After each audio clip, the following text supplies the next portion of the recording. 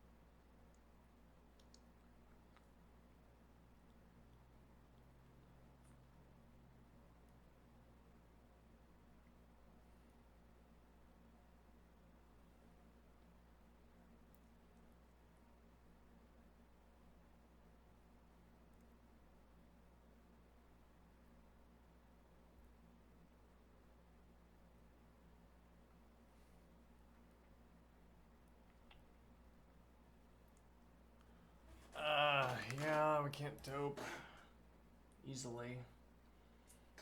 Append and then vector. Append and then list a vector, but make vector and then fill in the vector manually, and then have an extra position at the end would be the alternative, but that's not so ideal either.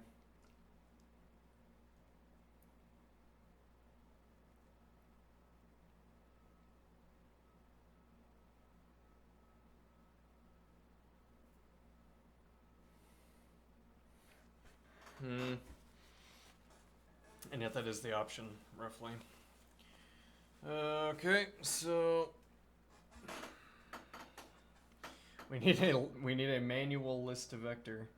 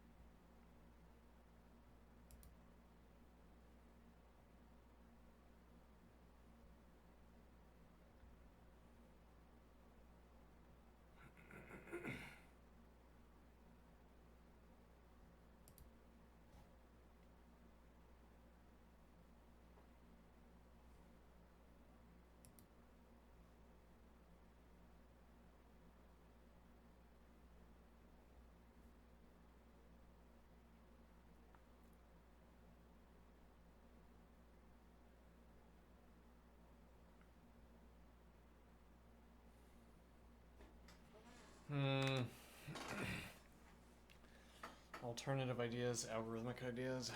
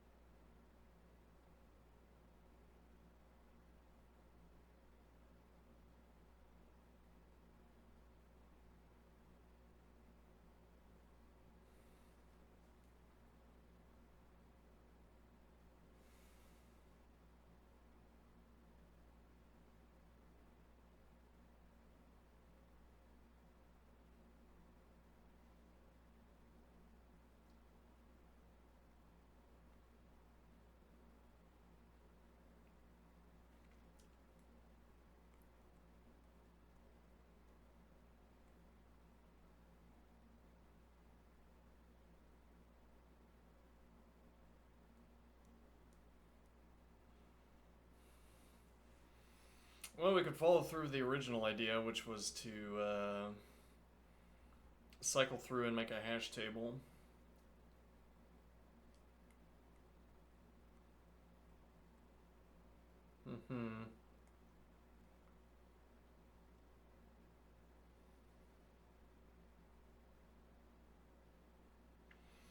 So actually, we could reverse, which also allows us a chance to dope the list. We could reverse the list and start at the end.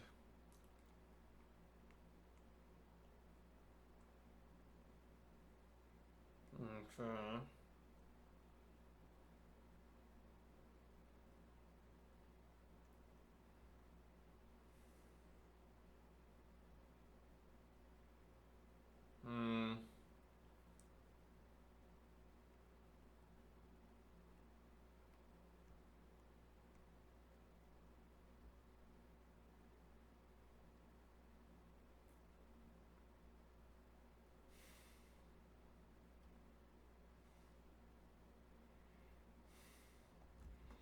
Yeah. So we're gonna have upper and lower integer.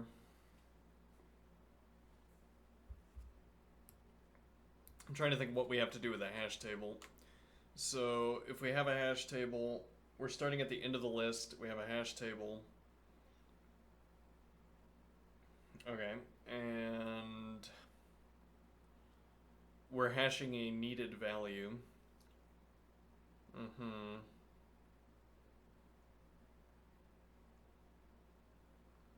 No. The idea is that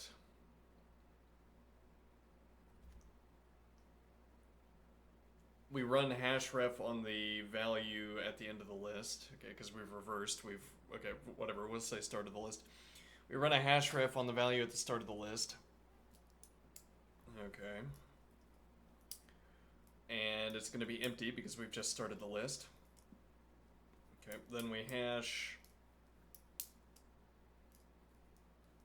Okay, but we don't need position because we'll know that every value that's in the hash table has a greater position.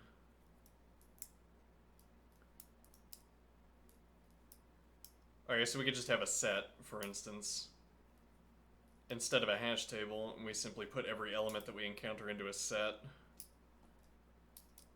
Okay, and then we ask what exactly?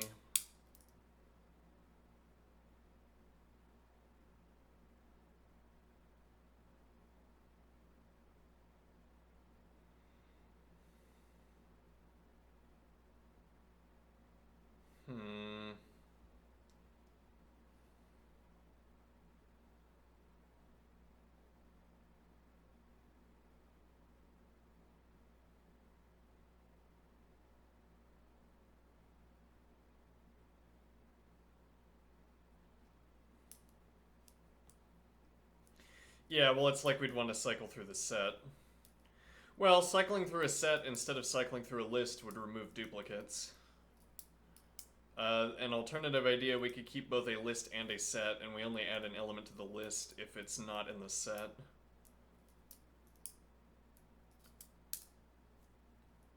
Okay, and then for each next element in nums,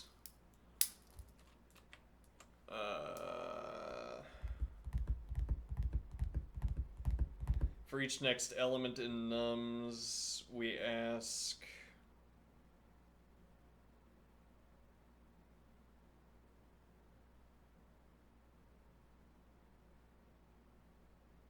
hold on, let me think here. We ask if it's an element of the set. Okay, that would be 1 point. Oh, but the only benefit of having a set like this is to remove duplicates. Okay, and the density is not... Well, I don't know. What do I know about the density? I mean,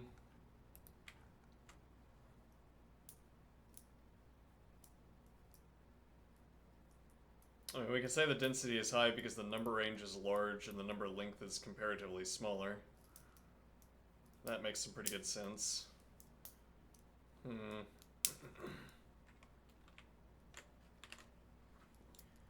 Well, let's code it up. Alright, so... That was... We can throw that away. How different does this end up being?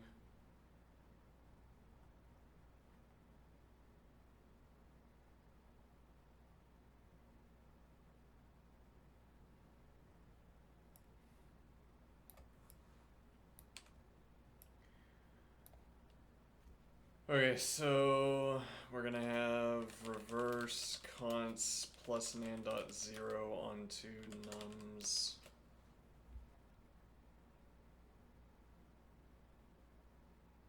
Okay, then we're gonna have set.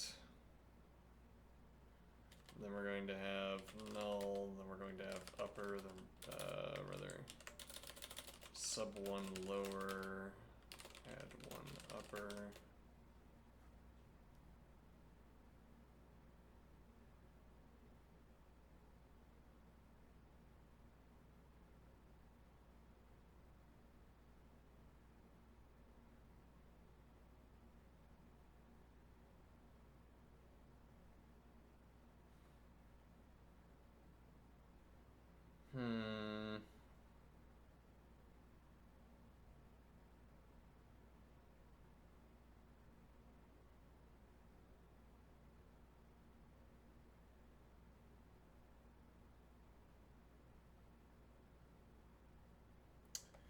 That actually doesn't work.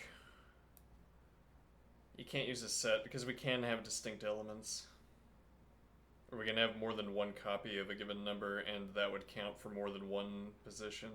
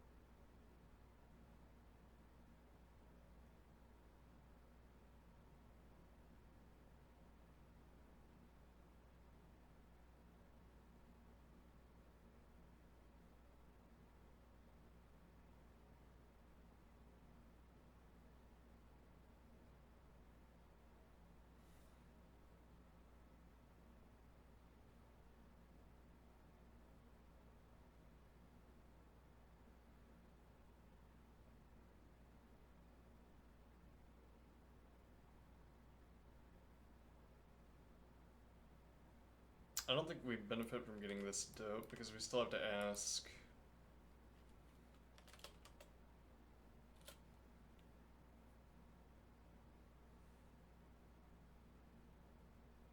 Hmm.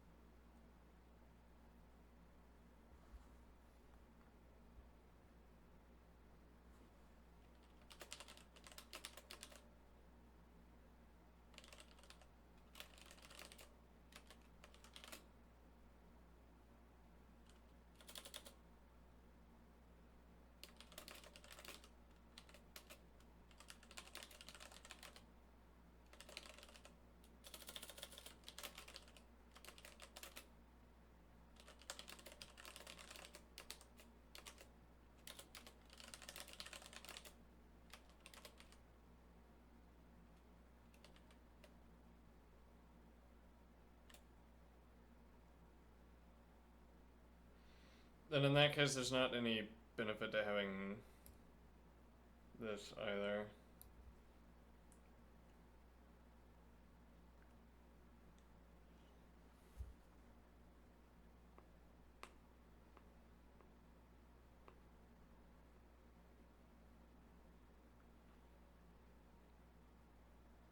Yeah, so we want to run manual fold.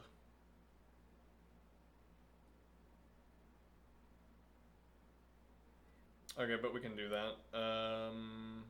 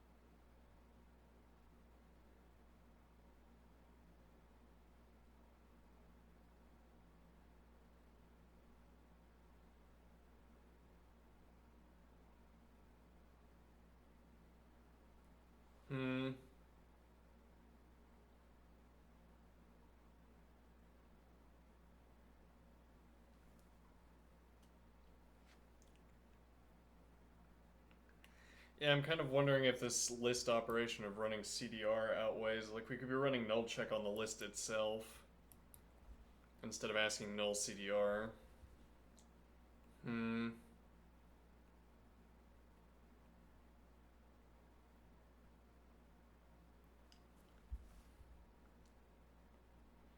then in that case, we should just do fold L, but that's, Yeah, like this doping doesn't give us the kind of advantage we typically get because of the question we have to ask.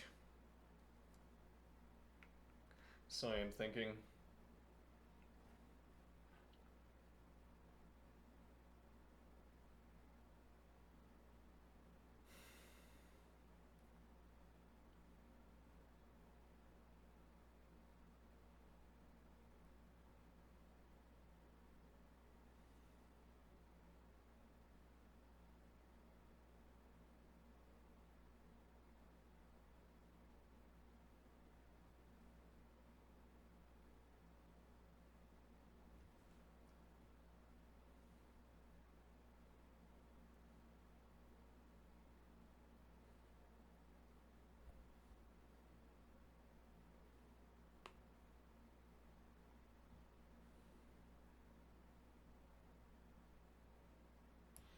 Yeah, okay. And then we can just keep. Alright, so this would instead be asking. But actually, we could dope. We could dope.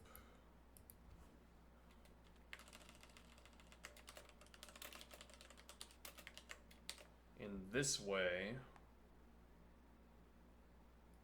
Okay.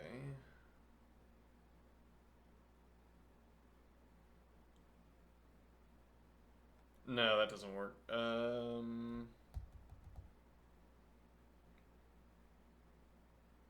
Because we're just doing fold L. Yeah, never mind. Let's see. Okay, so instead this is going to be, I guess, if null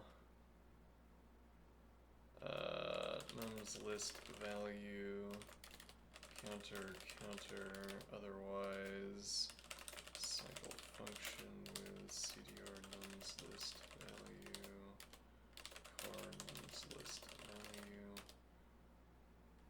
Now we don't need two of these. Fold L lambda.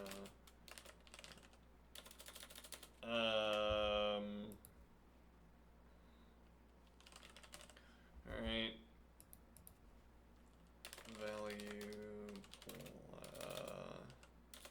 if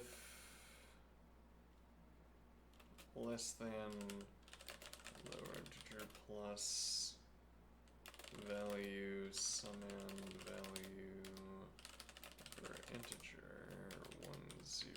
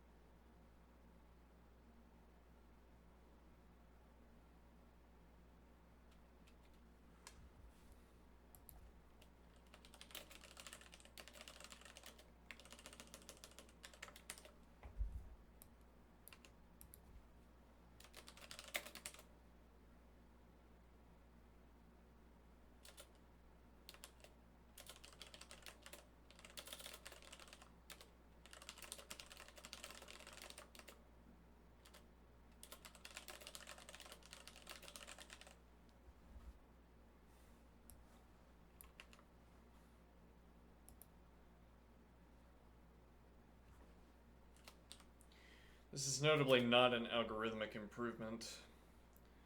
This is, if anything, and it might not be this either, if anything, this is a constant improvement. We don't need that.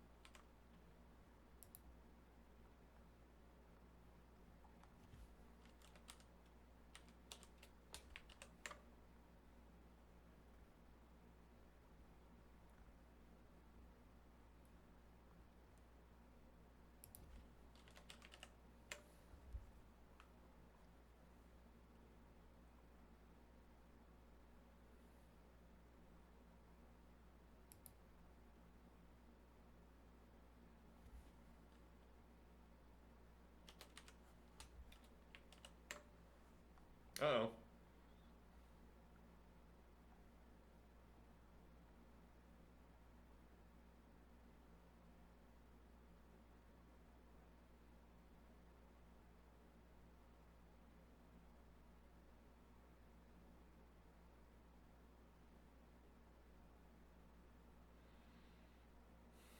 Oh, actually, so we do need we do need a cons, but it's for a completely different reason.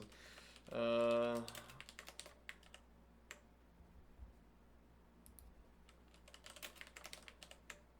mm,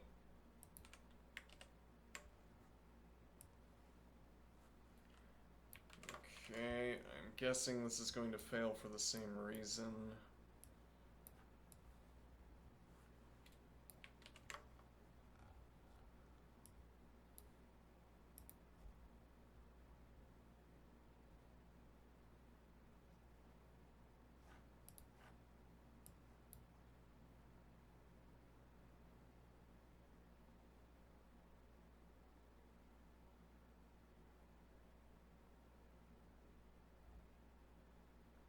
Also 47. Hmm.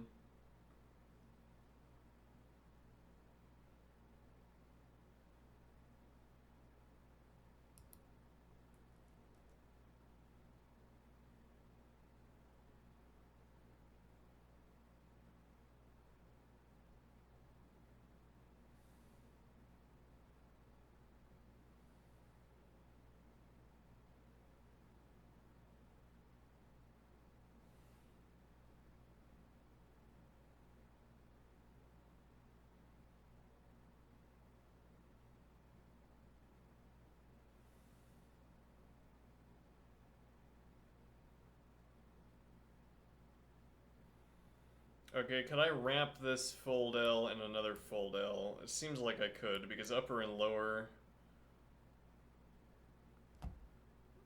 they're only used to fill in an argument. I need their values, I don't update them. Hmm.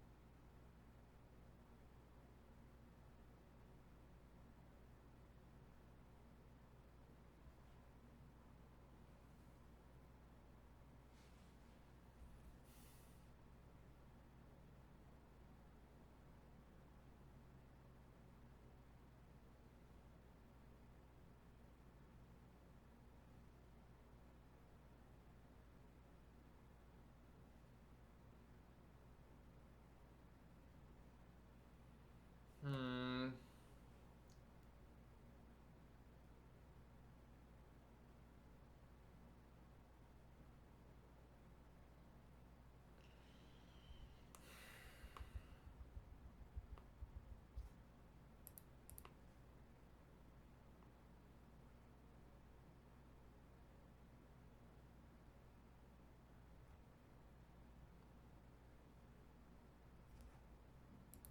I don't see it if so. Hmm.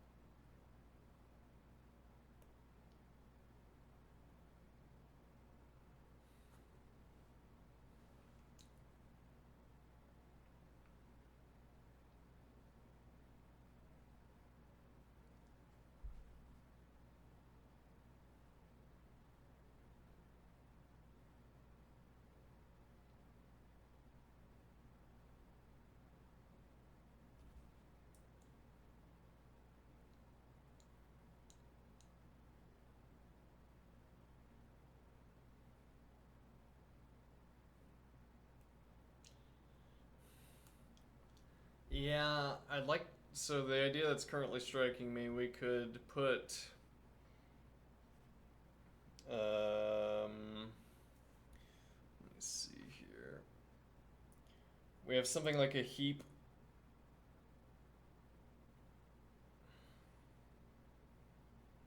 Hmm. Well, so the problem that we were running into is that the range between upper and lower can be large. And so what we don't want to do is subtract our summand value from each of the range values. Okay, so I mean that would be one routing that would work, albeit slowly, that we could subtract the summand value from every element in the range in this interval, I mean. Okay, and then ask if the resulting value is in the remainder of the list. And really then what we would be doing is running a hash table. Okay, and we would ask, it would be a hash table between values and positions. So we'd run hash ref, it would give us a list of positions, and we ask if any of the positions are greater than the current position. Okay, so that would work, but algorithmically it would work. Time-wise, no, it would not work.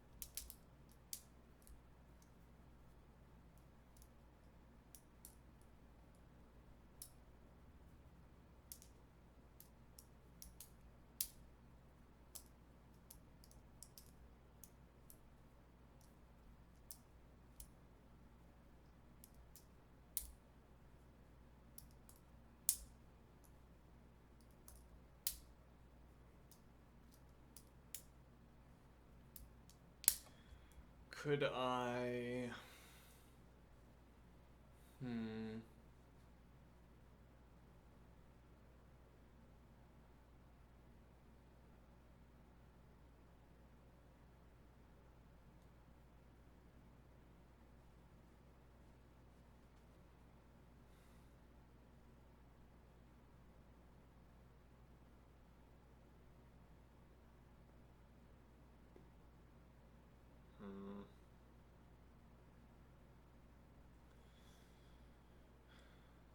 Thought of having a... Like we subtract each integer from lower and upper to give ourselves a new interval for each step. But no, it's not going to do anything. Huh.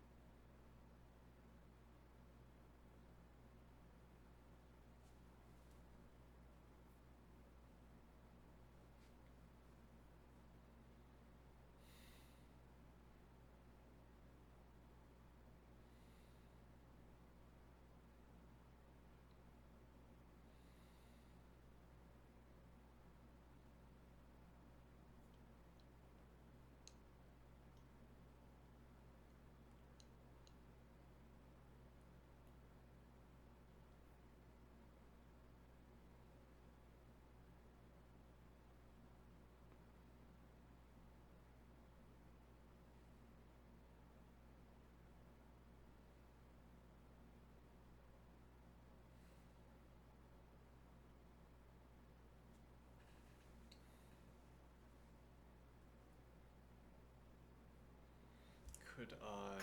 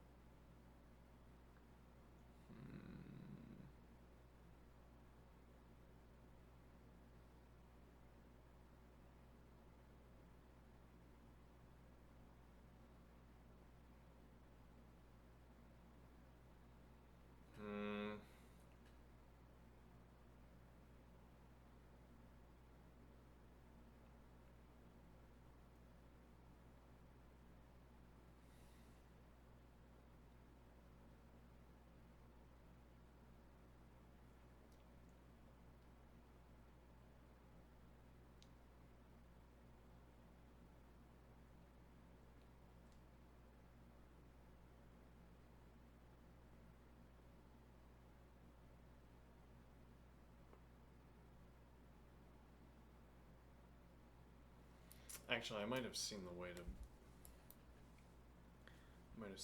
do what we wanted to do. Let's see. No guarantees at all that this is faster, but if I do map, let's see.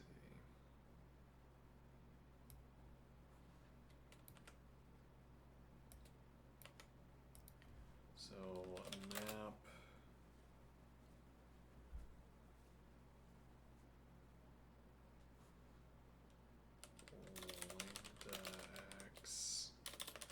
lambda a summand value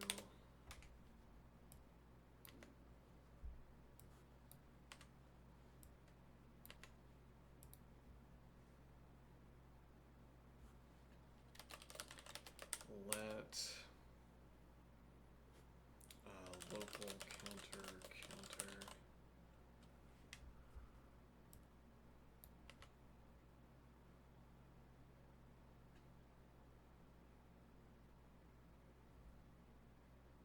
I guess this would have to operate on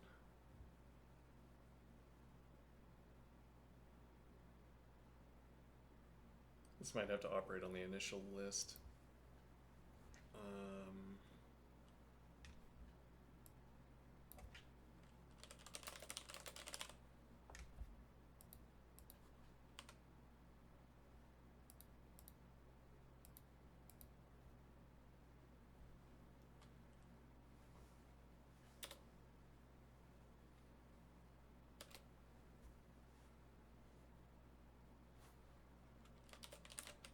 Set nums list value. Set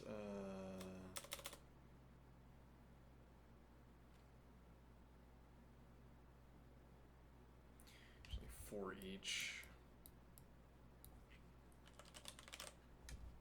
Okay, set nums list value to cbr nums list value.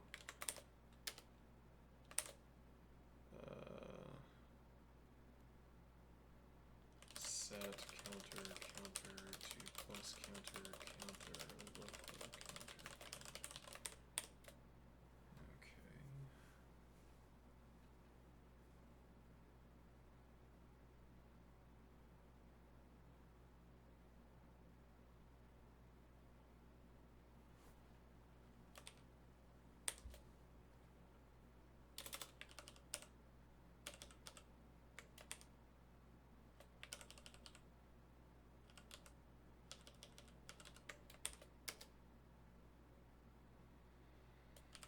Unknowns list value.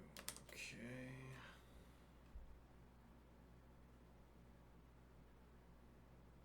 And now what I will do is change lower integer to lower. So actually this will just be nums.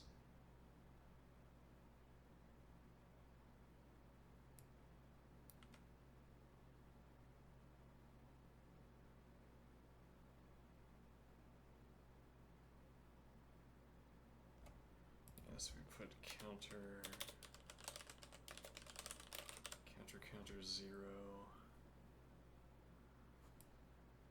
lower, upper.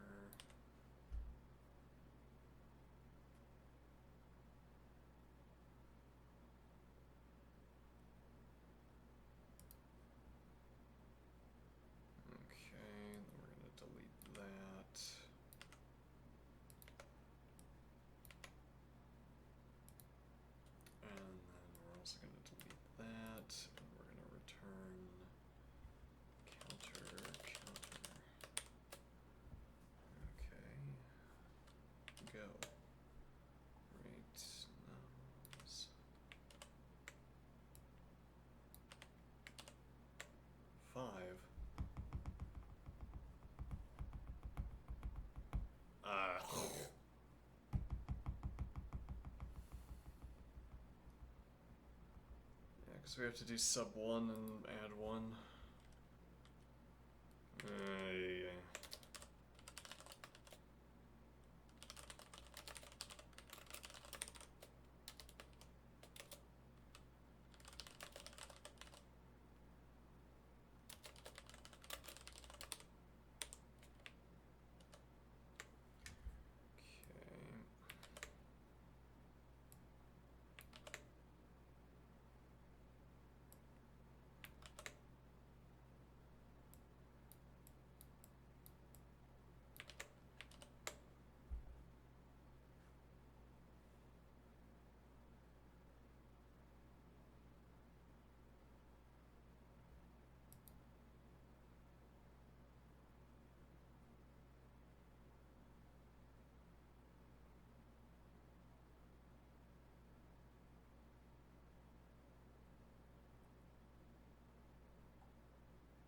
Actually, we could do set lower, sub 1 lower, set upper, add 1 upper. Let's see if that works.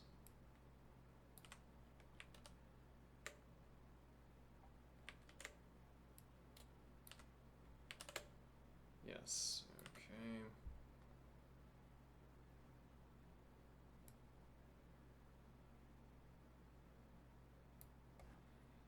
We could also define counter 0.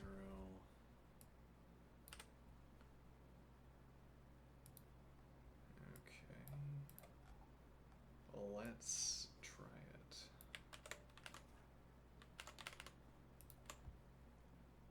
So we've gotten up to 47.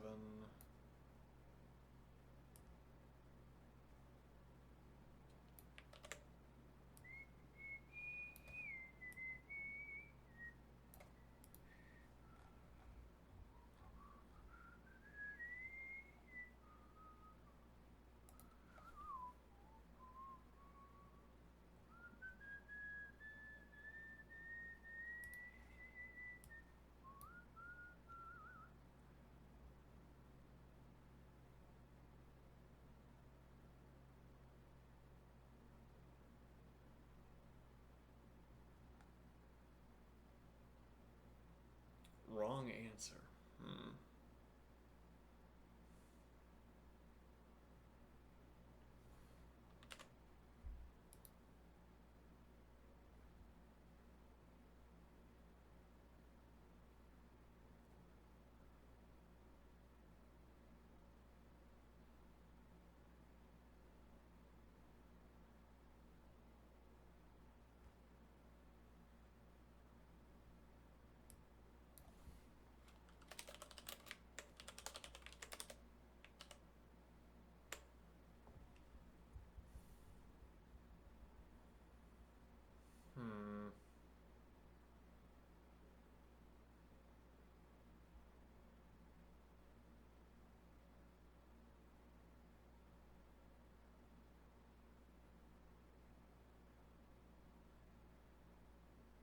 It's not clear why we need this let definition.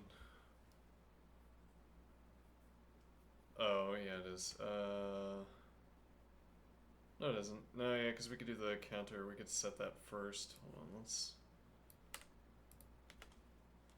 set counter plus counter the output of this operation. Okay, and then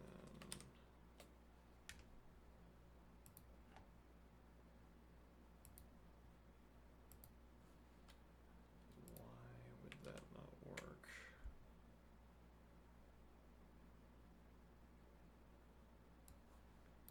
Well, that works. Well, it works for this example, yeah. If I have 6 zeros, both upper and lower are 0.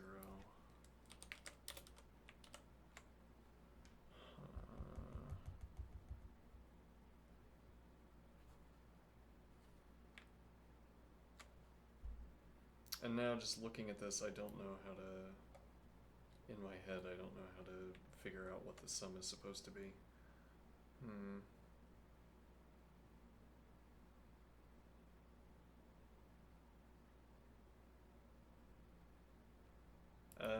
Display.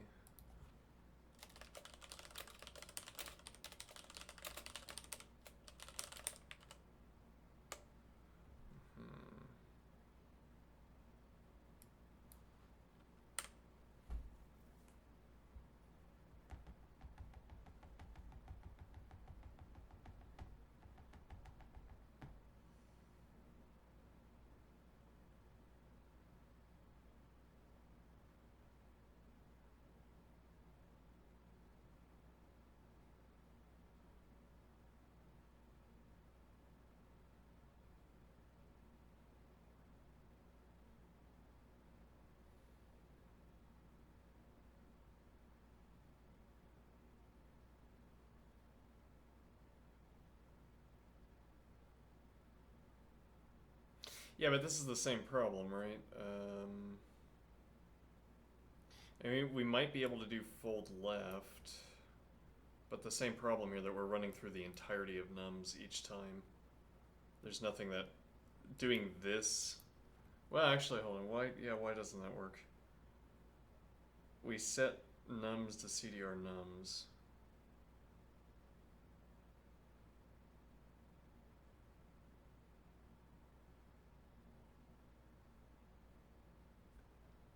Show me nums.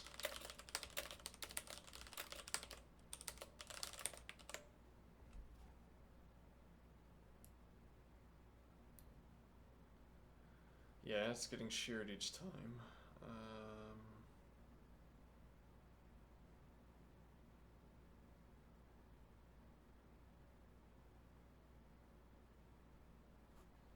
And it looks like the sum that we're getting here is 6 plus 5 is 11, plus 4 is 15, plus 3 is 18, plus 2 is 20, plus 1 is 21.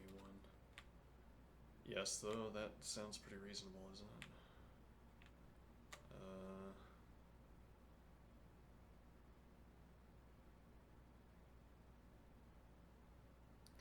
No, because it would be 5 plus 4 is 9, plus 3 is 12, plus 2 is 14, 15. Yeah, okay.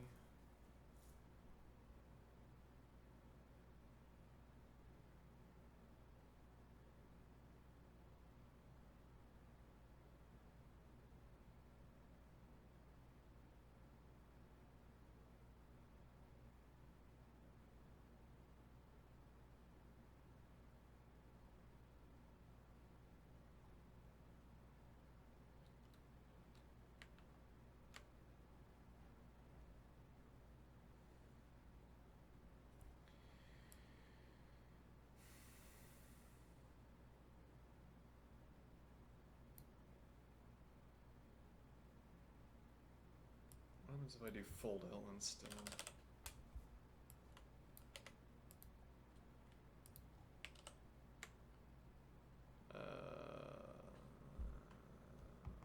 Let's see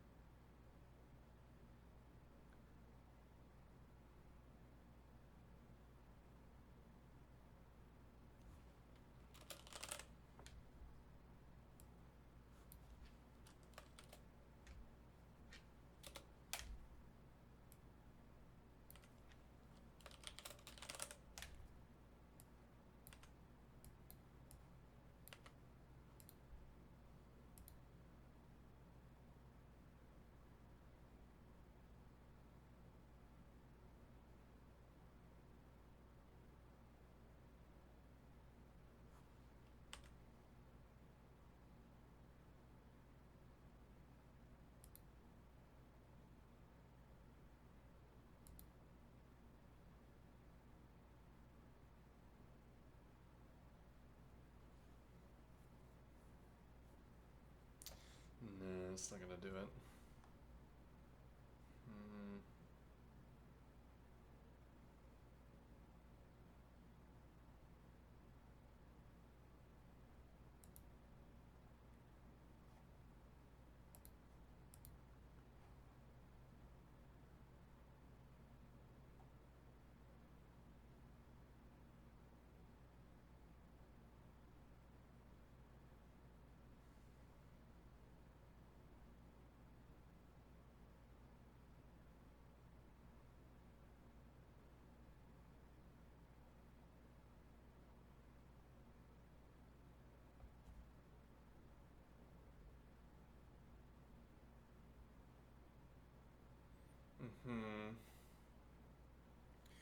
Okay, alternative primitive data object idea.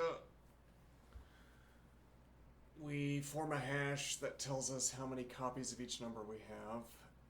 Okay, and then we construct a unique list, perhaps at the same time, a unique list. Okay.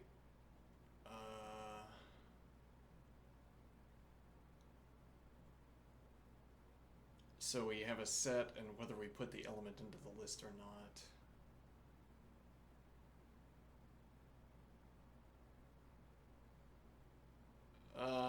But that doesn't work. We would have to care about copies up to a point. Yeah. Maybe that, hold on. So we reverse the list. We start at the end of the list. Okay. We start at the end of the list. We encounter the first element. We add it to the hash table with one copy. Okay. And now...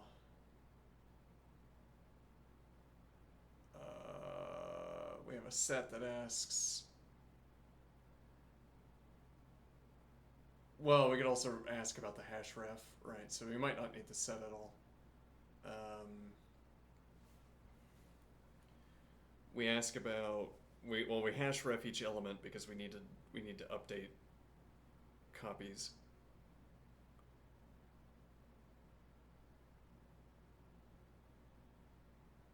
Okay, and then the idea is that after adding each element, we fold left.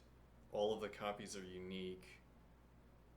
If we find an element where the sum falls into the interval, we run a hash ref, and that tells us how many copies we have up to that point, and we add that to the counter.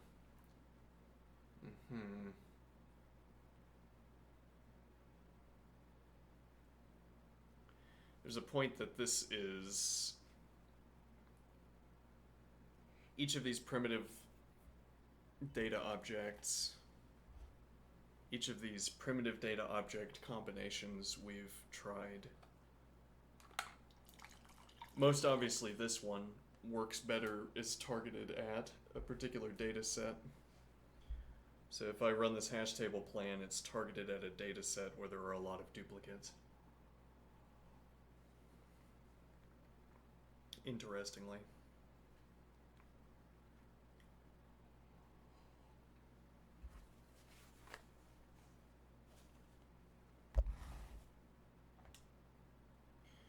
Okay.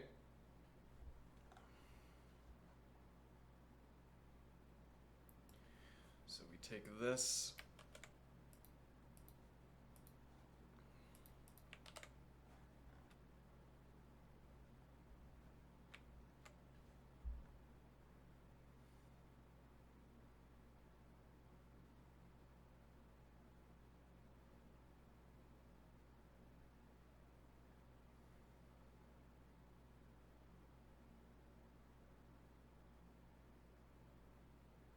Okay.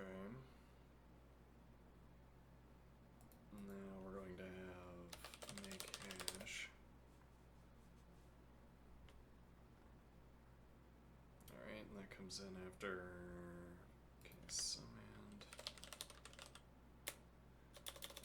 hash value.count.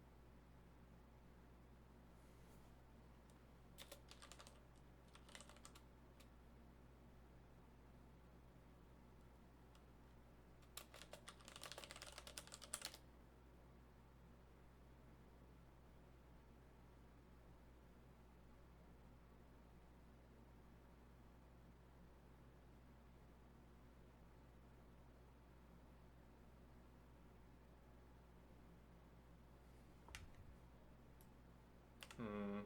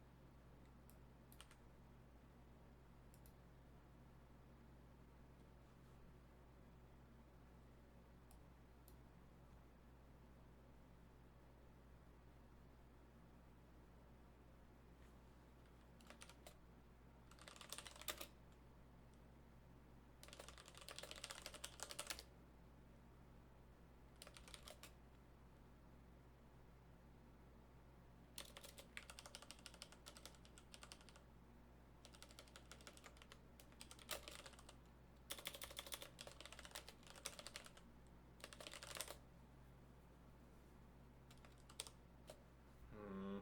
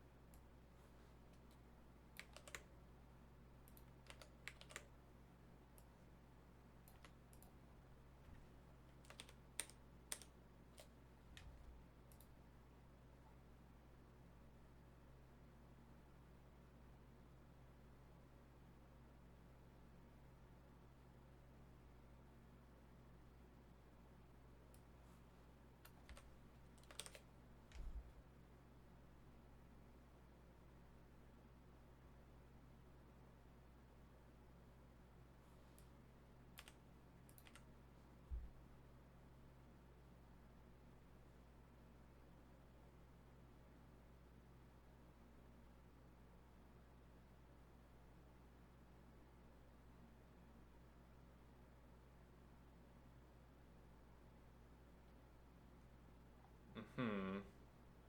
Well, that seems a lot more complicated. Yeah, it seems that way. Oh boy.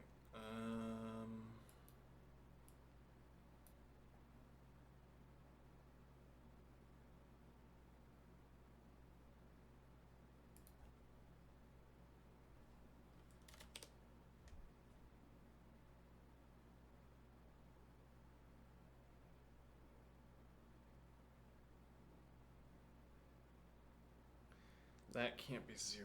There's something wrong there.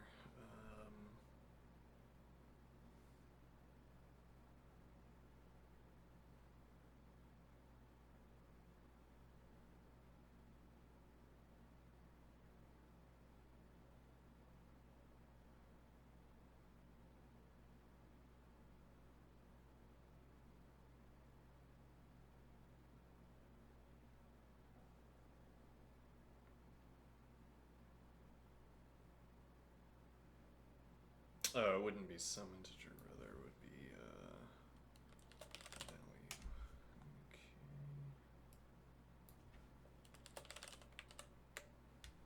Okay. Well, it's dutifully producing the correct value. Alright, let's see what we get with this one, shall we?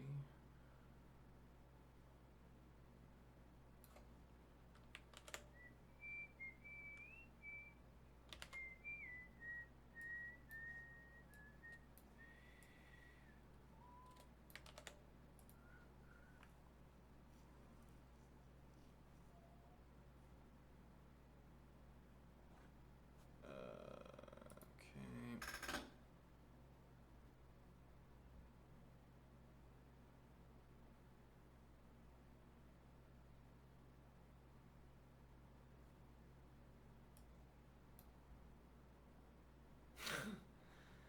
Yeah. Okay, yeah, we should have done this test again.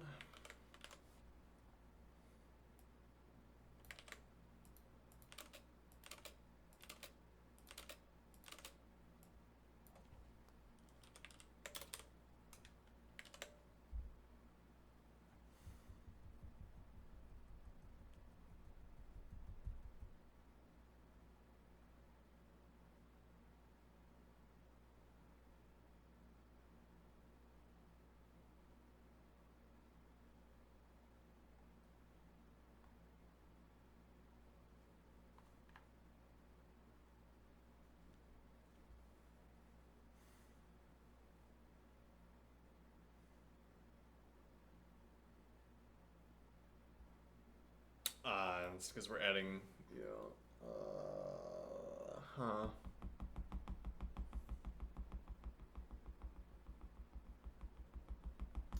Yeah, that's kind of difficult to work around. The point is that we're hash setting and it's the same value.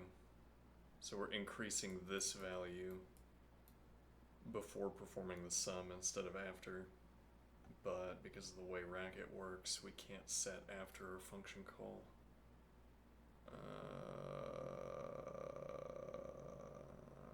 So rather we'd have to form a let definition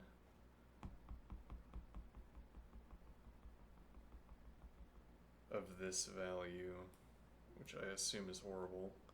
On the other hand, this is an attempt at an algorithmic improvement, so even if it wasn't ideal,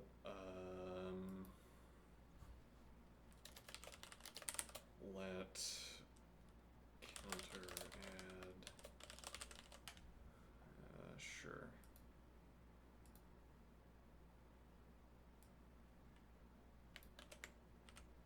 Plus counter add counter, and then here this fold L definition. Okay. Now we perform the hash set, and then we perform the addition. Okay. Same here.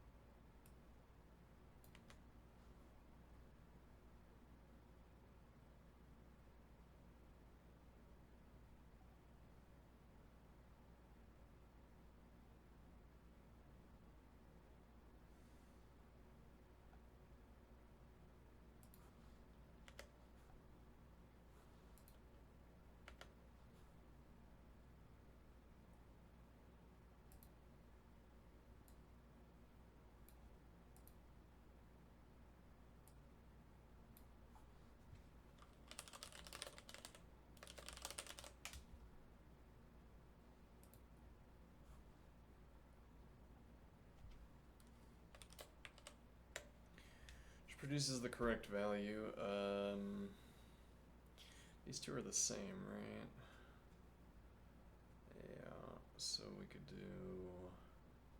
if else if.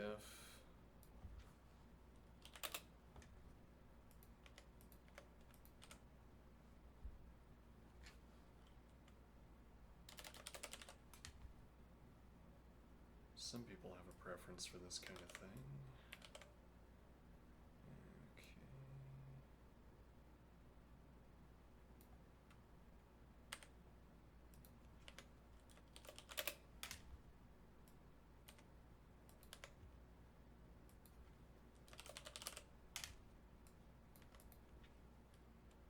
This is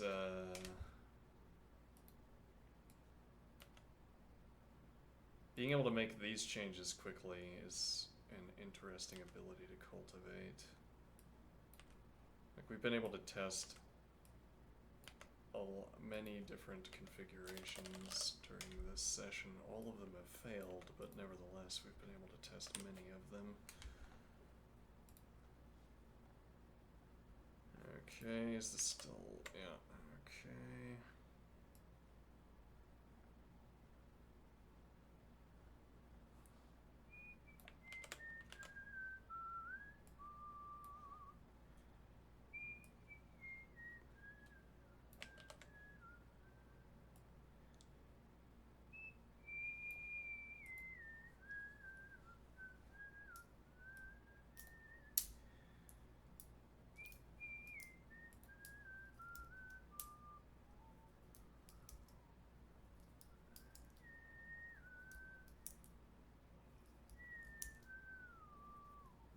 $48. We made progress. All right. Interesting. Interesting. That's the furthest yet with this horrible, horrible code. Hmm.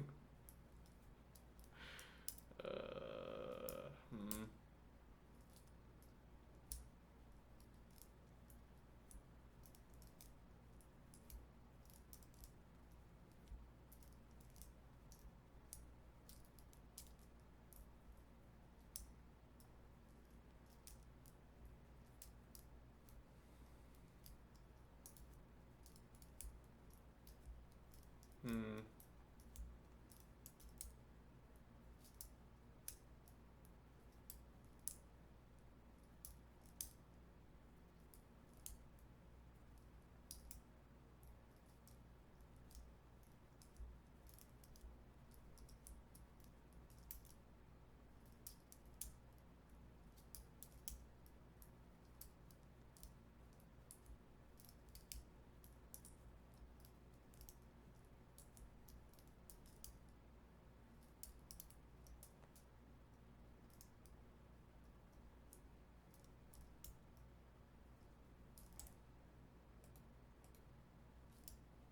Hello.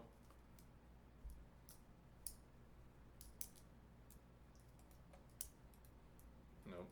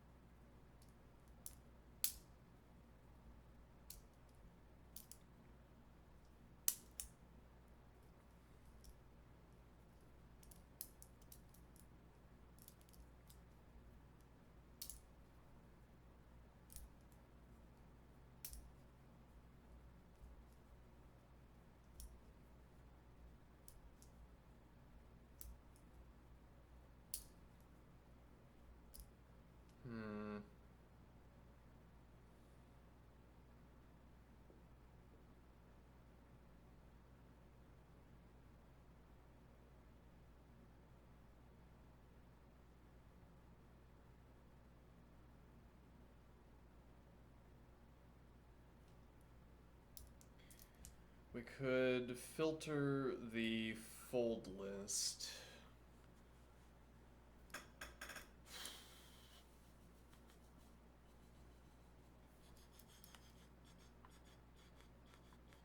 What would that do?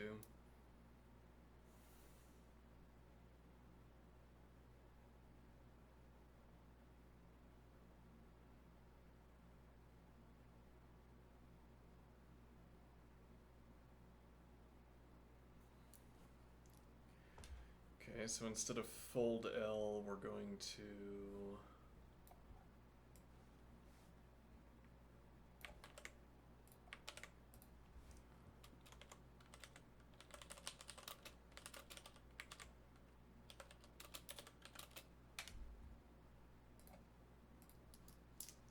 let's see.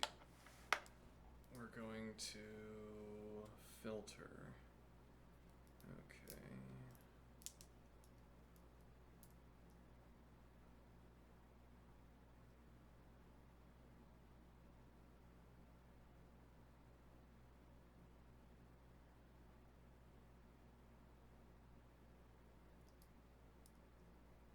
Instead of fold L.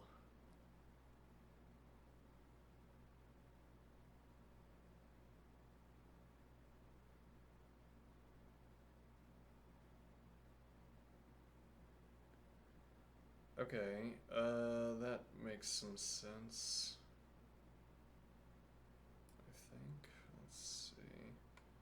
So we're gonna delete this.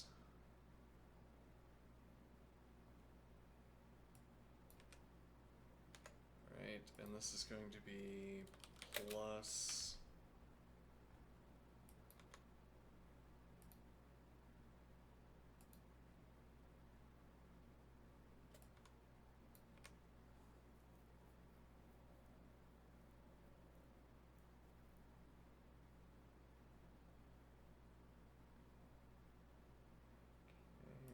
result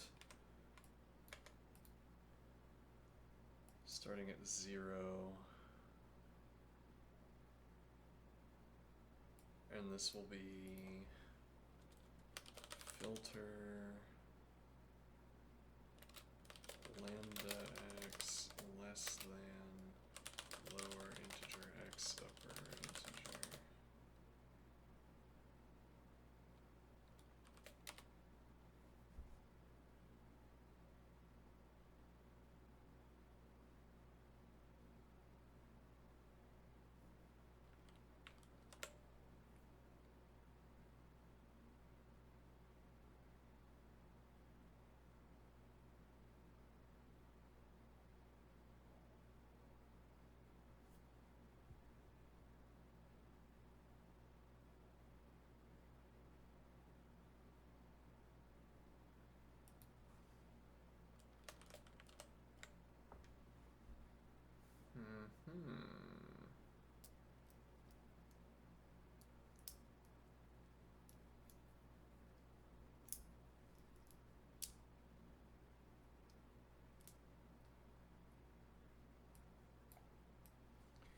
Alright, I'm heating up someone's office, or, I don't know, heating up someone's data center. Hope they have a use for the heat. Let's see. Run it back.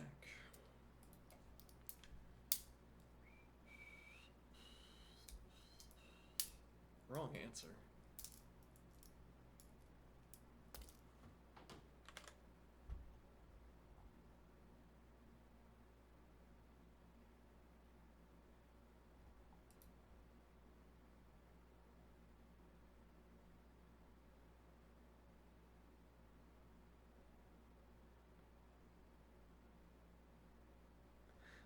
This would be plus some value x, rather. Okay. And let's test that on our side. Actually, I think it might auto-test on our side with run, but whatever.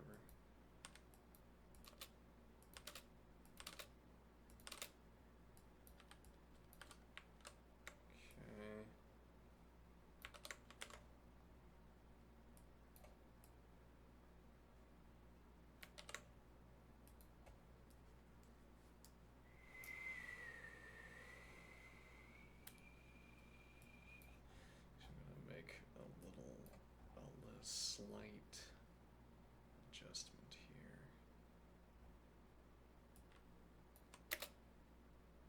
Okay.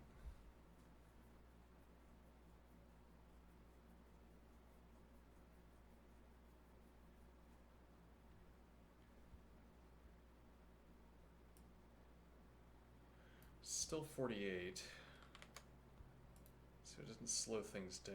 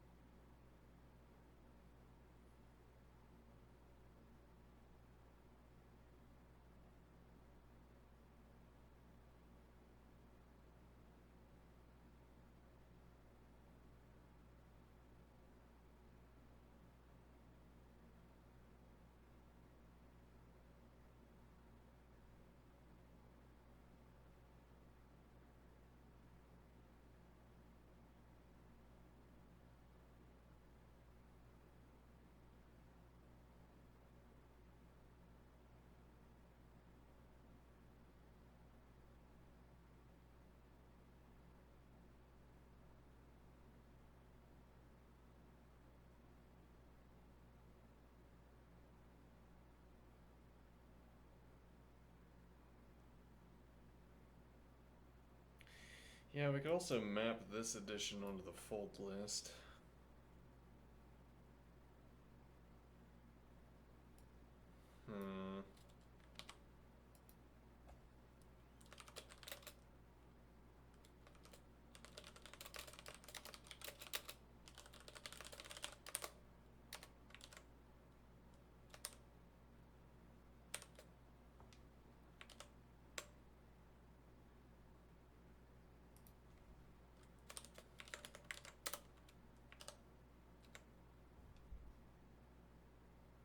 Oh,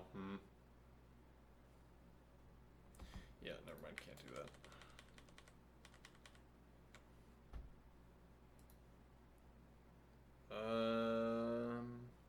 Yeah, and nothing has stricken me.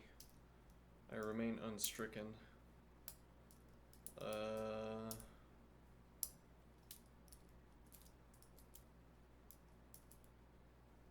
Unstricken. Yeah, I do not know.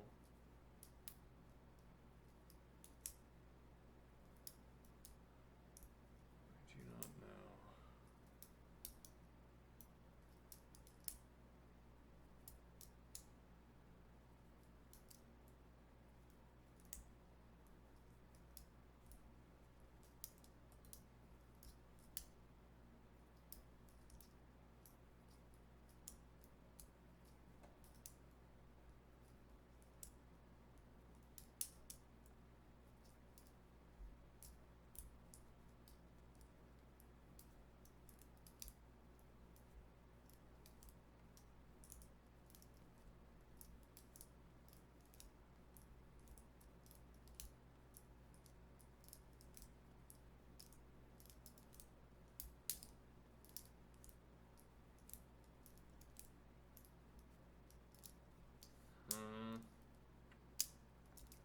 Remain unstricken by a better idea for completing this process.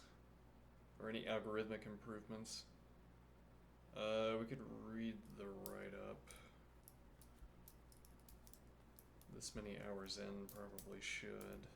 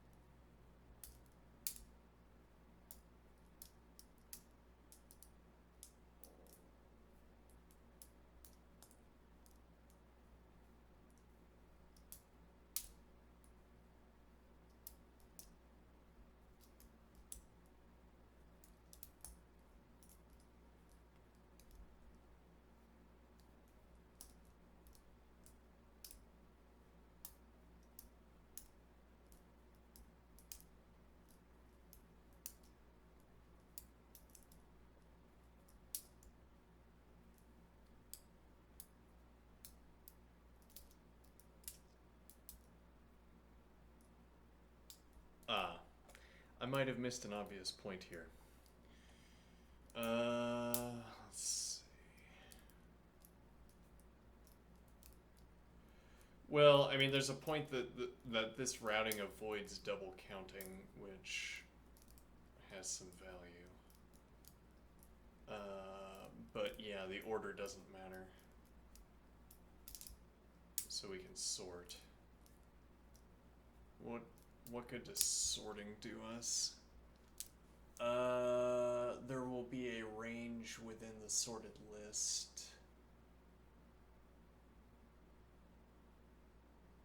Alright, so I'd be able to ask in advance. I'd be able to take lower minus summand. I'm not sure exactly what operation we'd perform, but you could have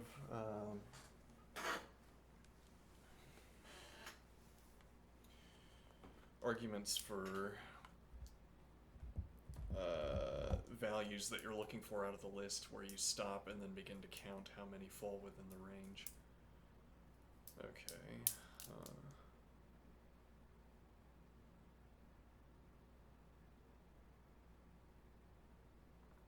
Okay, so what do we want to do with that then? It's probably a complete rewrite, I would expect. Okay.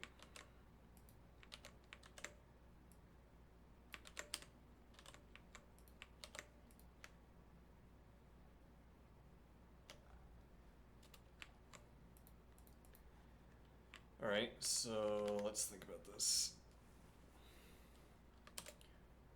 So we're gonna do this with a list instead of a vector, apparently. Yeah, we are. Okay, so define a list function. Alright, nums list integer.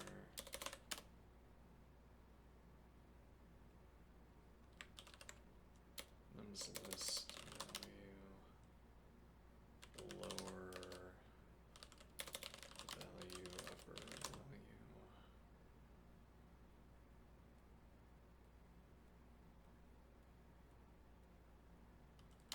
Okay. Counter integer.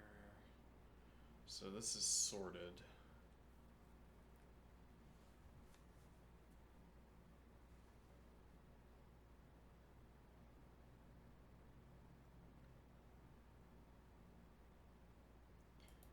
So I subtract, so I have I'm gonna say lower integer, lower upper integer,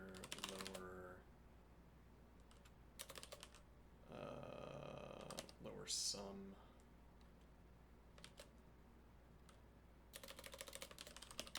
Upper sum. Okay, now what is the idea?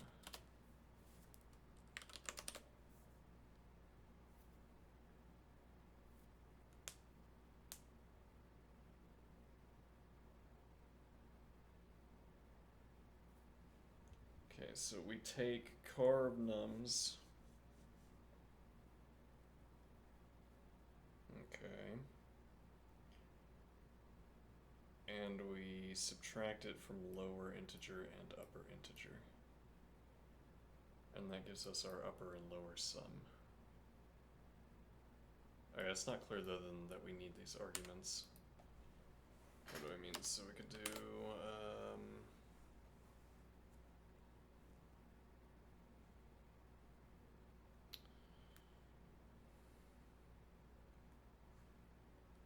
let's drop list drop f. I have to remember how this command works. Actually, we could do list tail if we wanted to use that instead.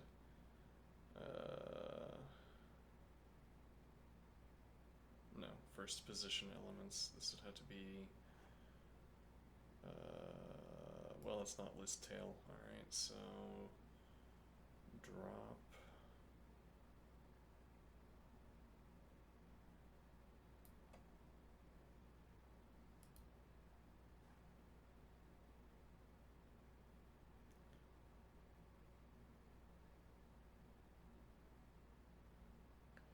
Drops elements from the front of list as long as they satisfy prediction. Predicate, right. Drop f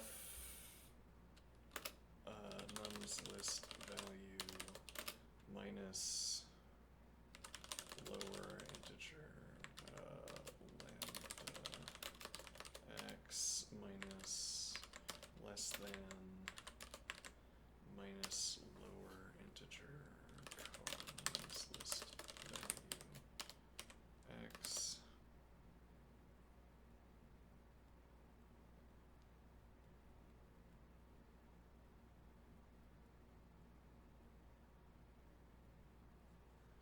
and then do we have count?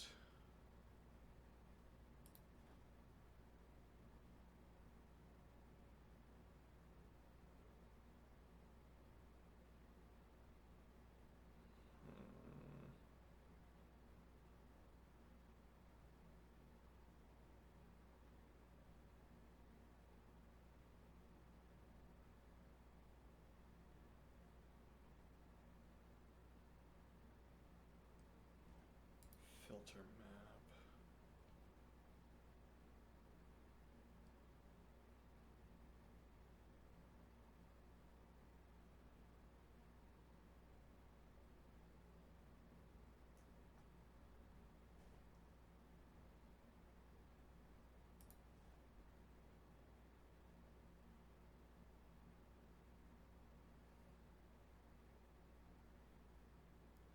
Yeah, but this doesn't know that it's sorted. This doesn't know that the list is sorted, so I mean what we'd want to do is take and then length take. We could define our own helper function, but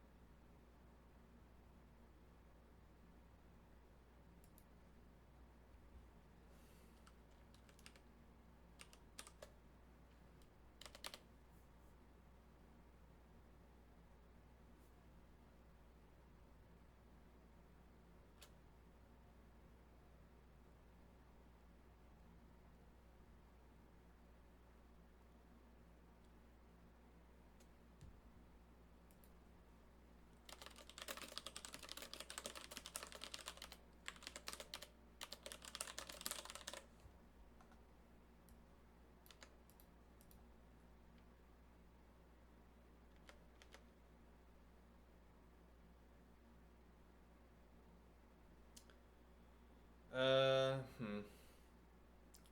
I need to take a break here. I might start the exercise segment after this break, or I might keep going for another 30 minutes. I'll be right back.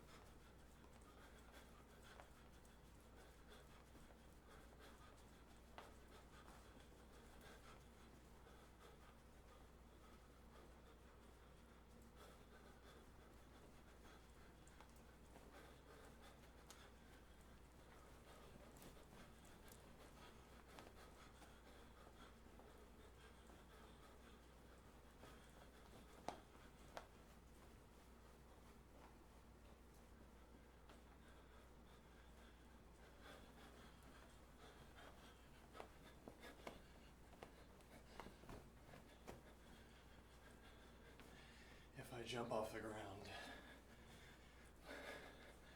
My foot comes back into contact with the ground according to a gravity-based schedule, as it were.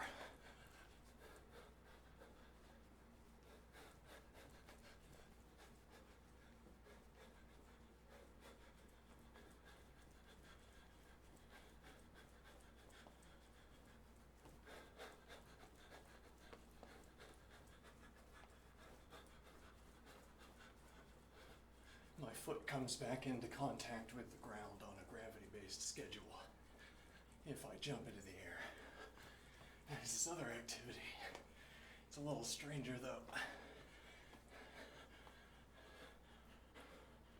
I lift my foot off the ground and then I lower it on my schedule. But what is my schedule?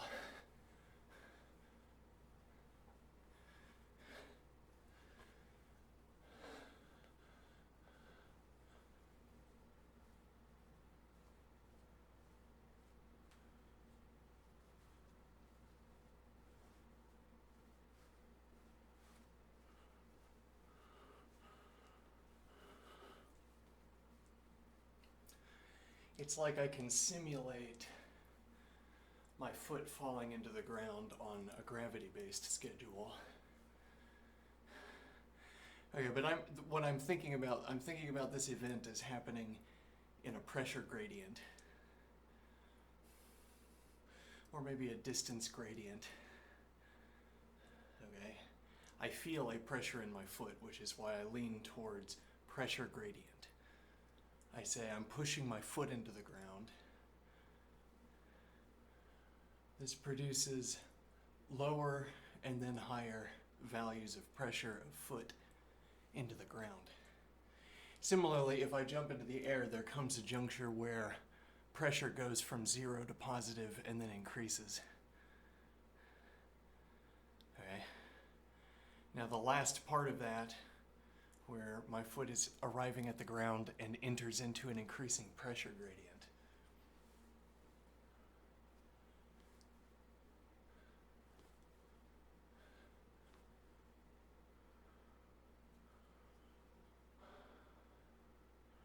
That's going to happen whether I'm falling from gravity or I'm falling from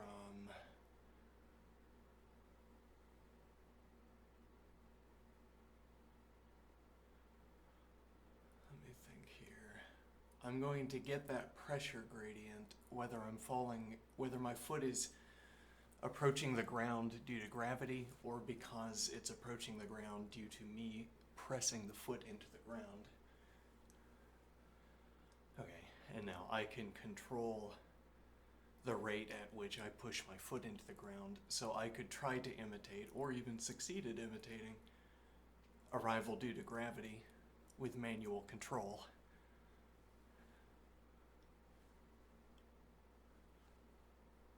As if I had fallen.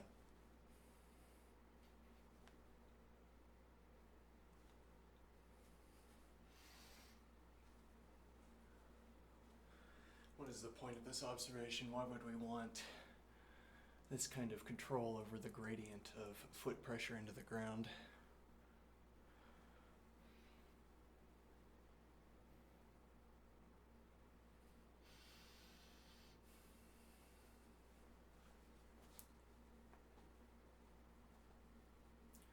I'm replacing the event of physics pushing my foot into the ground with the event of me pushing my own foot into the ground.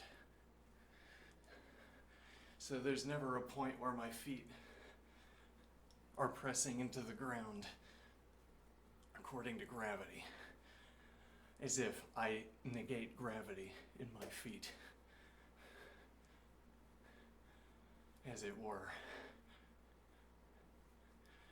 What does that mean? Well, I start at a low pressure value, but at the end of each loop, I've put all of the pressure in my foot into my foot that's on the ground. Okay. And I've taken all but a minimal amount. Well, then I didn't put all of it into the right foot. No, indeed, you're right. Something strange is happening there. I can't have put all of my weight onto my right foot, or else I wouldn't have a token amount in the left foot. That tells me that my foot is still in proximity to the ground. So we want me to lower the pressure on my left foot currently. Lower the pressure. Okay. And now if I keep lowering the pressure, if I keep engaging in this process that I call lowering the pressure, my foot is going to leave the ground and there will be zero pressure. And then all of the pressure will be in my right foot. But I'm wanting to preserve a token quantity of pressure in my left foot because I can use it as a Boolean check. Is my foot less than 0.1 away from the ground? Is it less than 1 unit's distance away from the ground? Yes, because it's in contact, as we can feel. And it doesn't take much of a pressure value to be able to feel it.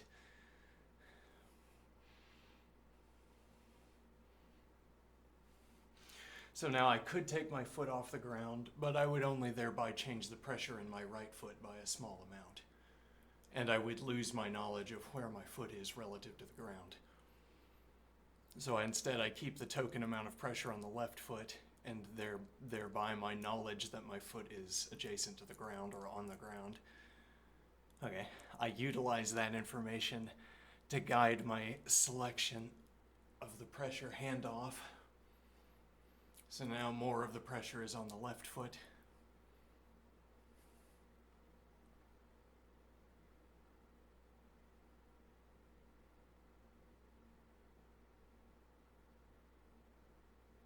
What is the idea here?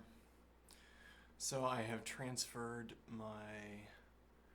so this pressure is a conserved quantity. We can tell because of how we talk about it. That's what it means for it to be a conserved quantity. We talk about it as if it is a conserved quantity. What does it mean to talk as if this pressure value is a conserved quantity? When I said all of the pressure was on my right foot, but the left foot preserved a token amount, you objected and said the quantity is conserved, which tells me that if all of the pressure is in the right foot, then none must be in the left foot. Okay, so we talk about this pressure as if it is conserved. We talk around it as if it's conserved. We yield to it as if the value is conserved. What makes sense to us to assert about this pressure value swings wide of the question of whether it's conserved.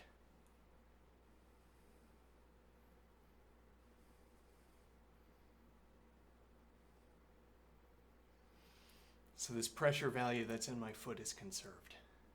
Okay.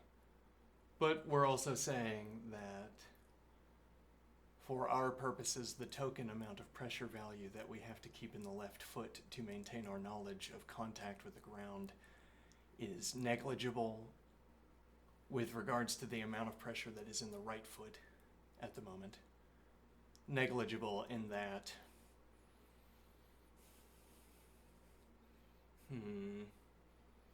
what am I thinking here? This negligible amount of pressure on my off foot is enough to trigger our Boolean check. Yes, there is some pressure because there's contact. You can't have contact and zero pressure. It's senseless to assert such a thing. If you have contact, that corresponds to there being a point on a topological surface where there is a positive pressure value, in my way of speaking. Okay.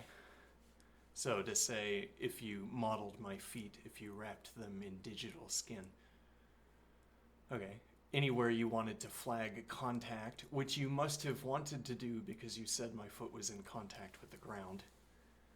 For anywhere where you could flag contact, you would have flagged that position because the pressure value is non-zero.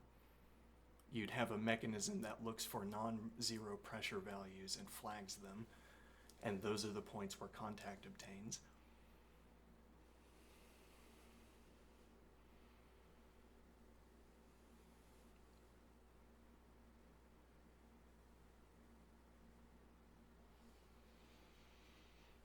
Now what is the idea?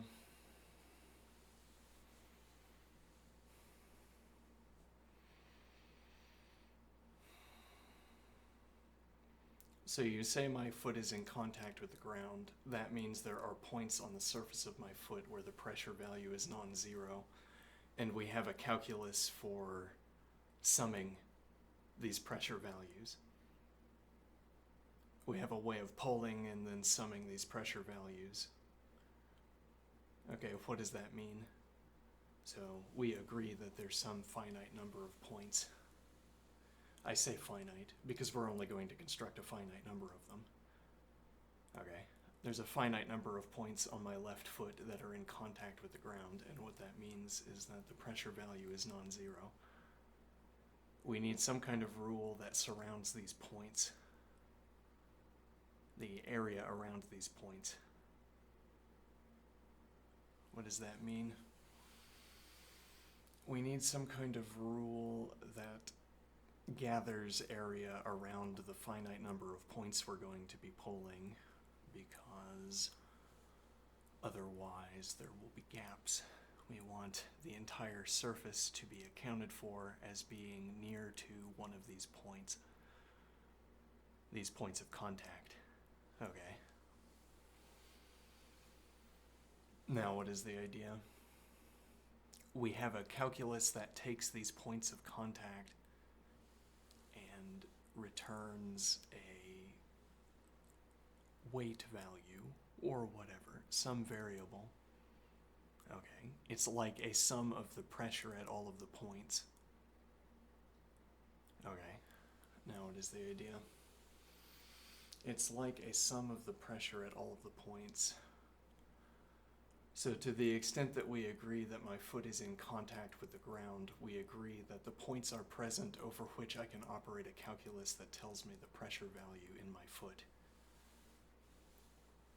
If I perform this calculus with regards to these points I have specified, if I operate this calculus over these points that I've specified, I will come up with a pressure value, and then I'll say, that's material of the conserved quantity, that's pressure that is conserved. There it is. It's the value that we associate with the foot. Okay.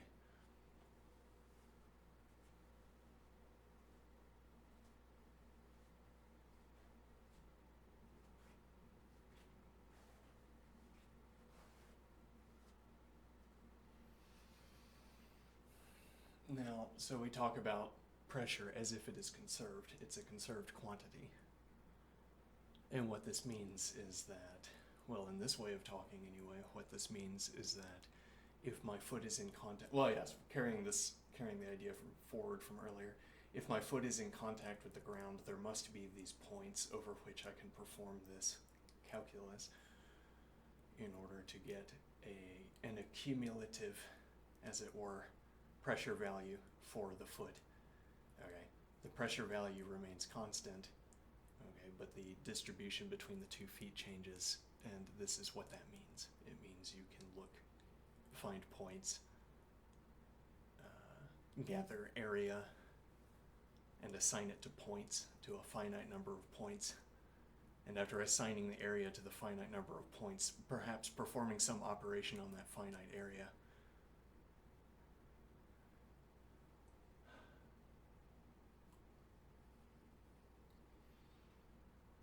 Okay, and then I have a finite number of areas that have some value, okay, that cover the topological surface of the foot. Okay, but where do we want to go with this observation?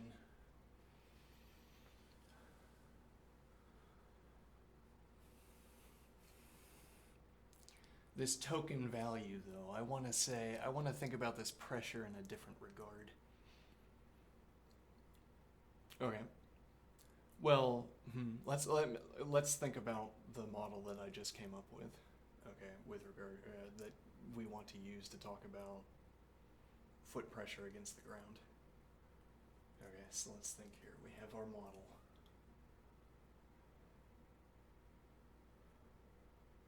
What do I want it to describe?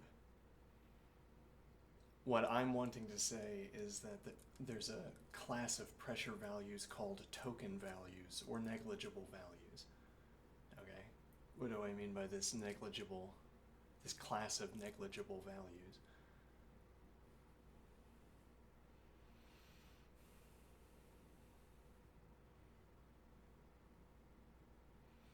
I'm maintaining enough pressure in my right foot to know that my foot is in contact with the ground. Okay, for the calculus we just described, contact with the ground has a particular mechanical meaning. What do I mean? Contact with the ground means that there is a point, one of the finite points we've gathered, that has a non-zero pressure value. Okay, and then we began to talk in such a way where the number associated with the pressure value is what would interest us. Because increasing pressure value in a foot would mean that you pick a point and the number that you associate with it is increasing. It's getting hotter, that point. Or, yeah, okay. Now what is the idea?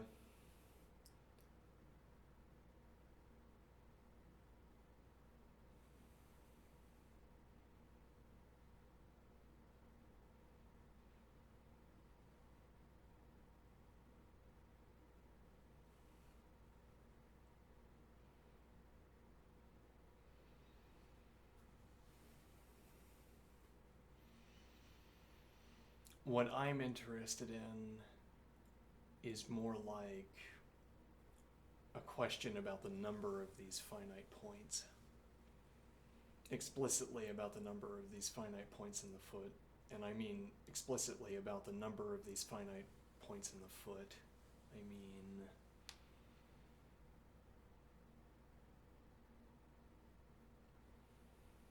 the cardinality.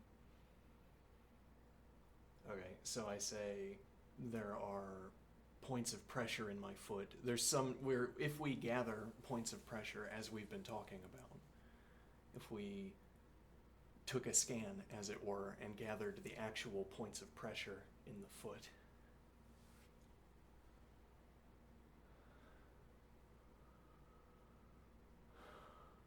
let me think here. Okay, in the arch of the foot, for instance, there's going to be a point where the skin is not in contact with the ground. The foot is not in contact with the ground.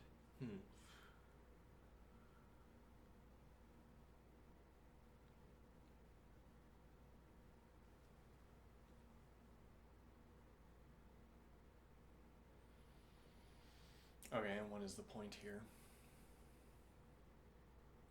There are other circumstances where that point would be in the ground.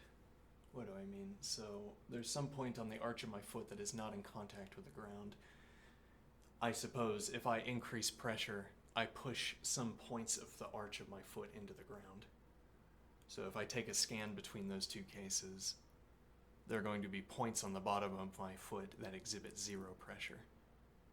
Now you might say, of course, but we hadn't agreed upon that to that point. We've only talked, well, so now we get rigorous, but we've only talked about positively, we've only talked about points that have positive pressure values. We haven't said anything about the points that don't have positive pressure values. And now we are saying something about those points, which is that they exist. Okay, there are points on my foot. Well, and this is because I'm not going to scrap my foot model, if you see what I mean. I'm not going to scrap my foot model and make a new one for a subset of the foot. I don't need to. If you see what my point here is.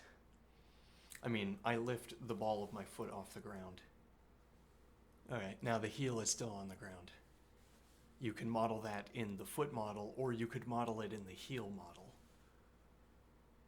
Okay, but if you already have a well-tuned foot model, then you don't need a heel model. You could just use the subset of the foot model.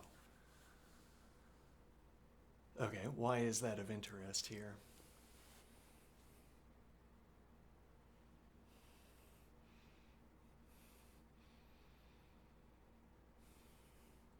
So we're saying there are points on the bottom of the foot that are not in contact with the ground.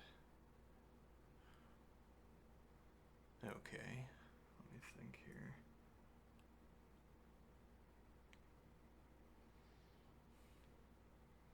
And that these, together with the points that do have a positive pressure, make up the foot model.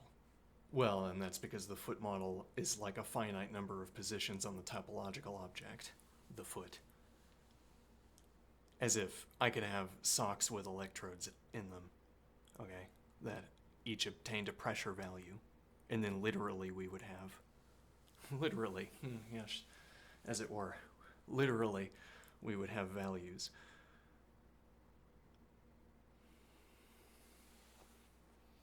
Okay, now what is my point here? And well, if I took my heel off the ground, I suppose we would have 0 values in the heel points.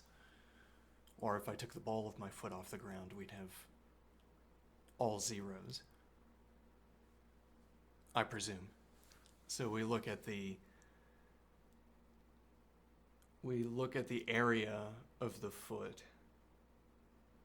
Okay. We designate an area and then we talk about whether it has any 0 values in it, or we talk about whether it has any positive values. So we want negatively to be able to designate subregions of the pad of the foot, designate subregions of the pad of the foot, and say that within this pad, within this region, there are no positive values. Okay, and then that's what we could do locally. Like, we zoom in really far, and I say, look at this patch. We could expand it a little bit outward, and we could expand it a little bit inward. We know. And we wouldn't come into contact with any points that have positive pressure values. We wouldn't come to obtain any points that have positive pressure values. Okay, so now what is the idea?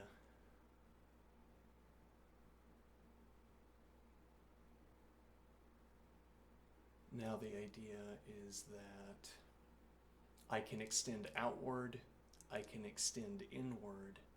We've zoomed in further, or we've zoomed in and we're looking at the boundaries of our shape. Okay. There are no positive pressure values that fall on this shape, on this boundary.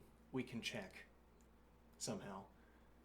All right, and now the idea is I want to expand this region until I first come into contact with a point that has a positive pressure value. And then I'm going to stop, or I'm going to take the preceding state if I saved it, but I'm going to stop.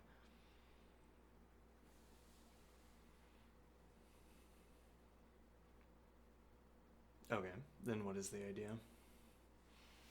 Now, by the definition of this process I just described, I suppose there are no points inside of this shape. There are no positive pressure, better to say that we didn't encounter any positive pressure values on the way to expanding. Okay, so whatever our shape initially was, however close we were able to zoom in, then we were able to zoom out, okay? And it was only at this juncture where our zooming out process was stopped by contact with a point. Now we could subdivide this, so I'm imagining, into pieces. If we had like 4 pieces, one of them comes into contact with a point, I keep expanding with the same rule outward, okay, and thereby designating, well, I'm going to keep expanding outward until I come into contact with the next point. So it's like we have a drag net for points that, well, I don't know what that word means. We have like a fishing net. Okay, for points. Let me see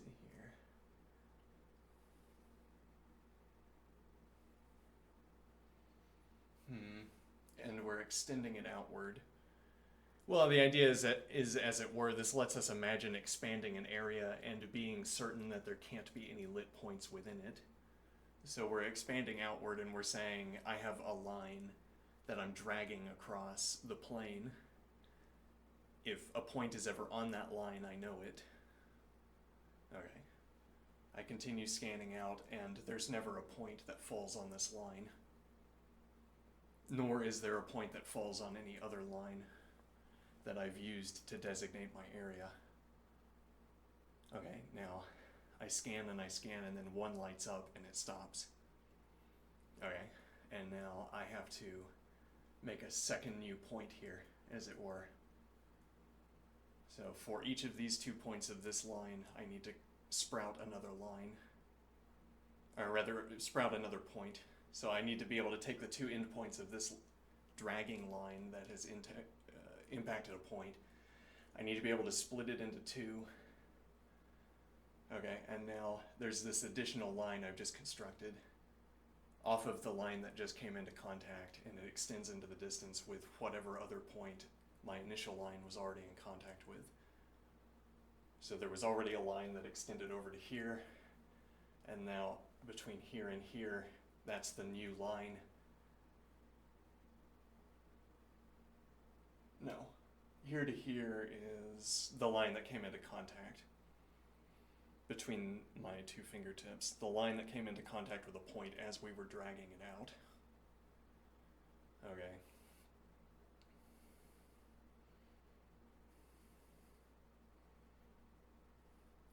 Now, so we have a point over here that is connected. Okay, connected to this point. Down here is the other point for the line that came into contact. Now I'm saying we're splitting this point in 2. Now there's a small connector between these 2 points, but otherwise the shape looks the same, as it were. That's the only difference that's been introduced. The broader details of this long line over here and this line down here remain much as they were. Suppose we split the 2 points an infinitesimal amount, as it were. Okay, and now what is the idea? Well, now I suppose I start extending that line along with the distant line. Or rather, we start dragging with this new point. Okay, taking with us this line, this piece of line that connected the 2 points where we split them. And the idea is that this is a scanning method, a way of extending out an area. Well, it's a way of extending out an area that obtains whatever properties it does. It's a mechanic.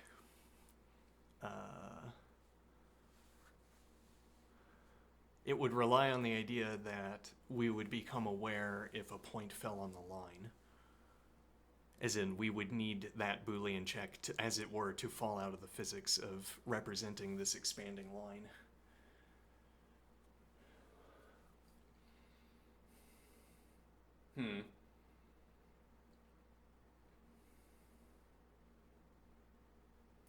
Well, and that would be a little bit like saying if we had a projector and a detector.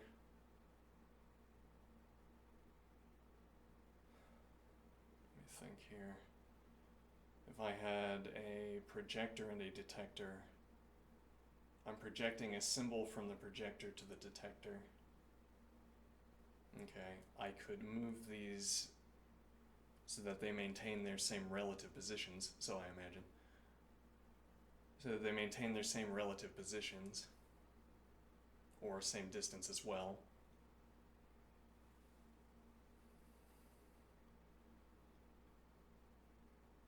Okay, now this is like having, I guess I'm imagining like a sheet laser, as it were.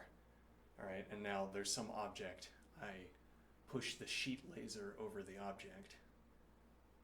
Okay, and now there's some collection of beams that don't complete the journey from projector to detector.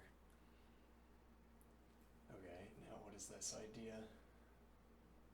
So we're saying there we could leverage physics, as it were, to do the work for us of delivering the signal that there's a point on the line.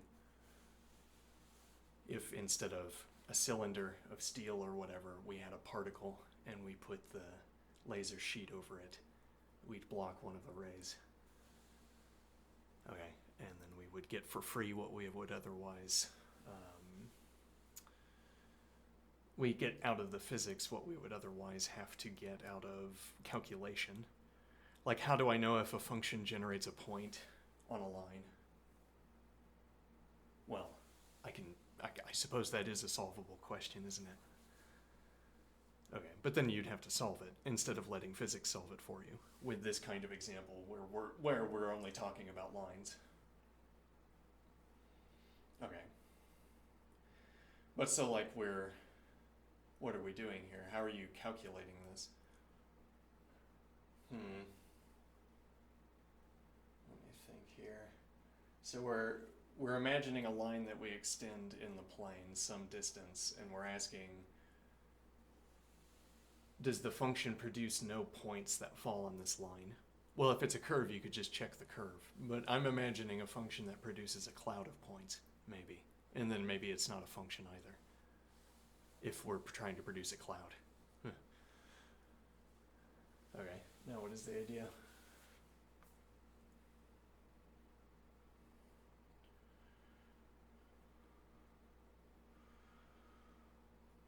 So the idea is that I have a function that generates points, and I need to know if the function has generated a point that falls on my line.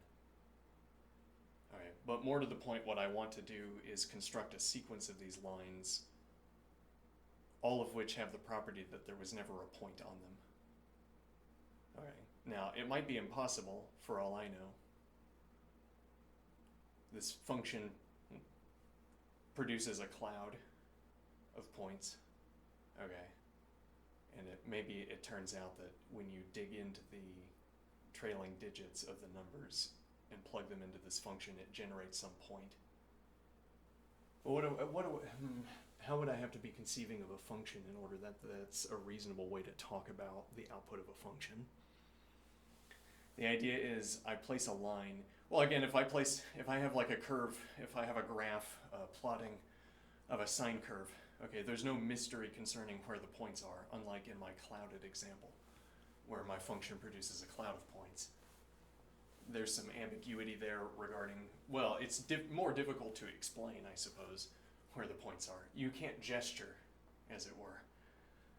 If you have a sine wave in a plotting, you can gesture and say, you notice how there are these wide empty regions with no values in them.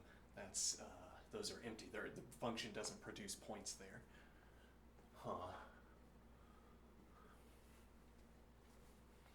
The function doesn't produce points there. And what does that mean?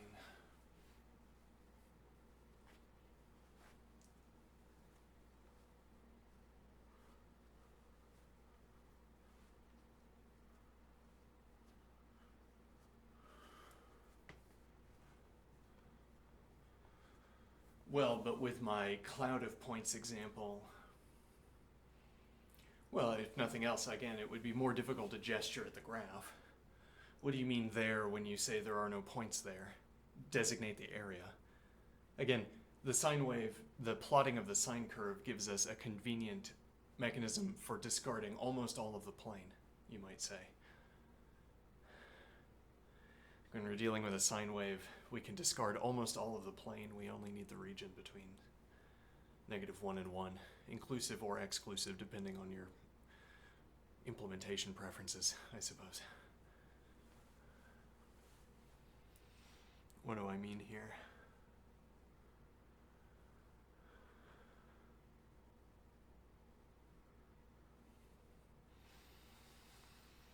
So if I want to explain the top top 50% of the curve, or rather, if I want to explain the top 50% of the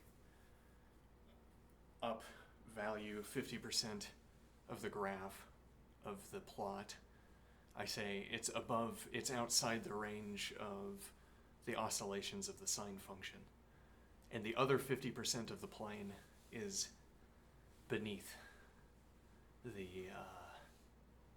it's outside the range, which is to say that if I pick a y value, if I pick the peak of the sine curve, okay, now I can draw a line at y equals the peak of that sine curve, and I could do the same thing with the trough. And now I'm saying the sine curve talks about just that part of the plane that we have enclosed in those two lines I just described, the line extended from the y value peak and the y value trough. We've captured that region.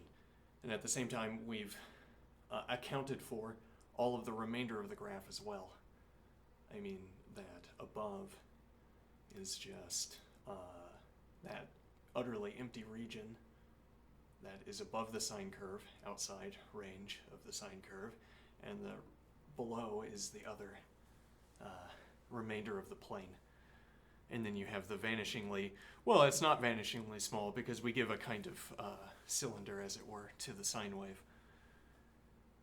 I mean, in the sense that we've cut out all of the empty part of the plane. We haven't cut out any of the sine wave, but there's also empty parts of the plane that are in the troughs and the peaks that are preserved by this lineation process. Okay, but what is the point here that we're trying to get at?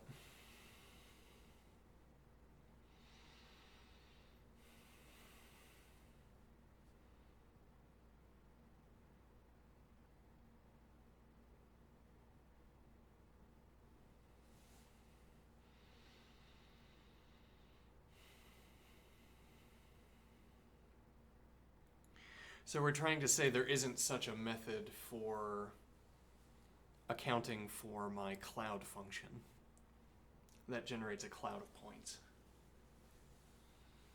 Well, and so in context of our earlier discussion, I have my laser sheet, or I have my laser garrote, as it were.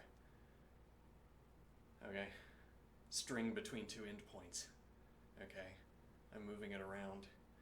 And we're trying to see if, let me see here.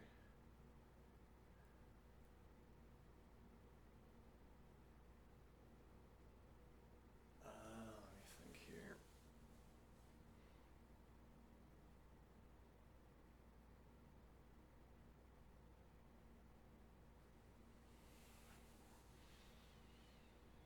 This direction?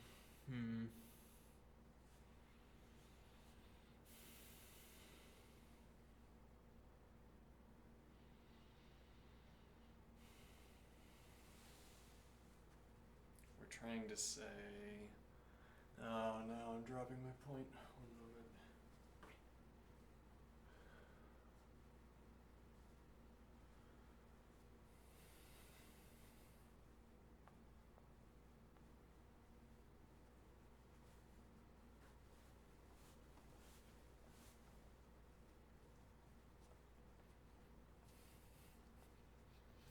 Right, if I have a plotting of the sine wave, this problem is immediately solved for me. I mean, I ask, as I move these 2 points that I connect with a line, as I move these 2 points, I think this is easier to imagine anyway, just there's a line between these 2 points. Okay. Now, points are large. How do points get large? Well, in this visualization, they're large. We've zoomed in and the points have gotten larger so that we can really experience the action firsthand. Okay, the points have grown larger. All right. Now, so I'm getting closer to a point with the line between these 2 points. Okay, as I'm lowering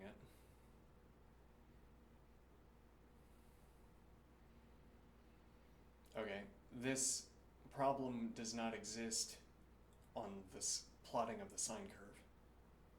I mean, I can't be narrowly dodging the nearest point that is generated by the function. At least, if I go up here above the sine curve, I know for certain there are no points.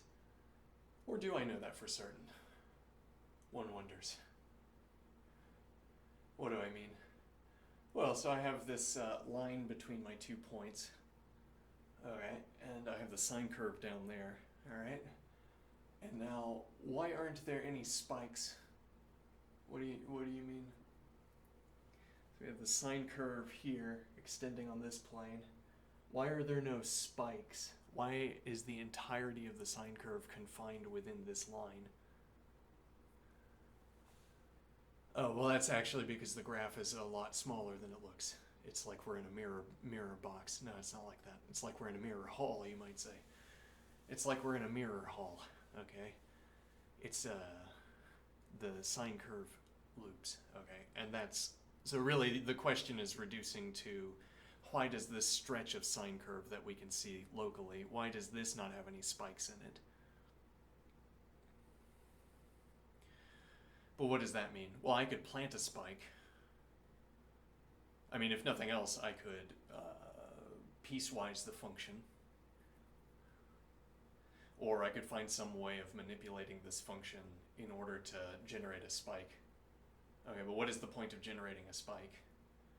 Well, the idea is that I have my up-down 1 around y equals 0 that I've partitioned off. Everything outside of that is described as blank. Okay, I've partitioned off just this region. Okay, if there's a spike in the curve that goes above the up-down 1 region, now my statement is wrong. There was a point on the curve that was in the up region. And why is that interesting? Well, but we know that sine curves don't have any such spikes. But how do we know that? Well, I mean, we wouldn't put one there. I mean, in generating a sine wave. Well, okay, and maybe this heads into the direction of saying that physical phenomenon, like if we have to represent a sine wave in an analog fashion, there could be interference that introduces a spike that goes out into the excluded region. And so maybe the point is to ask how much do we have to carve out? How much do we have to claim? Is it plus minus 1, or is it plus minus 1.1? In order to be sure that our sine wave that peaks at 1 never goes above 1.1, as it were. Well, you'd say peaks at 1 can't go above 1.1, and I say did, so must be able to. Okay. Huh. What does that mean?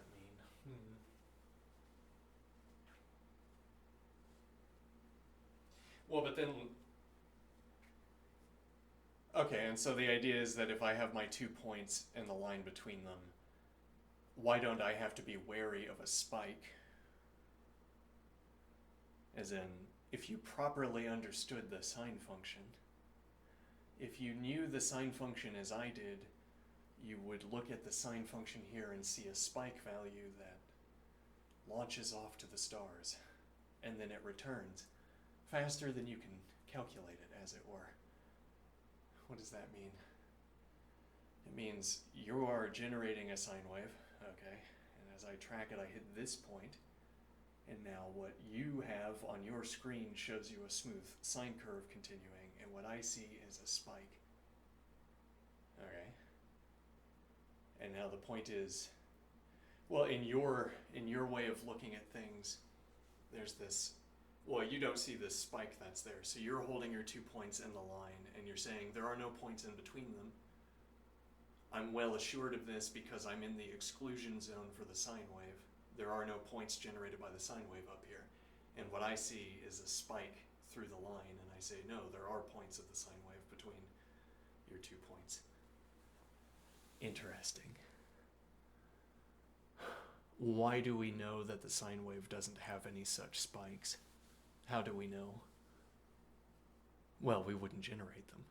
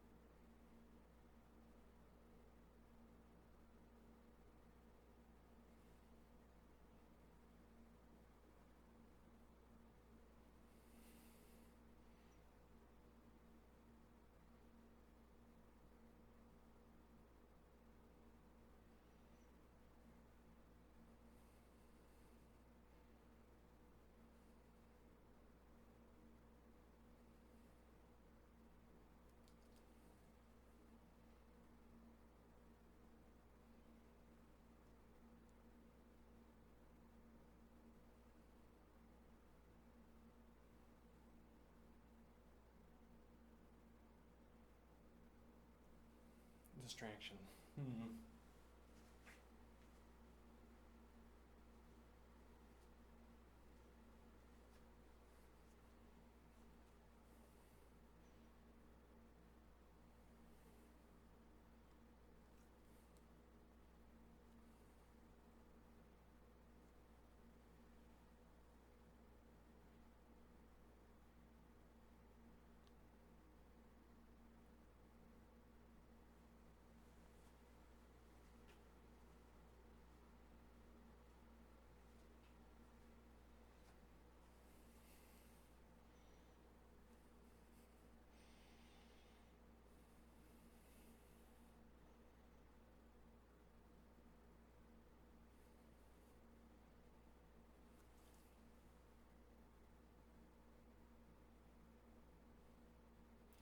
With my cloud function, right, well, we have the idea you never know. Well, I mean, we had initially the idea that we could choose a collection of lines that form a polygon where the cloud function doesn't generate a point that falls on any of these lines. Now, one objection here was that my cloud function might generate a point everywhere if I dig deep enough into its continuing sequence. What does that mean? I guess the idea, well, if I choose adjacent positions, well, I mean, in this way of generating a cloud function, as I'm calling it, there aren't adjacent positions on the number line. But what does that mean? Well, when you plot a curve, so it seems to me, you're saying there are adjacent positions on the number line, or else what it is that you're depicting doesn't make sense to depict. As in, you're showing me a continuous line, so you must be asserting that it's possible that there are adjacent positions, because else how are you stringing lines? Like, by what mechanism are you stringing lines, as it were? How are you, if you're not choosing the point that is adjacent to the current point, how are you connecting points to form this curve? How are you drawing what are you asserting exists if you're not talking about a contiguous chain of adjacent points between which you could string lines? Huh. Well, what point is my alternative here?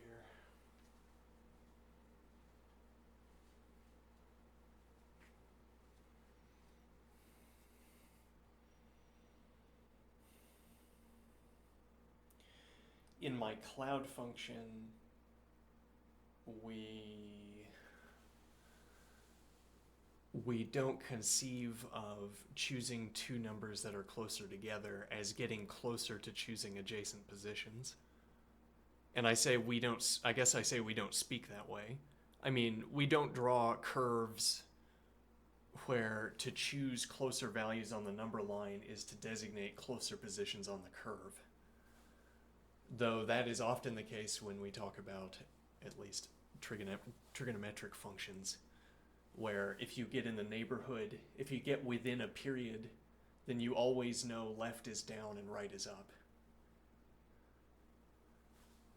Okay.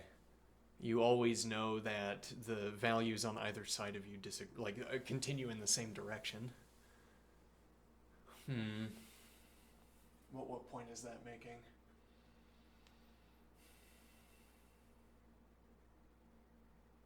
Let me think here.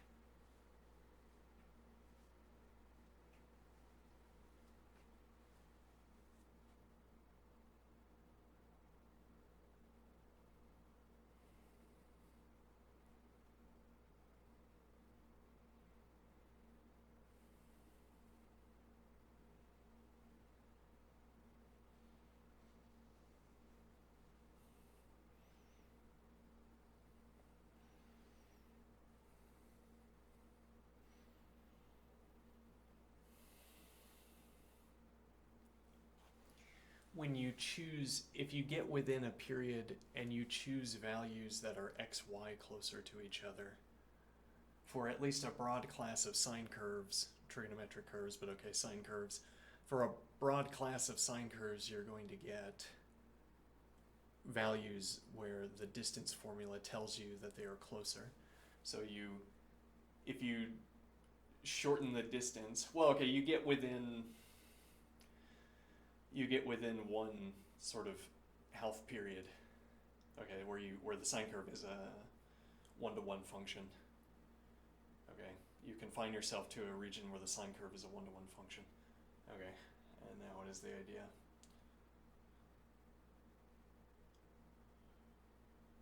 Let me think here.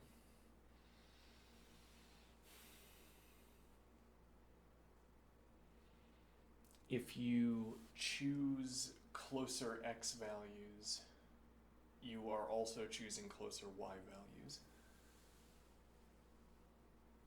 Interesting. It is not the case with my cloud function. Well, it could still be the case with my cloud function in an interesting way. What idea are we trying to get at here? Okay, so we're trying to say that we're imagining a function that generates a cloud of points. Okay. Generates a cloud of points, might not actually be a function. Could be some other kind of relation generator.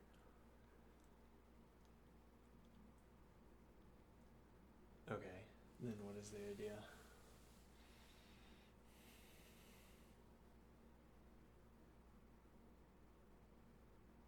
Let me think here.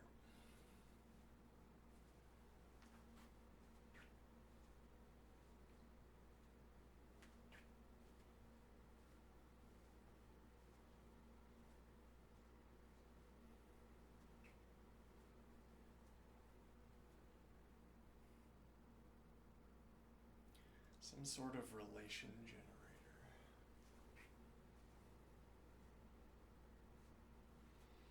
The crux of this idea is that we wanted to be able to sweep an area by designating a polygon, saying that no points fell on any of its lines, and then shifting these lines away from each other.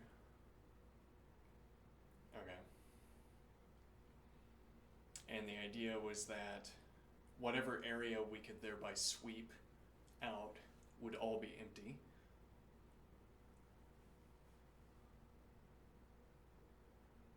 Okay.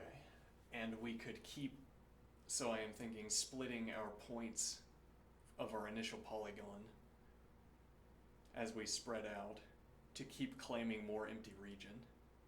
Okay. So whenever a line lit up, because a point came into contact with it, we would stop that line and we would keep extending with all of the other lines. Okay, according to whatever rules for this extension. Okay, and we thereby claim area. We assert that there is an area produced by our function, or produced within the field of points of our function. There's an area that's empty. Okay, it's not everywhere inside the polygon. It's everywhere within the swept area. So we would have to say there's a swept area where we know it's empty. There's an unswept area where we don't know that it's empty. Interesting. Because our process for sweeping was to zoom in really far and then to pull away to increase the area. There's that initial region where we don't know that no points are within it. Interesting.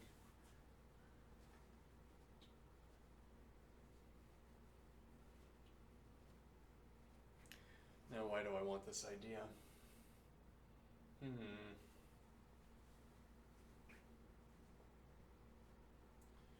Right, well, so could be, well, so We were talking about the points that our cloud function generates, and we were observing that unlike with plotted curves like the sine wave,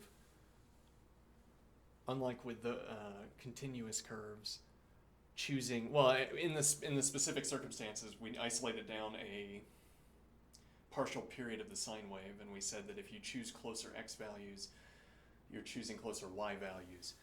Okay, with the cloud, suppose we haven't taken a stance yet, but maybe we say that is not the case.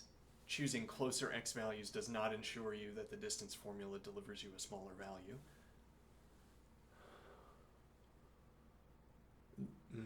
Yeah, this gets complicated. Because generally that's not the case either. We had to isolate down a sine curve specifically to... Yeah, though, I mean, if you choose a polynomial curve instead, it's much the same. You get within some periodic fraction of the curve, and then getting closer xy's also gets closer yy's after you've zoomed in past all detail of the curve. Let me think here.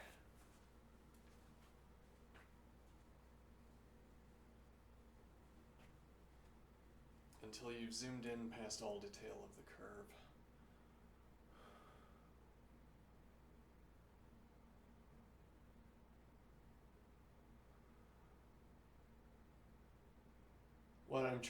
The idea I'm trying to get at is that it's not clear whether there is any length of line such that a point does not fall on it.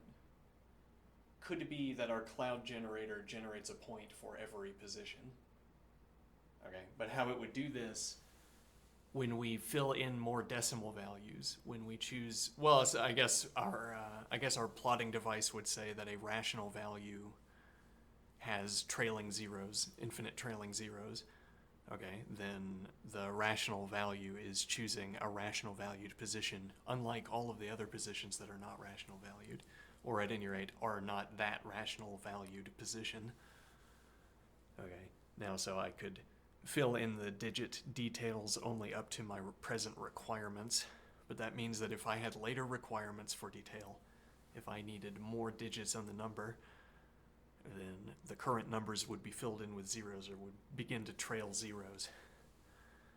Okay, and now what is the point of this idea? That I have a stretch of the number line and the cloud function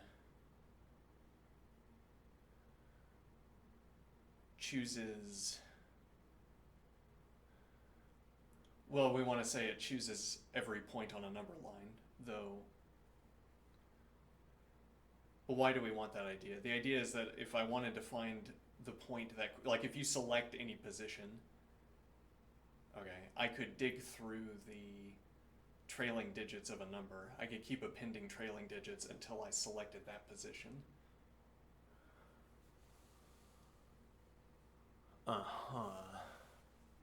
And it would be like a kind of random process because, well, the normal sort of almost Euclidean, but okay, Cartesian conception of distance doesn't apply for the cloud function. So choosing a point on the number line, choosing an input that generates a point here is not a question of, for instance, finding out that our last input left us here and then increasing the value. Nor is it finding out that our function put us here and decreasing the value. Instead, you give your number another digit and then you choose what digit it is. And then you input that and you see where the cloud function places the point. Okay, you cycle through points in this way. If you had chosen a different value to extend the digits, it would have gotten a different point. Okay, now what is the idea? Well, okay, so maybe my cloud function does not admit of lengths such that a point does not fall on that length. Okay, that would mean this example of having 2 points and being able to move them is a fake example. It doesn't exist because the cloud function, some decimal value input for the cloud function is going to place a point on any line that I can specify. So there's no picking out area. Hmm.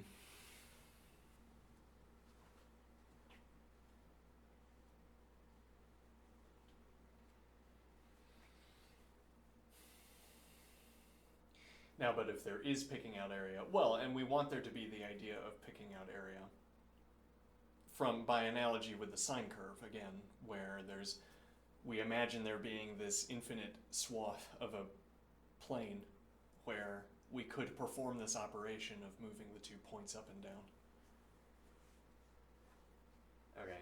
By analogy, we'd want to say, it's like we could zoom in on the peak of the sine curve, and I have my 2 points, and I'm getting closer to the peak of the sine curve. If I keep lowering it, at some point the sine curve I'm going to touch the sine curve. I'm going to have the tangent line. Ooh, the straight line's almost in contact with the curve. I'm wobbling around it. I gotta dodge further and further incoming peaks.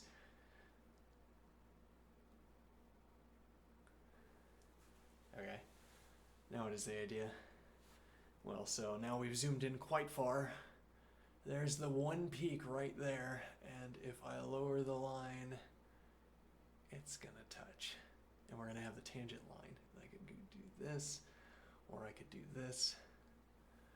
Okay, and now that's what we think of by analogy. And even this process of touching the tangent curve at the various angles I could choose looks to us like sweeping. It's like if I sweep down, you think there's a correlate to what you're talking about here. If I sweep down, there's going to be some first position where the line is tangent to the curve. Okay, and then it's like I can roll that line along that tangent point. Okay, but what is the idea here? Similarly, I see the local cloud of points. Okay, and I'm trying to find a region where there are no points. Okay, I'm scanning. Okay, my line is always dark because that's what's more efficient. Okay, and then let's see. Okay, and we think we found it. All right, we have a light, the line has lit up, okay, and that's because we found a stretch of line where there's no point on that line. All right. Now, if we want to designate an area, we're going to want to find some fixed point on this line and sort of cylinder it around or cone it around, I'm thinking. What do I mean? Perhaps we are in a cylinder where there are no points. Well, but the idea is let me think here.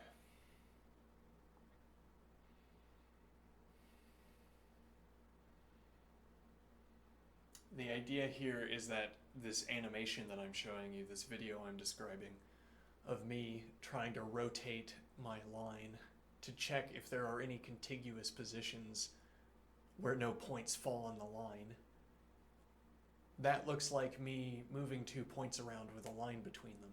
And similarly, if I have the tangent line, it looks like I have 2 points in the line between them and I'm moving it around. So I must be doing the same thing. Okay. But the process is different. The activity is different because we're not afraid of coming into contact with the fixed structure. That's not what that's not our difficulty here, the fixed structure of a curve. We're afraid that there might be no stretches at all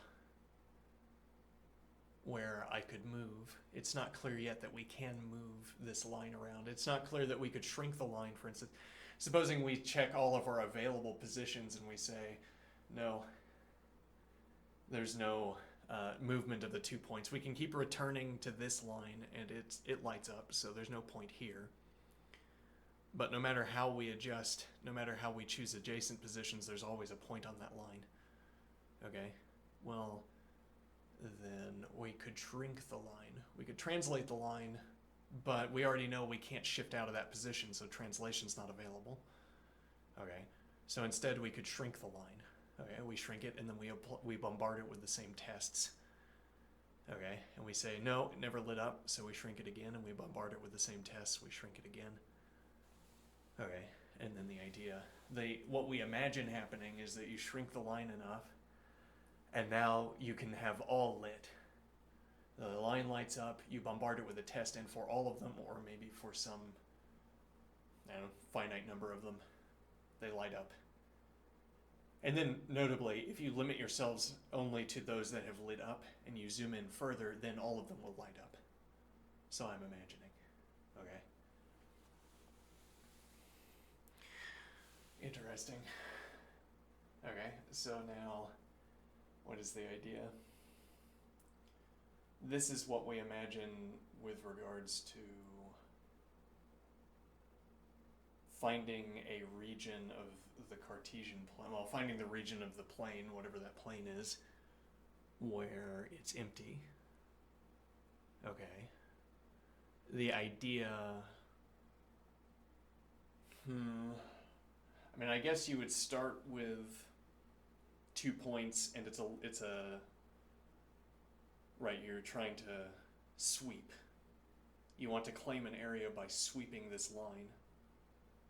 Okay. This would be a way of claiming a rectangle, for instance. We sweep along this line and we find out that there are no points on any of these lines. Now there's a side point here that if we have to perform that calculation, we have to take samples. Okay, we take a finite number of samples. So we imagine physics giving us an infinite number of samples if we were sweeping with an analog instrument. Okay, but we take a finite number of samples for asking whether the cloud function has generated a point on any of these lines, and that's our sweep. That's where we say this area is empty. Okay, and then we have our rectangle that doesn't have any points within it. Okay, now we can talk about area, I suppose. Well, I don't know what we would want to do with this capacity, actually, but that isn't the process that I'm in. Well, no, I mean, even my process of extending outward presupposes that you could have some such arrangement, that you could have such lines.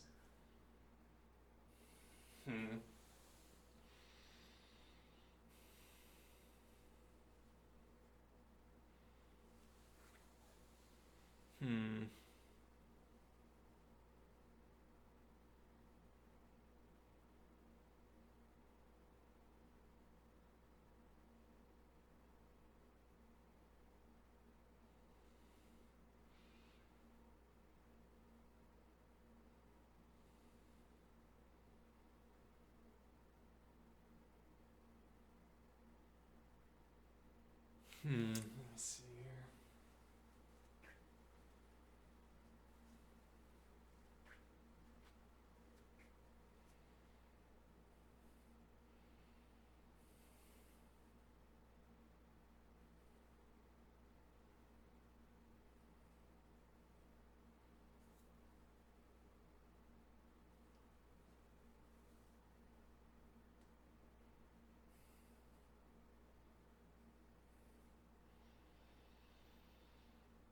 Why did we want the idea of, right, well, if we could identify such a region, an empty region, by one way or another, I guess I wanted the idea that we could generalize that. Though there's a point here, so I wanted to generalize and say, well, we can talk about area in terms of these regions between points. Okay, these regions we can carve out between points. And well, then the points are going to serve as a kind of outlining device, as it were, for the surface that we want to cover, the plane that we want to cover. We have our finite distribution of points in our example on the surface of the foot. Okay, and now the idea is that our finite number of points, at least, are not infinite in number. Alright, so there are going to be stretches, lines that we can extend, where those regions are empty of our points. Okay. But let me think here.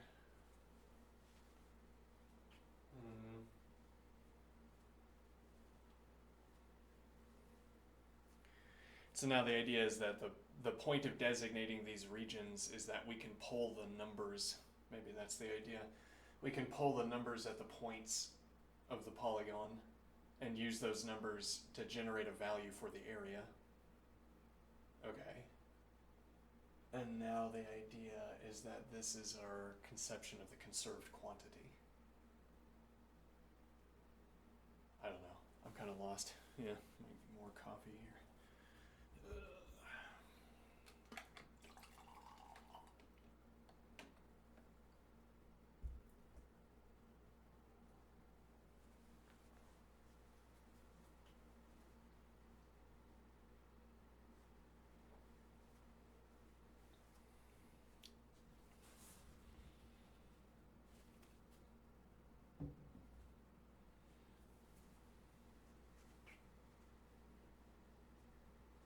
Okay.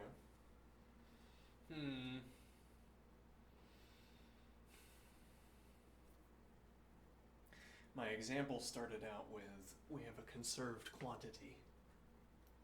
It's pressure in the feet.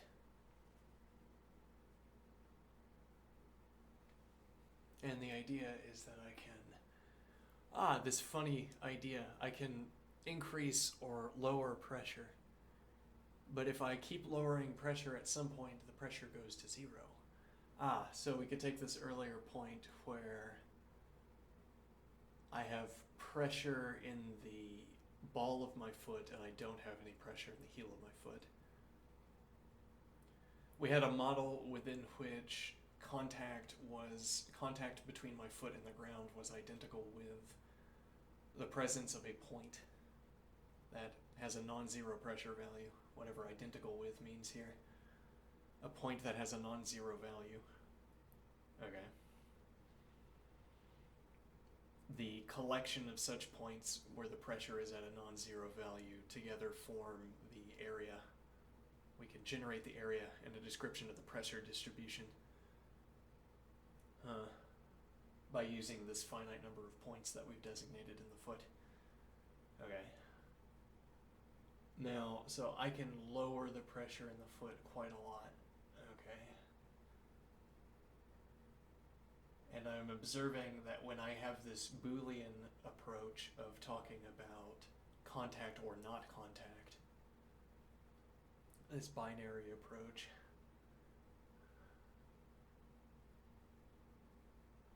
when I have this binary approach concerning contact or non-contact with foot to ground, I'm interested in the cardinality of points of contact, suppose.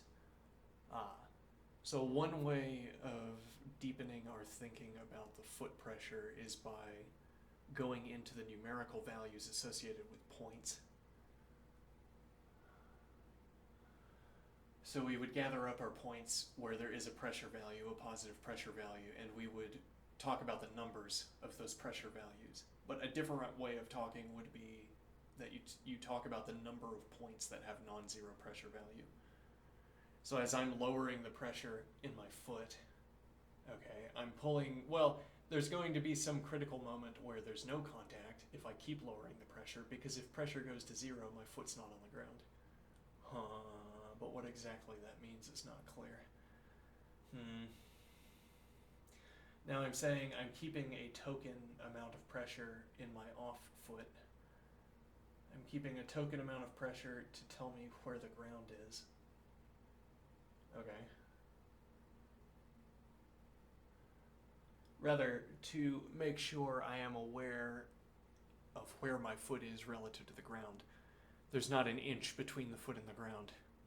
For instance, there's nothing, because I can still feel contact. Okay. And now I say that this token amount decides, well, it's like it's deciding my knowledge with regards to this Boolean. Do I know, or is the foot in contact with the ground? Yes, okay. Now, I look at my on foot. Now, I know that my on foot has been robbed of some of its conserved quantity, which in this case is the pressure against the ground. It's been robbed of some of its conserved quantity. What does that mean? It means that if I have any theorem that says when all of the pressure is on one foot, then such and so holds. I can't use any of those theorems, as it were. It's not the case that all of the pressure is on my right foot. There's a token amount over here. But now we might ask, to what extent are my theorems still usable? Well, so what my initial thought here is that I can lower and increase pressure in the foot. Okay. Now, so I could have a different state of my on foot. Like, let's suppose all of my pressure is on my on foot. Okay, that would mean I've actually taken my foot off the ground. I don't recommend trying this at home, but for this experiment, okay. I take my foot off the ground. All the pressure is on one of the 2 feet. Though that's difficult to tell because I'm a little bit wobbly. And so the pressure plate that's under my foot is oscillating. Okay, but that's just because I'm shifting the weight between different points on my foot. Wobblingly. Alright, but I assure you all of the pressure was in the right foot at that point. Okay, now I could have coordinated the pressure in my foot. I'm not going to do this with one foot off the ground, but I'll illustrate. I can do that, for instance. Whatever that activity is, that reduces and then increases the pressure. I know. Okay, now what is the idea? Now, so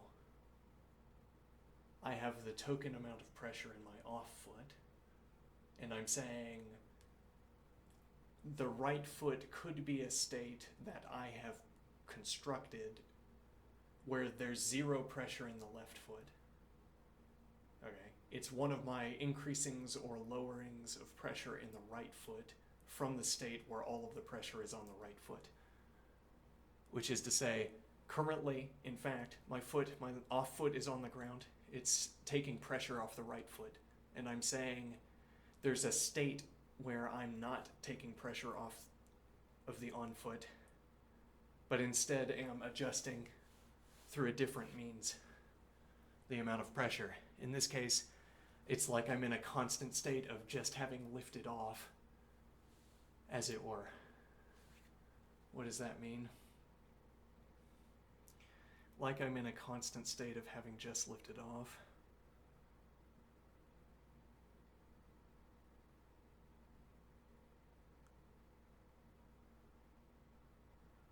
Let me see here.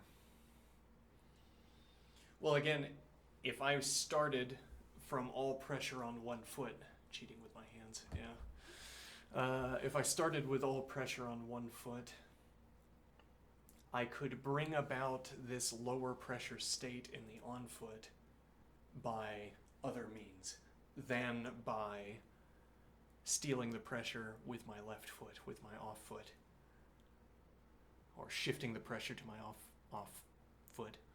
So I guess I'm saying that without looking at the off foot, I can't tell whether the state of my right foot is being robbed of pressure or being adjusted in pressure by the alternative mechanism.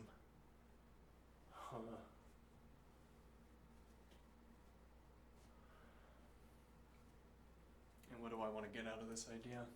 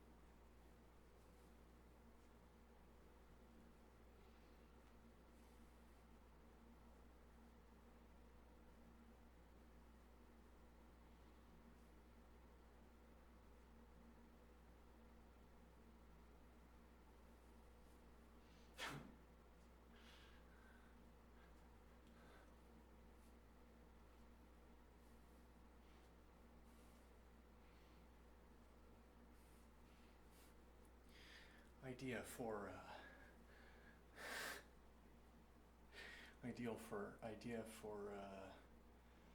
the filmmaking industry. Okay, you make a stunt-based movie, as are common enough. Okay. But every time you get to the point where the stunt is being performed, you cut to the unaltered, unedited, good camera setup, or only edited for sort of sepia tone, as it were, only edited for crispness of the video. Okay, and you just show a in real time performing of the stunt by the stunt double. And you put a little placard underneath it that describes the amount of training that was required and who did it. Okay. What would the point be? So I just imagined a scene in such a stunt movie, an innovative scene. Okay. It's a scene where someone is trying to sneak through a building, okay, and you see them doing this, and there's some kind of sound meter, okay, that's in the scene, and it's like you have a split screen and the sound meter is over here and your camera's watching the feet, okay, and you see it jump every time every time the stunt double plants the foot. Okay, but this would be an actual sound meter with a specified sensitivity. And when people got out of the theaters, they could look up, how quiet is -1 decibels? How quiet is that? And you'd say, this scene was verified by some kind of, some kind of commission for verifying the truth of stunts or whatever. Okay, and the point would be, well, you stage something like a bank heist and have someone factually overcome something like pressure plates.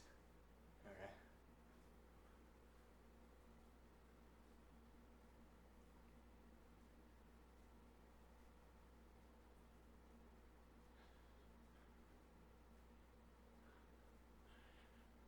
And then your movie would cut back and forth between the story and then literally the video of people in so it cuts to green screen and there's a stunt actor doing this.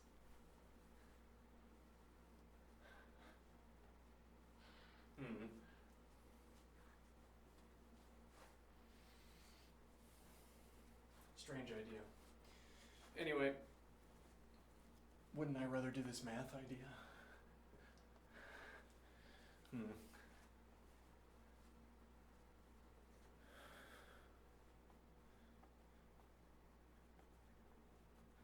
What if I thought of all functions like cloud functions? What does that mean? Well, actually, I think if I have a, let me think here. I'm not sure what, let's see. If I thought all functions were like cloud functions, well, the idea would be that I wouldn't think that a curve was a good representation of a function, or I would say something like the plotted curve is a misrepresentation of the state of our knowledge. Because built into this curve that you've drawn into the Cartesian plane is an assertion alongside it that it is an infinitely thin line with infinitely many points. Okay, and the idea would be you haven't tested all of them, so you don't know if when you're calculating this function there would be a point that shoots off of the curve. You don't know if there are any spikes in the curve.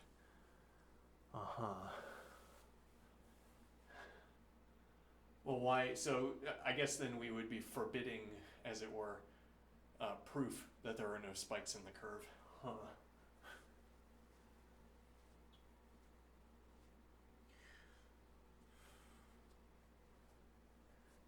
What would be a proof that a sine curve doesn't have any spikes in it?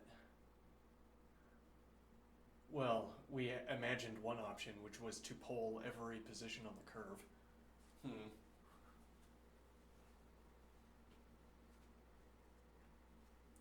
Calculate every value of the sine curve and confirm that it sits in the correct position.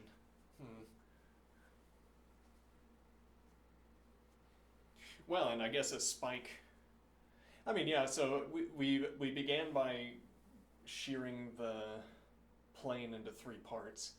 There's the part above the sine curve, part above the sort of infinite rectangle,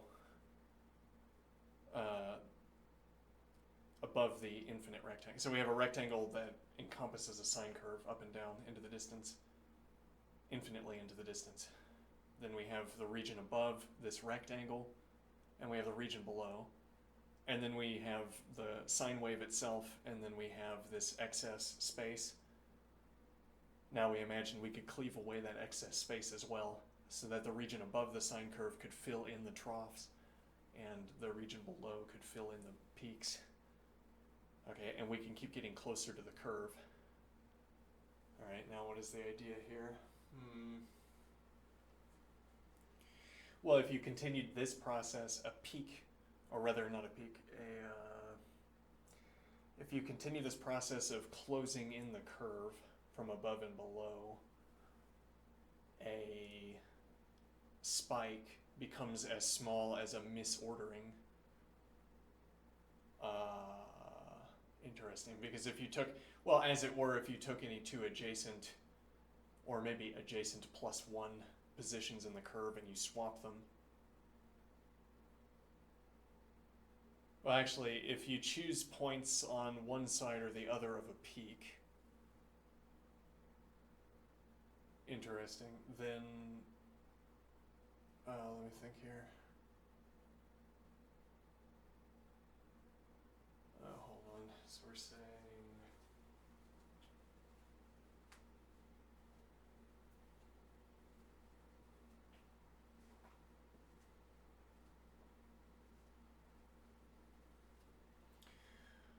one side or the other of a peak. Okay.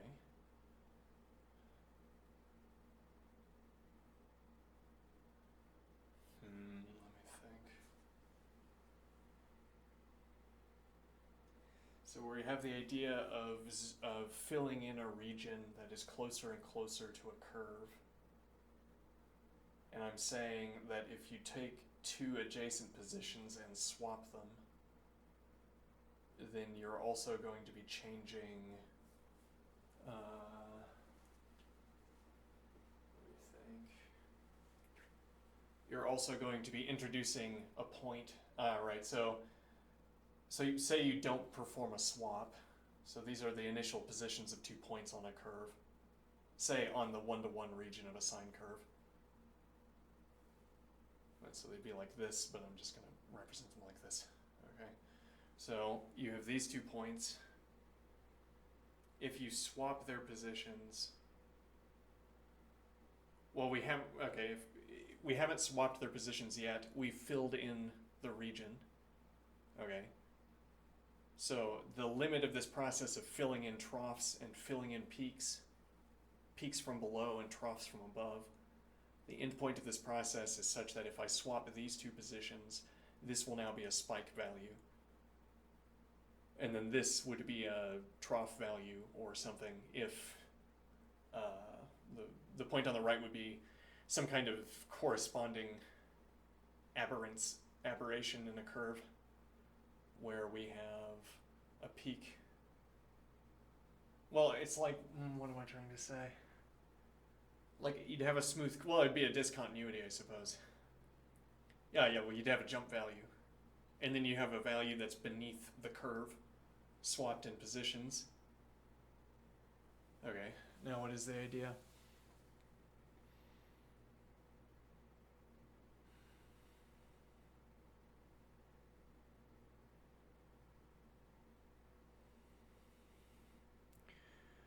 That this kind of minimal operation of shifting 2 points, 2 adjacent points even, if we can imagine such a thing, this process even of swapping 2 adjacent points is going to produce a spike value. The case that doesn't happen is if we're on either side of a peak with the same height. So I choose this distance apart, as it were something more than adjacent, and the something more than adjacent falls on either side of a peak. Okay? And now these 2 points, if I swap them, I don't introduce spike.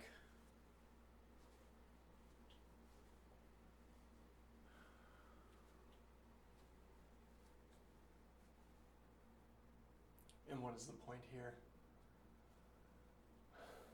Well, so this would be our kind of minimal perturbation, perhaps, where even with the minimal perturbation, we introduce a spike.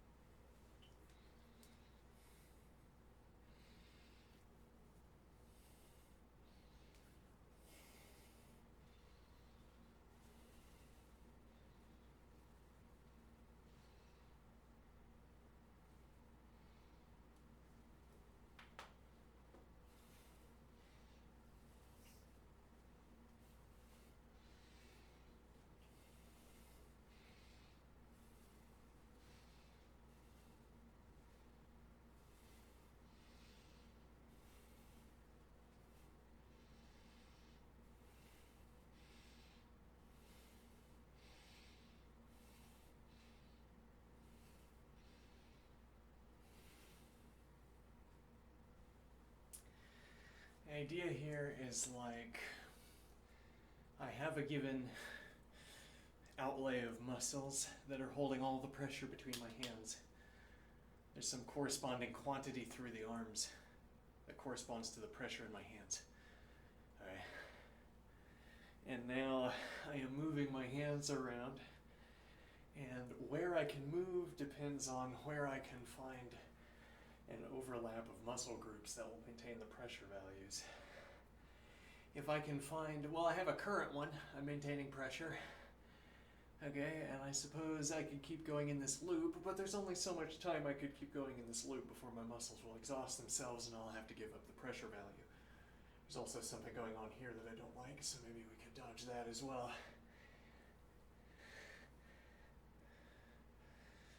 Okay, now what is the idea?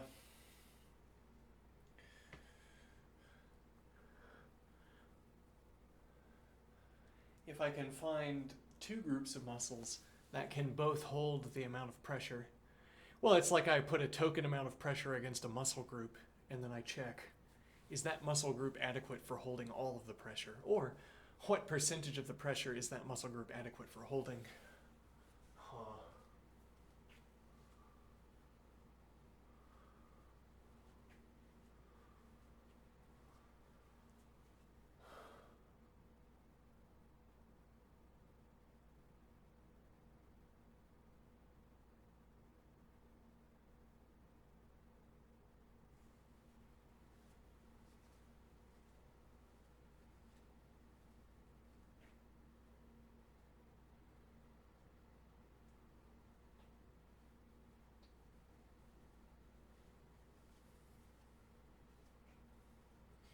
So if I have more than one muscle group that can, so I put a token amount of pressure on a second muscle group, I find out if that muscle group could hold all of the, well, I figure out what percentage of the pressure that muscle group could hold.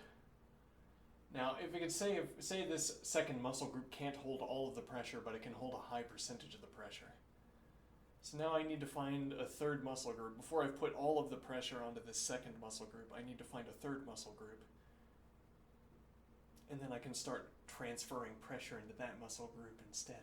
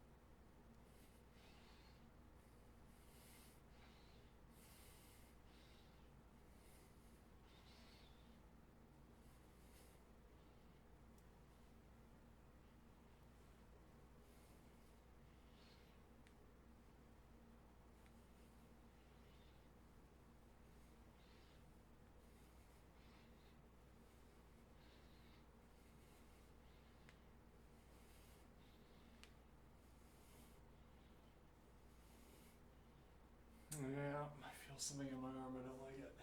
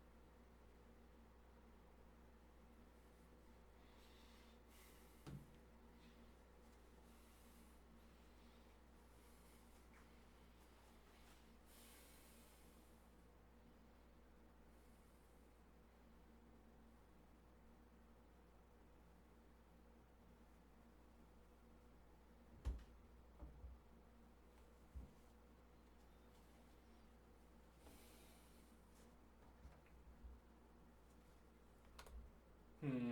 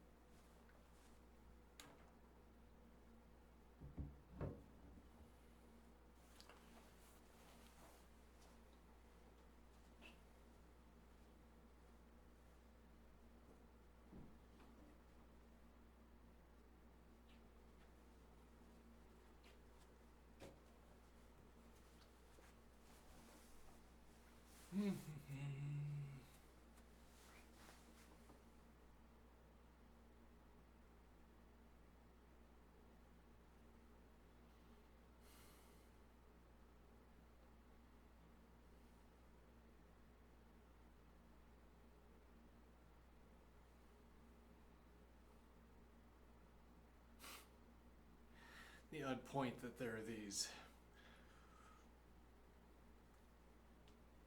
involved physical activities that you can undertake.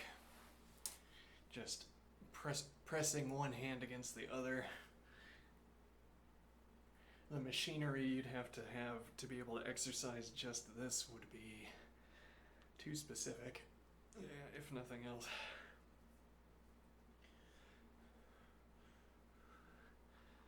The only impediment is being willing to try a muscle constriction and failing. Sometimes I hit a boundary, and I guess I don't know how to keep going smoothly. How do I recruit a muscle here?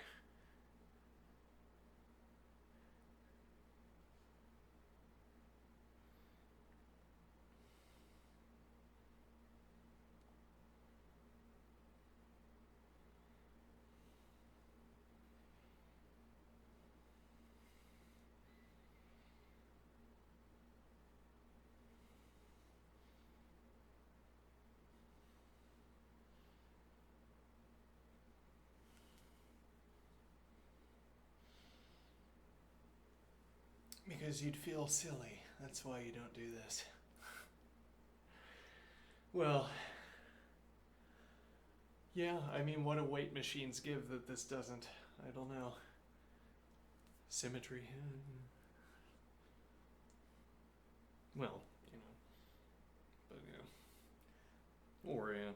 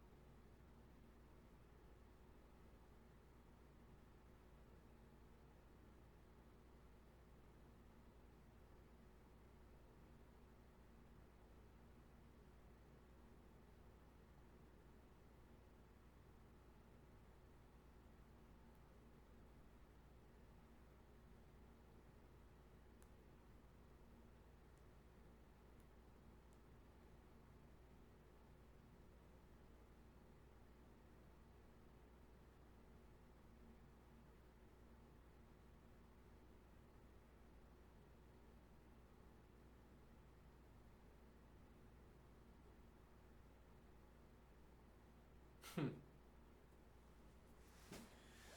amusing errant thought here with regards to the collectible card game card market. If collectors valued worn cards, okay, what do I mean? If collectors wanted samples of cards that had been in a deck for many hours, okay, without having something spilled on them or without having their corners torn off or whatever, so they've been shuffled, for instance. Yeah, I mean, I assume you'd still want them in sleeves, but yeah, cards that have undergone the shuffling process many times and laying out on the table and then putting back in the deck, moving around. So, as it were, samples of cards that have seen skilled play, as it were, people who samples of cards where the wear patterns, well, it'd be like saying if you give a casual a deck and they play with a deck for a year, the cards are going to be worn in a different way than if a master at the game has used those same cards for the same year. They're going to wear according to different patterns. The casual is going to have some water stains, and the master is not going to have any water stains. E.g., okay, the point would be the master of the card game has already spilled water on cards in the past, and so doesn't do it anymore, whereas the novices have not yet spilled it in the past, and so they're still prone to doing it. Alright, so a water stain would be an example of wear on a card that is attributable to low skill play. You want a card that exhibits the wear patterns that cards exhibit after skilled play for a long period of time. Okay, and the idea is that you'd have cards that pass into decks. Okay, like the local player of this kind of deck used this card for 10 years. And now it's in my deck, where it will remain for the next 10 years, barring additions of overpowered cards. Barring power creep. Yeah. Now, what is the idea?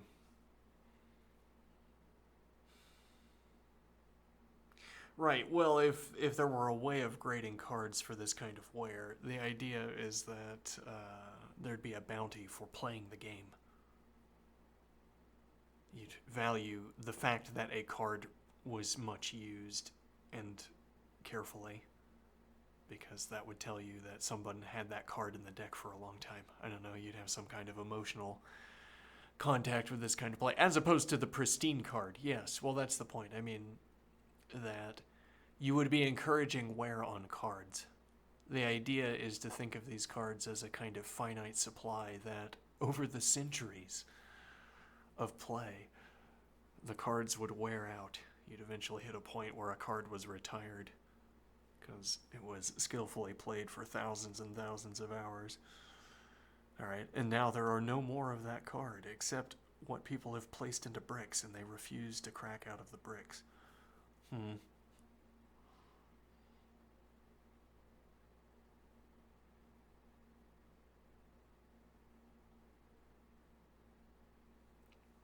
Well, and if there were no sleeves, you'd have a kind of what I initially imagined here that led me down this line of thinking. If you had a card game where using sleeves was highly discouraged, okay, the idea is that cards would have a lifetime over which they became worn and then eventually unusable. And then you wouldn't have that card anymore. But also nobody else would be able to have that card either. That one card, anyway. So there would be a finite store of these cards.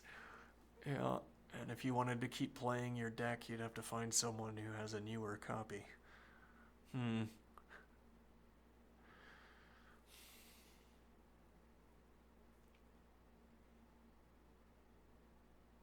Fanciful.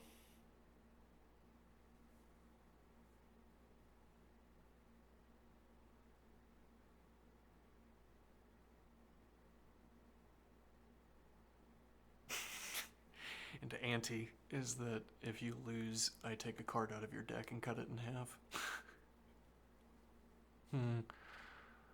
Any card? I don't know.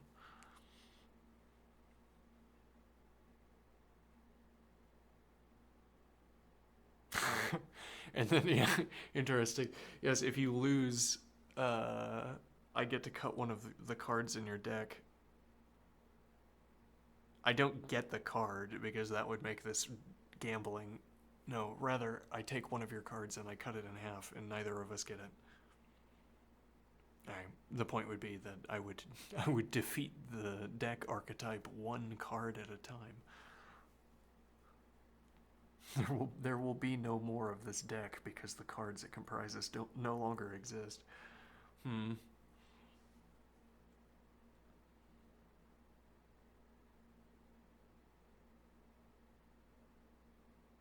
Fanciful.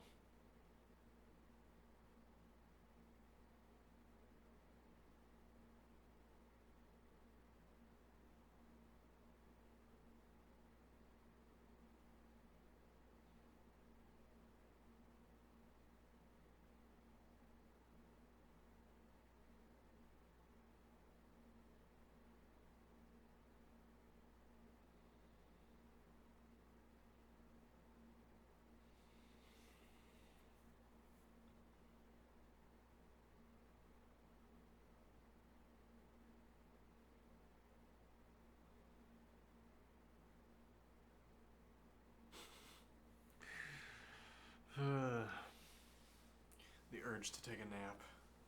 Which is effectively what I'm already doing.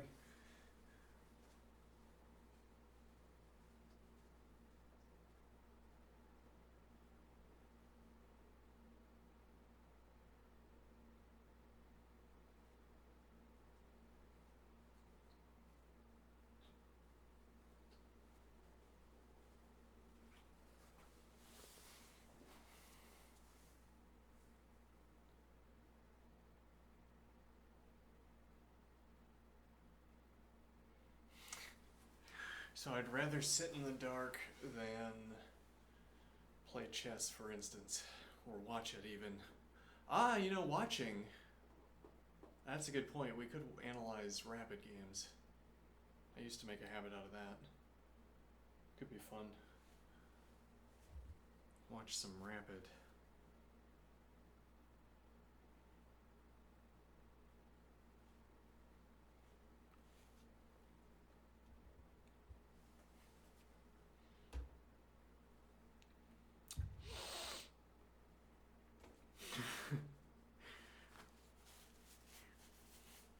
This allspice cardamom mixture. I must inform the old world. Oh no, that's not funny. Never mind.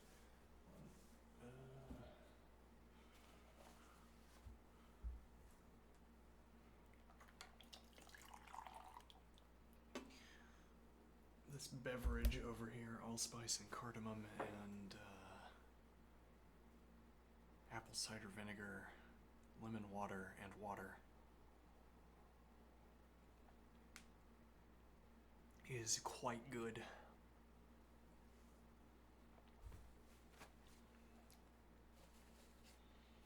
I'll have to investigate allspice and cardamom. Just how much of this stuff can I consume in a day safely? I'm gonna take a quick break and then I will watch some rapid.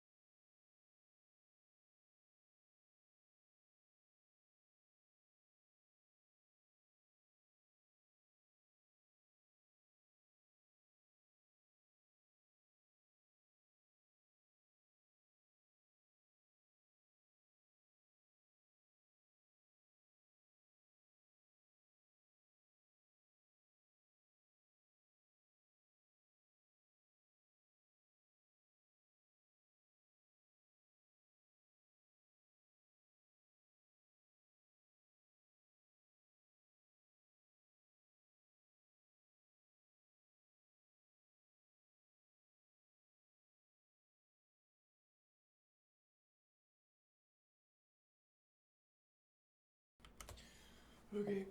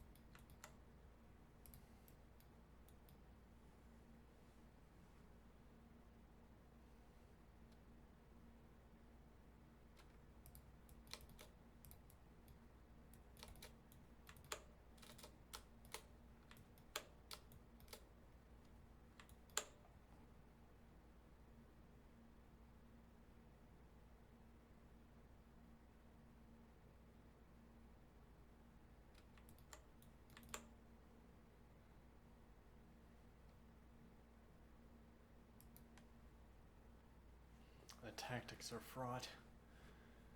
So now this file is not going to see activity. It's not obvious that, well, it doesn't matter. Alright, so let's see. Oh, I misunderstood whose turn it was. Well, it's still worthy analysis, I suppose.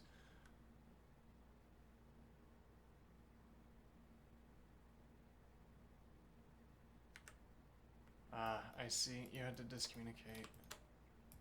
Okay. So now what? Takes, knight takes.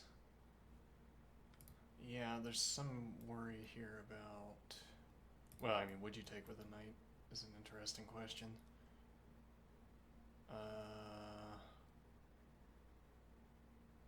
I'd want to be able to get to this square, but it's not easy with a knight. Not obvious why you'd want to get to that square like this advance. What is the idea? So if bishop takes,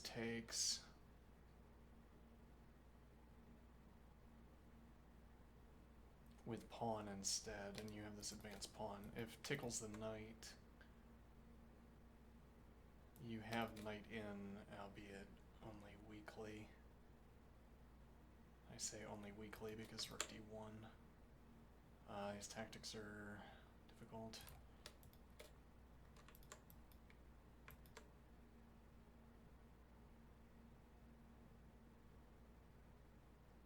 Actually, yeah, white is threatening to play. This advance isn't quite. Okay, and the idea is that you're kicking the knight. Where's the knight going to go? Not here, not here. Could go, no, not here, because takes, bishop takes, rook takes. Oh, well, yeah, there's still the tempo against this pawn. But, so this tactic is as yet unresolved, because this advance is threatening takes, and then rook takes. Okay, now, knight over here. I was thinking the drop back. Actually, what happens? I guess you jump back in. I don't really like that. Because the queen's already looking at this square, so advance, knight jumps in, knight drops back. If knight takes, pawn takes, queen coverage. You'd have to advance this pawn. You'd have to advance this pawn to kick them. Let me think here.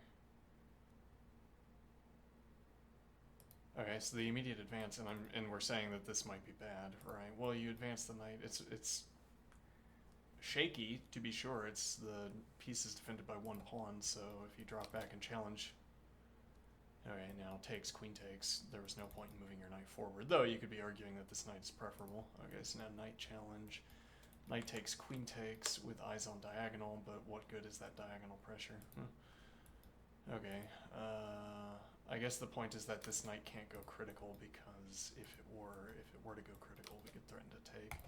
You do that immediately, and then if white doesn't respond, takes, takes, queen takes, and you'd have to advance. And does advancing work, though, because that is relevant here? Knight back.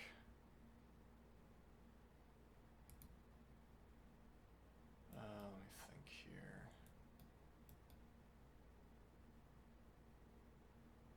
Maybe a bad line to be thinking about. Okay, let's see. I'm used to classical where I can just think. Let's see.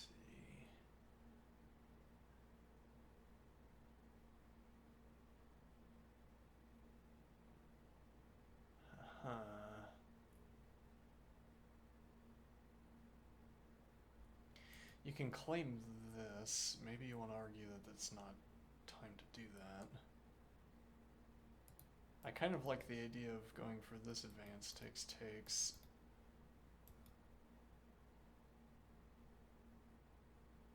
Because how is black going to... Well, I mean, you'd want to ensure that the queen always had a way out. That would be a tactical load you'd have to pay. Tactical... a toll, as it were, that you'd have to pay every turn. But advancing on the king's side with queen looking at the pawn, the counter advances by black's pawns, being quite onerous in that regard. And then knight, knight. If you advance and get the rook involved on the third rank, though it doesn't take, then this pawn gets in the way, so I guess you'd prefer advancing without advancing f3. Well, and then you also preserve a denial on this square, so black can't keep a knight here. So actually, the faster you do this and allow yourself to move the rook over, the faster you can play f3, which denies access to this square. You could do it without playing the rook over, but then your rook on the third rank can't gain access to g3. So if you advance f3, you're stranding this rook e3 move, as it were, this rook e3 tempo. You want to reclaim that tempo by opening up the square for the rook.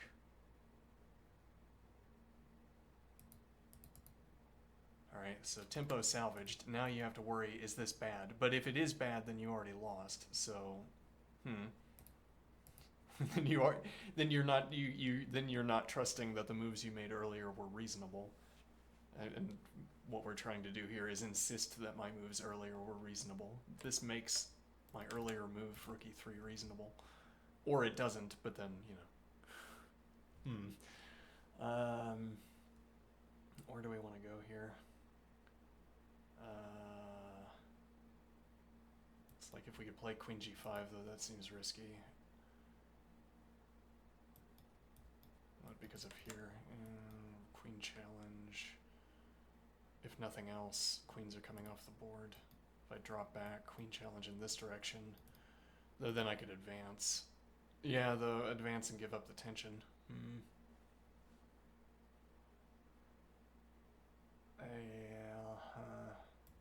And now queen is covering h7 notably, so stacking two heavy pieces is not good enough. Yeah, but I mean, taking and takes, unless we're going to make a bishop sacrifice, we can't. We'd have to use the h-pawn, I guess. Oh, maybe we drop back to g2.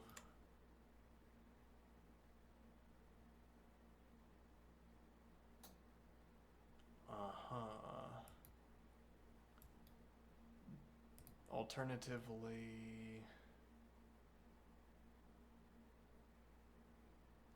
you could go ahead and take. Are we going to sack a piece here?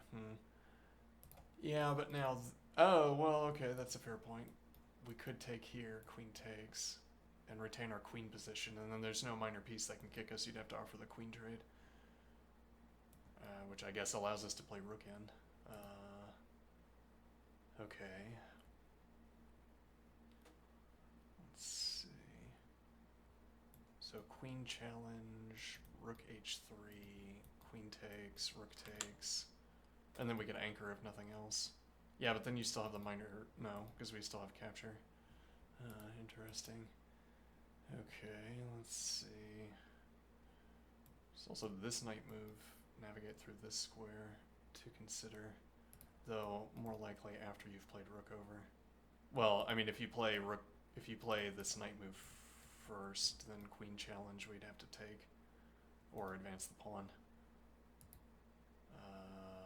So we'd have to play rook h3 first. Other moves. Knight comes back, gives us an excuse to play. Well, again, we don't have that. Well, okay, then knight back, we follow through in knight h3, and then we're playing knight. Yeah, that's also going to deny our own knight access to f3. Yeah, what rush are we in to kick? We're not going to sack our bishop against this square. Right, rook h3 was the move for this line.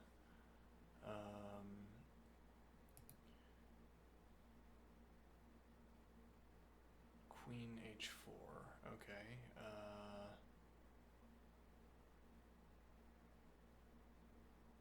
What is the idea here? If we get another queen challenge... I guess it amounts to the same thing if we end up playing rook h3, interestingly.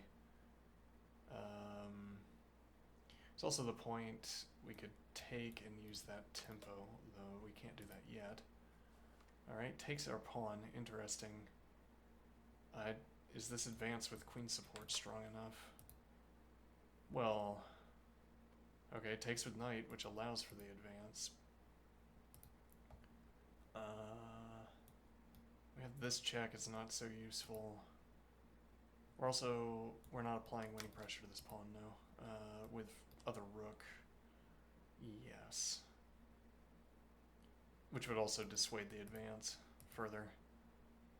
Okay, now that doesn't come with check, but I already... oh, well, actually, we were threatening the exchange, I see. Alright, now rook e1 makes some sense. Alternatively... options for light squared bishop? I don't know. Not so many. Well, I guess the point would be that, yeah, we could play like bishop d1 into g4 to apply an additional point of pressure against this. Rook h3 first. So, I mean, if we played bishop d1 into bishop g4, we would be unlocking the rook onto the c-file to support this advance, but then denied.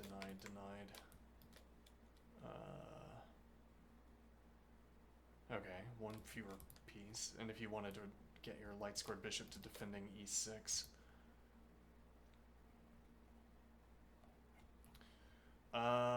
Interesting. Okay, so this piece is under threat. We would have to, I assume. Well, actually, we could force the queen trade as well. You'd have to play rook. Well, if you move the rook off the file, this pressure, now that's defended, we'd have to have another heavy piece. Takes with bishop, alright, that makes some sense.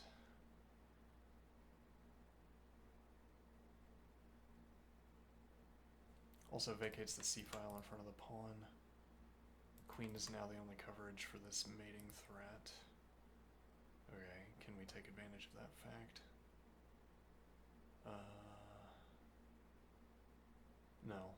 Right. Well, if we could move the knight in, but how can we do that? It's covered by queen at the moment, but we also don't have another way of... Okay, so now covered by queen, we would claim tempo. Knight moves at tempo against queen. Okay. Takes, we can take with rook with tempo against queen. Yeah, Now we're not threatening mate. Okay, where's the queen going to go?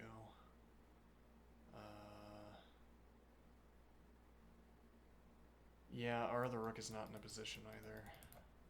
Though we could play rook e1 and then to rook e3, and in the meantime we're denying this advance.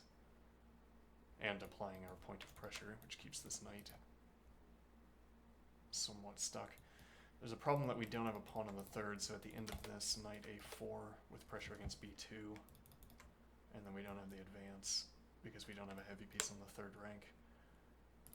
We could drop queen back behind rook. Drop queen back behind rook, though then rook challenge.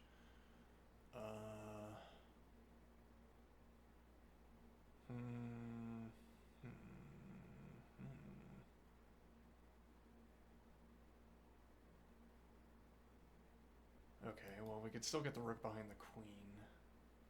We could also play the rook back to the third. If you play this immediate, well, we actually, that's assuming we were going to play like this, right? Well, I assume we want to do that, but yeah, then that makes that not critical would be the point. You don't have to commit to the queen doing this, because we could play, well, if nothing else, we can actually play this first. I'm not sure we would want to do that, opening up this for queen, but we can keep the knight out of this before we commit the rook to e1. Okay, but if we're not going to play b3, how do you keep the knight from doing this? And then we can't advance. Rook is pinned. Interesting. Yeah, that's a good one. And then you could drop back, or for that matter, and have third rank as well.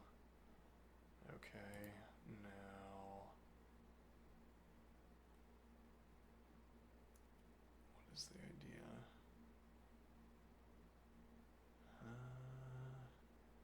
You could also play king h2 and thence to king g3.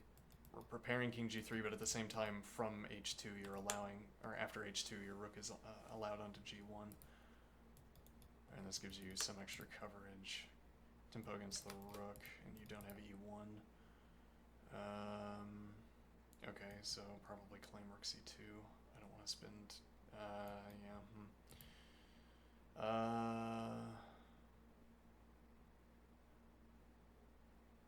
What else are you, well, yeah, I mean, if you go here, you take pawn, and here, so I assume c, okay. Now, queen covers this pawn, incidentally. It'd be convenient if we could play. Though I assume these threats are going to keep coming. Well, so like here. Oh, wait a minute. So there's, yeah, queen covers, and we have the capture. If rook over with 2 points of pressure, we'd have to play knight back, I suppose. Okay, which is a kind of rerouting. Alright, recapture with pawn only option. Okay. Now actually we have this, not for nothing. We also can stack the pressure if rook over. Okay. This pawn defended. King g2 into, but yeah, yeah, if my queen has to retreat, well, actually, yeah, queen takes with check, e.g. Okay, so now rook is going to deny, and I don't have this diagonal. Though I could drop back to the third rank anyway.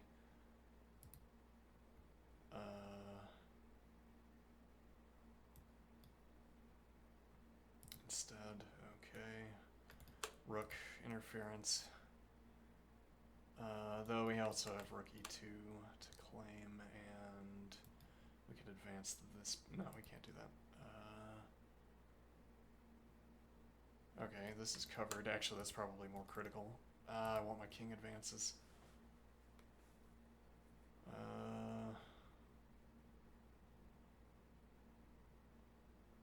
But okay, so takes.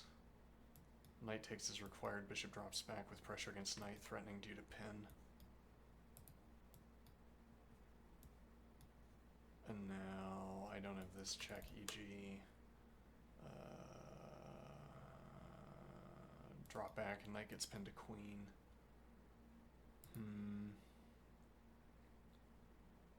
But is there another option?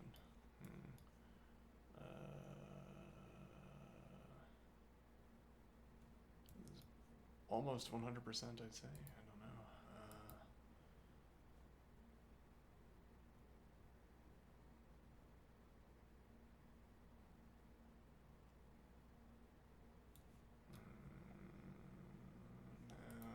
No, it's not gonna work. Oh, immediately. I made a mistake. Yeah, well, time pressure.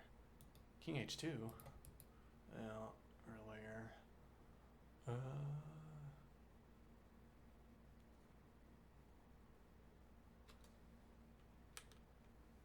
got disconnected. Oh no.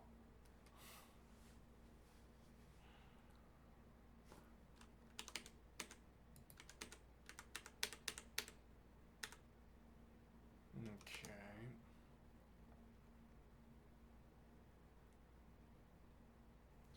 Queen covers.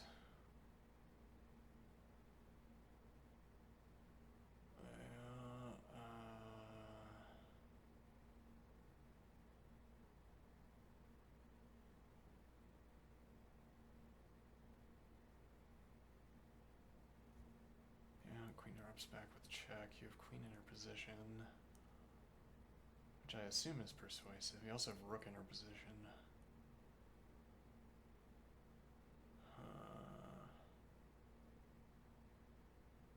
Okay, taken bishop in her position is playable.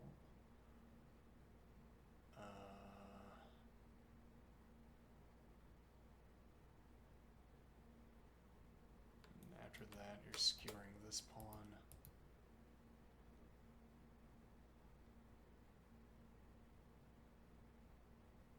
Actually, here,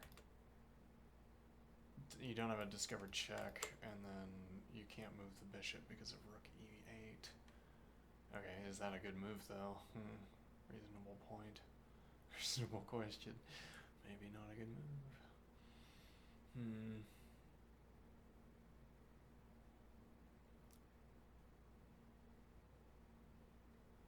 Okay, knight gets dislodged here with pressure against c3, though you can advance that, drops back. Cluster around the king, you could threaten the base of this chain, but now your rook doesn't have coordination with queen.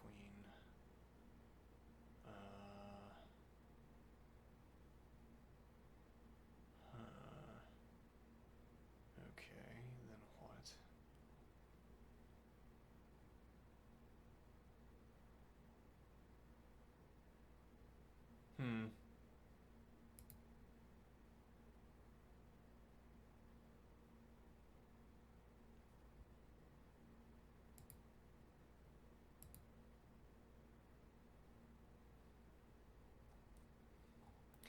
10 minute.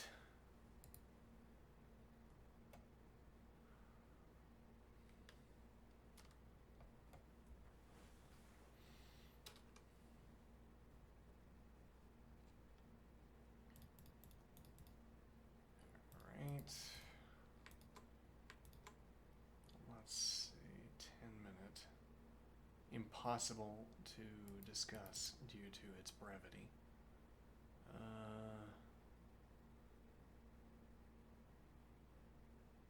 But no 15-minute available.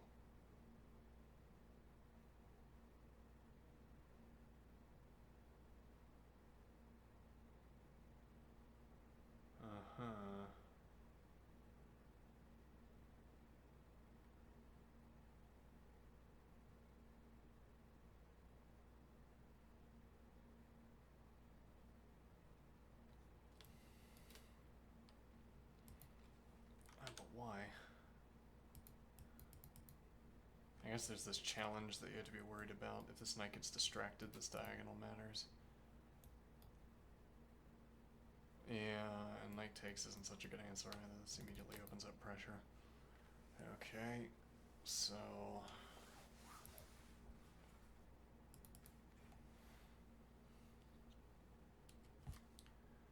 I suppose rook up and around is merely going to invite rook trades. Difficult to get the knight out of the way, which would give us diagonal access. That's more interesting, perhaps. Rook challenge.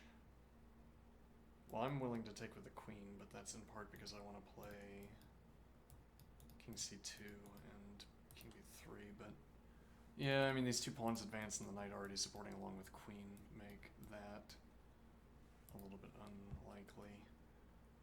What could we do with the rook? Yeah,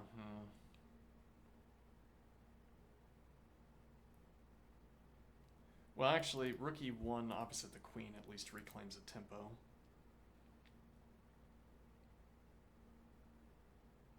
Okay, What's the idea here? Because we could have been going for this with rook on e1. There'd be no recapture. This would claim a tempo. But never mind, so now what are we taking with? Knight and play through to e3. Takes with queen, okay. Yeah, I want my knight into a different position. Well, this is not much of a reroll. Alright, so mass trade down, okay. Let's think here.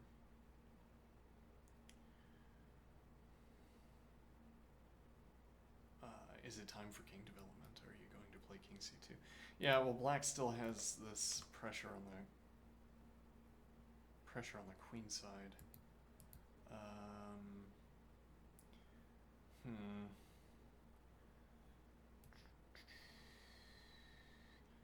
This isn't much of a transit. We could claim the square for the knight temporarily, but there's no transit option. You'd have to be passing through h3 and thence to... but why would you play it, though? What's the goodness of this move? Maybe it's more like queen f. Yeah. Intriguing. I mean, for that matter, there was planting your queen out here and going for the advance. I'm not sure that works. Maybe.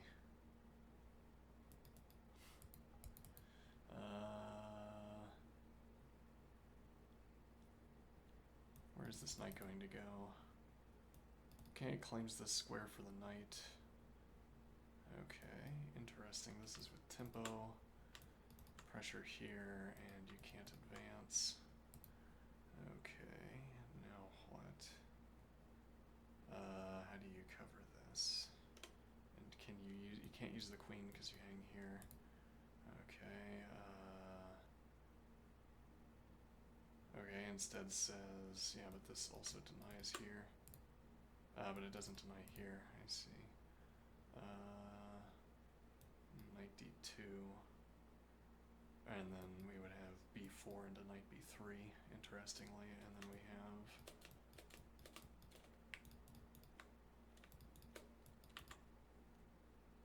e.g. diagonal pressure is difficult to obtain.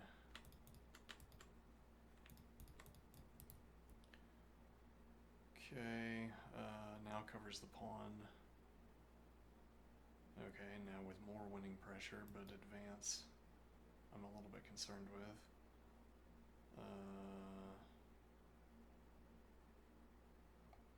Actually, advance, well, takes, and then knight c5 with fork on, well, fork, whatever that means here, but also with winning pressure against pawn. So it would be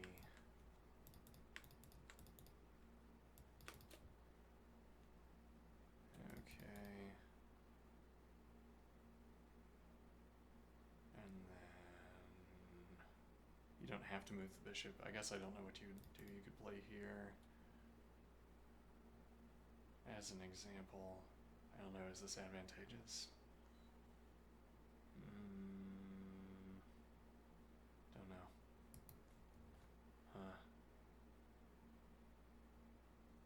Advance. Take with tempo advance. Tempo against the queen. So we could go for the queen trade, but is that... This pawn is going to hang, right? Because we can't give it any support. No piece is going to cover this. So if we accept the queen trade now...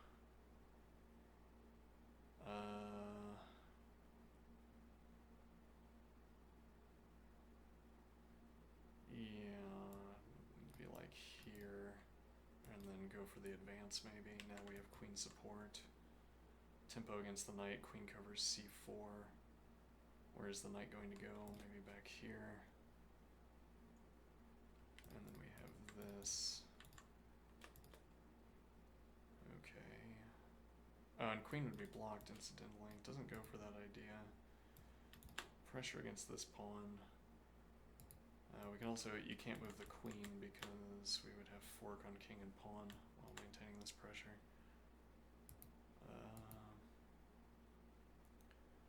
Okay.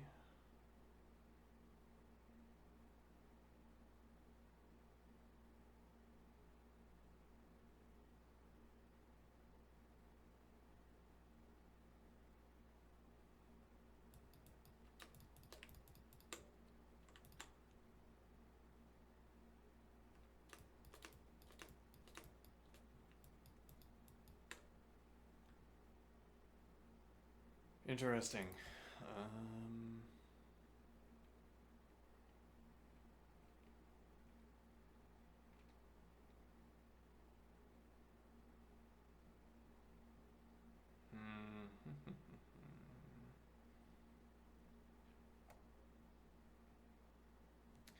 So actually, yeah, you wouldn't be able to go into the corner because that was threatening mate.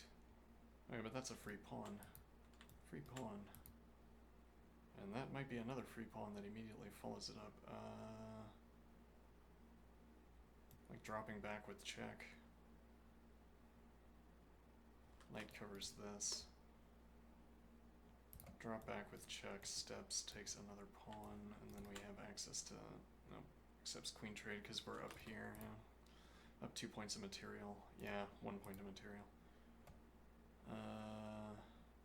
Actually here with tempo. Okay, this is covered. Yeah, you could advance now. You can't cover this pawn, I suppose. Yeah, there's not a knight move that covers, but now I don't have that drop back.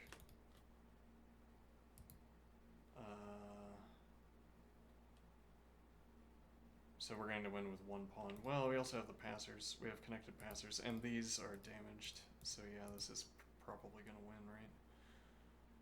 Maybe.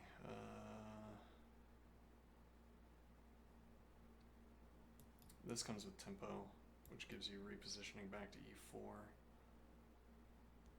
King gets there in time, interesting. And this is on a dark square. Yeah, though it's covered by king, so if you shuffle bishop, yeah, but can you shuffle bishop? It claims tempo, and then you can block the diagonal if nothing else. Though, maybe you don't want to do that actually. This is covered. Yeah, this isn't critical though.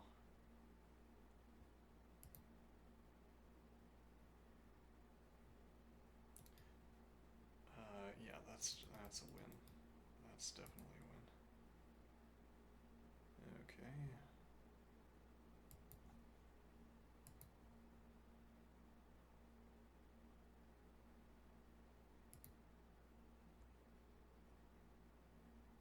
Okay.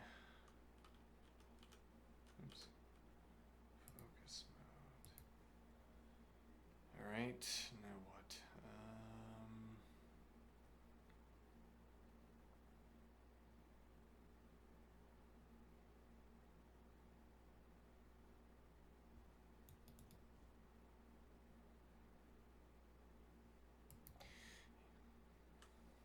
Goes for the fianchetto, okay.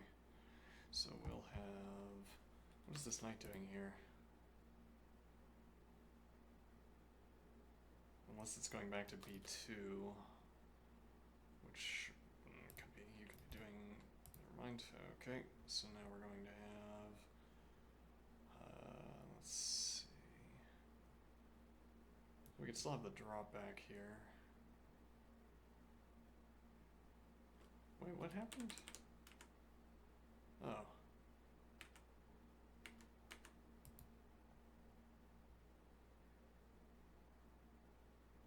This is a strange pawn advance pattern to me.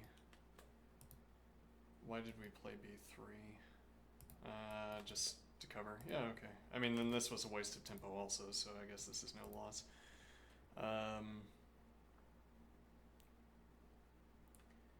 The advance, I guess, is fraught. But how fraught? This is covered. Okay. Yeah, but... And actually, yeah, we have a piece that can take advantage of this.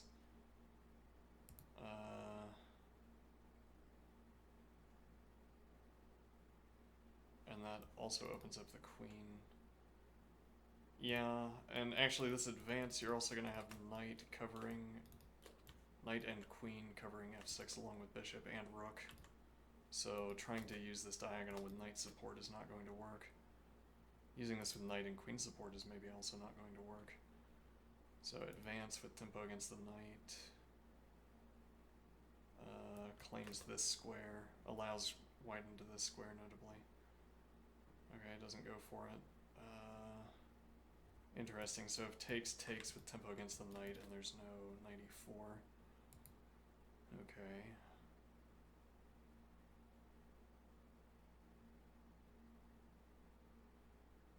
Now what is the idea?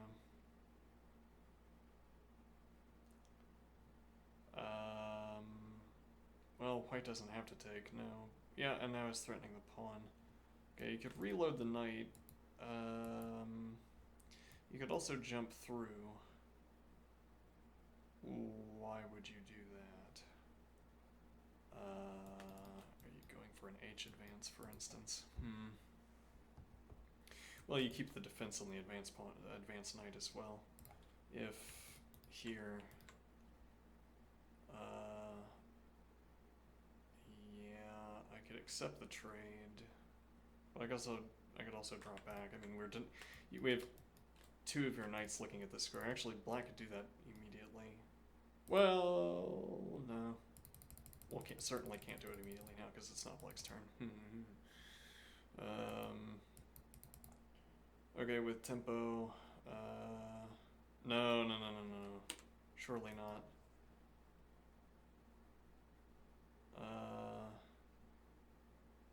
No, yeah, never mind. It just doesn't work because you can advance. Oh no.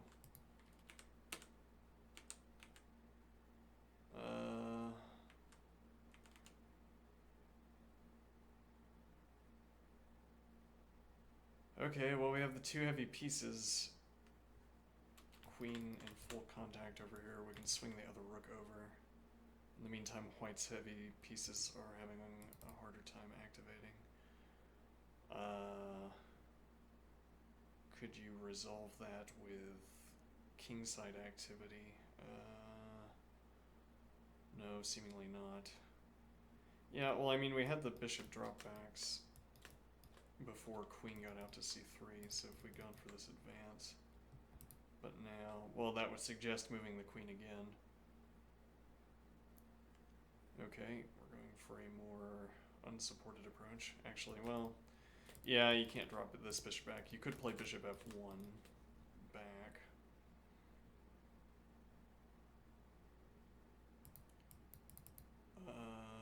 Bishop takes.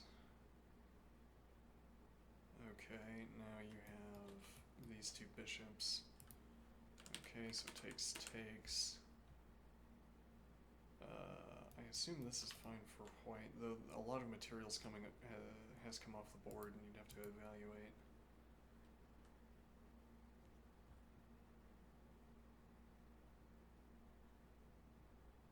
I want to play these two advances and then march H up the board. And then maybe even advance again and lock the king in. I'm going to drop bishop back.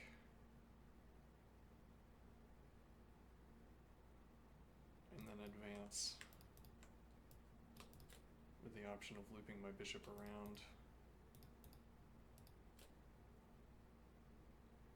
Interesting. Yeah, we could play bishop back to d3 and then bishop back to either e2. Bishop back to d2 and bishop back to e2 or d1. Tempo against queen. Okay, so now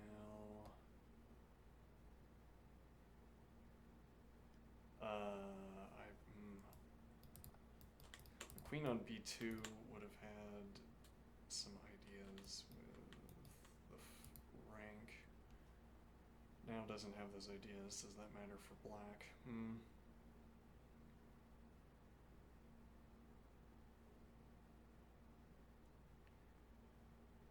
With winning pressure. Yeah, I want bishop to drop back. Now using rook instead of bishop.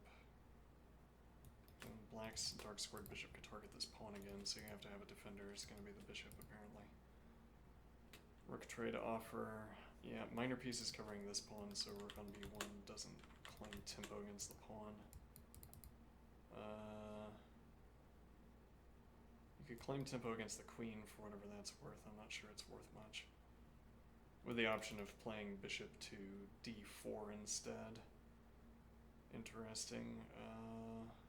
And then it would be looking down this diagonal, but that ends up maybe not mattering much. There aren't pawns there and there aren't minor pieces. You could challenge black's dark squared bishop maybe, but then queen drops back and rook and queen support black's dark squared bishop.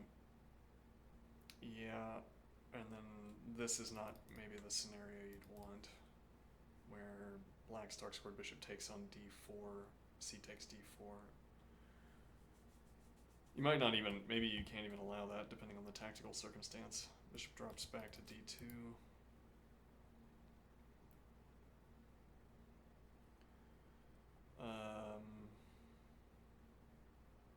Okay. Now for black.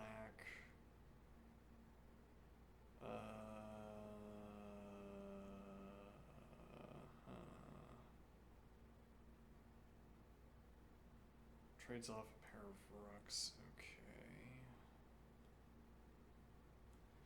If re-challenge, I could draw back with a dark squared bishop.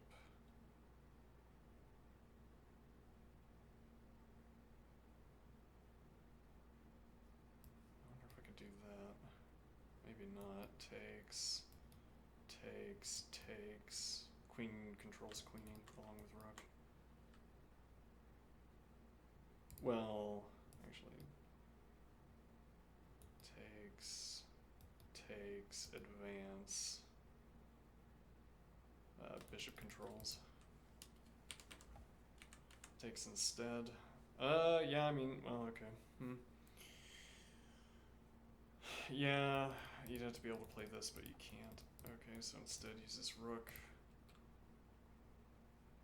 Okay, now here and here, potentially. This, you'd have to use g7 instead, so you drop this diagonal in order to pressure this pawn.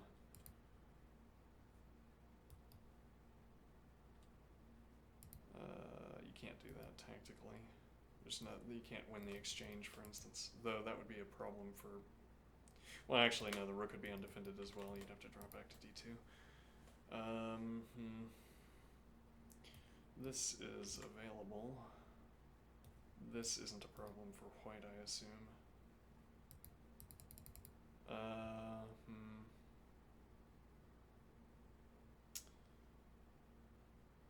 Okay, apparently that worked tactically.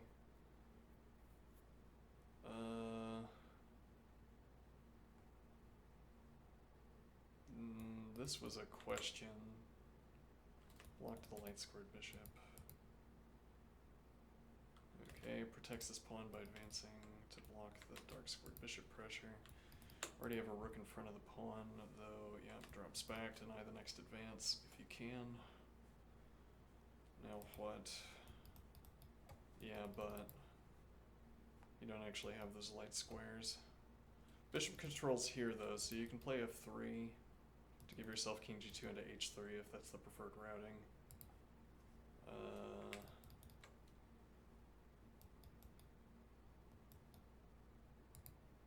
And also claim f2 and then king e2, you're still defending f3 and then advance again. And well, the bishop defends the squares, so might as well keep the pawn pressure. It's like extending the bishop's range. You don't need these two squares. Yeah, that's...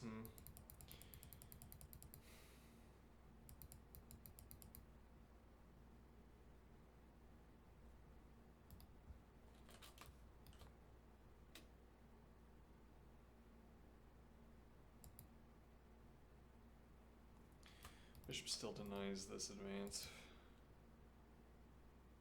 Okay, blockades. And claim this tempo. But now... Oh,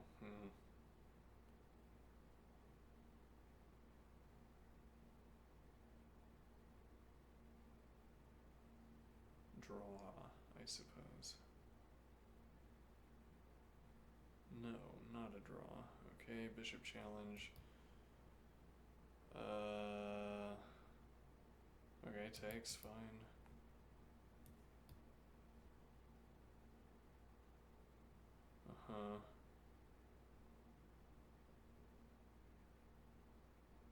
Alright.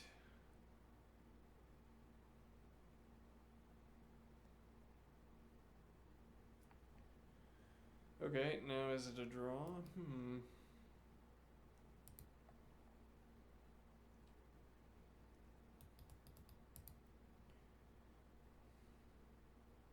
Okay, deny the initial advance. You try to go for this advance immediately. You now have bishop defense of this pawn, so you could go for this advance. You might try to force this diagonal takes and then deny black's king.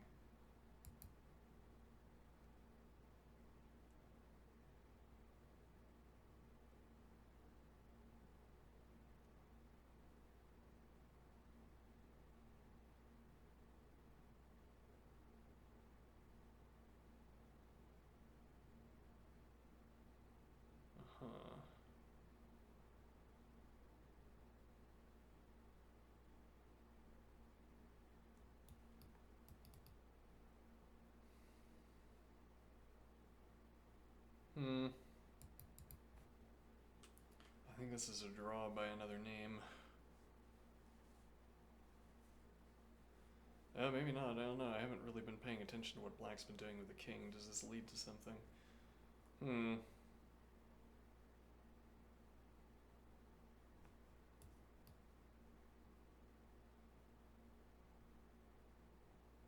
Or yeah, that. Uh-oh.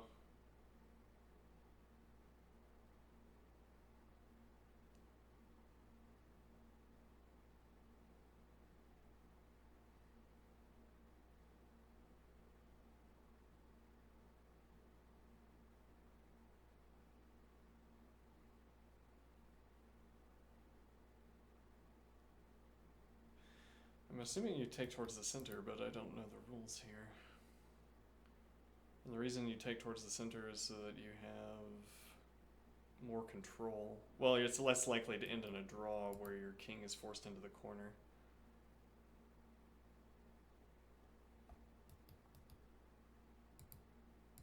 Yeah, you can't cover this pawn, and then after the trade you can draw back, but then I can claim g4, which picks up the last pawn. So not a draw, no.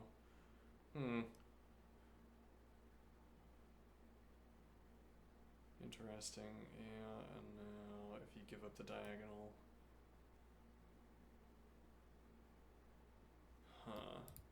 So now if I play here, you play here to deny the king.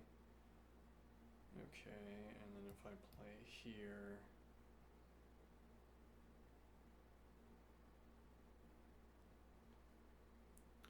Okay. With the idea being that this is one of the shuffle squares. Yeah, but you still have this shuffle square. Okay, for how long do you have a shuffle square, I wonder?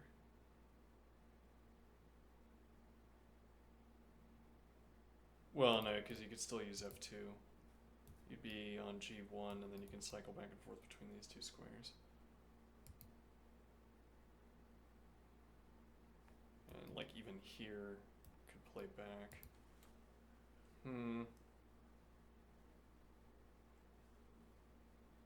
Interesting.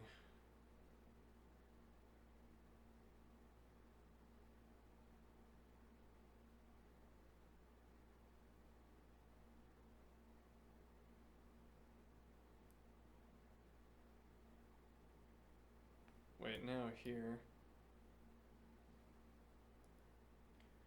So you can't approach the dark squared bishop, but now threatening to advance. Yeah, but that's a different board state at least.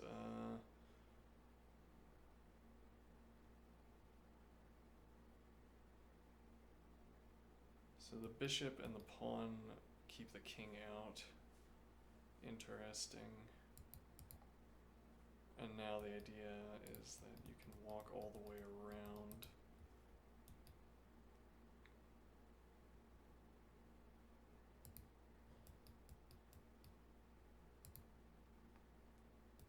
Yeah.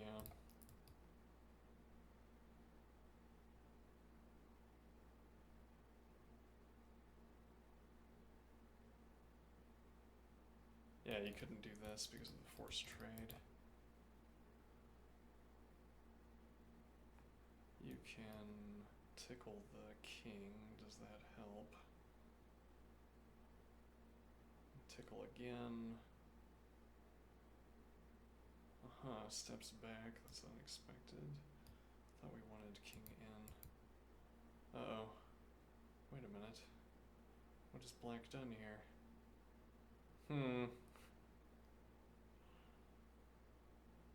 Why is the king on b3? What have you done? Oh no.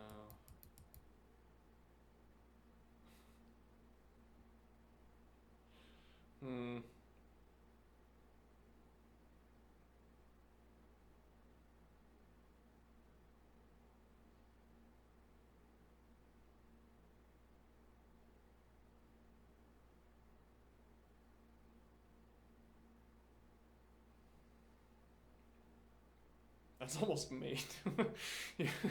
White almost got mated there. That's funny. Let's see.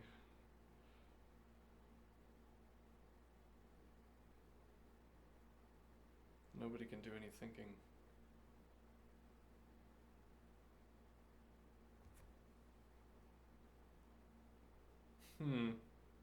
Alright. Time is it? Yeah, I could do maybe one more. Let's see.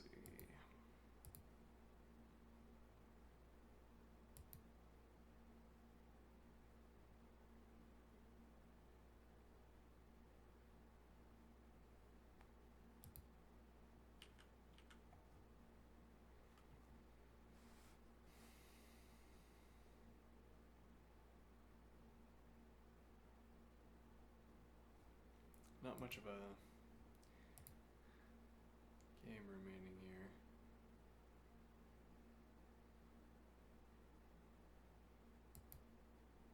This is some rating.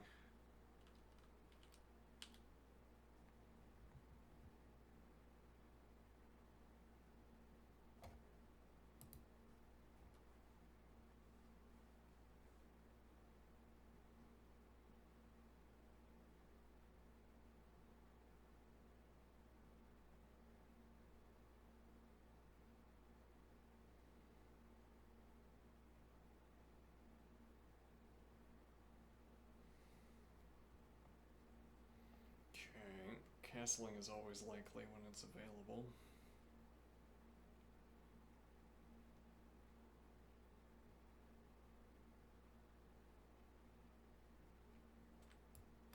Knight and queen covering pawn if takes.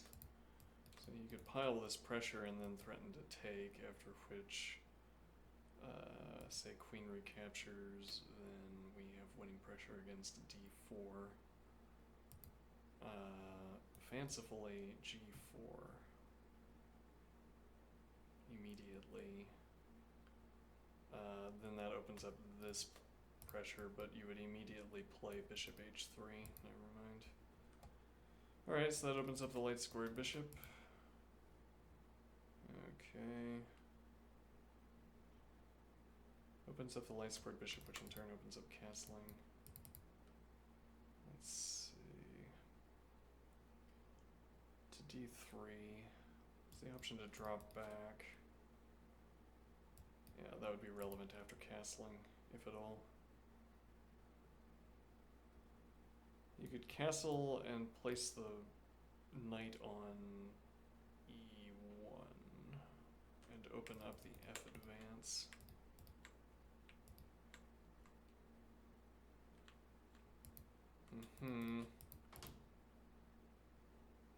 Which in turn would have either c2 or d3 as a follow-up option, depending on where this light squared bishop ends up.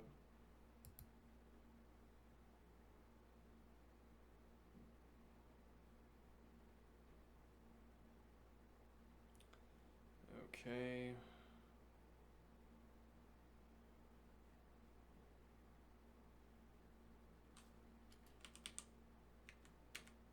Challenges instead. Are we ever... so takes, invite the queen, castles, bishop d2, bishop e1. And then either f4 or f3 to open the bishop up onto this diagonal. There's no dark squared bishop to challenge our dark squared bishop on the king side.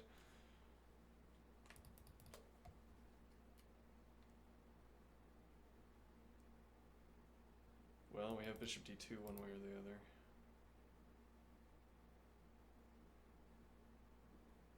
King e2. Bishop has drop back to c2 if it doesn't like that the king is blocking e2. Gains immediate access to back rank with the other rook. You could play the rook onto f1 or g1 before you played bishop back to e1.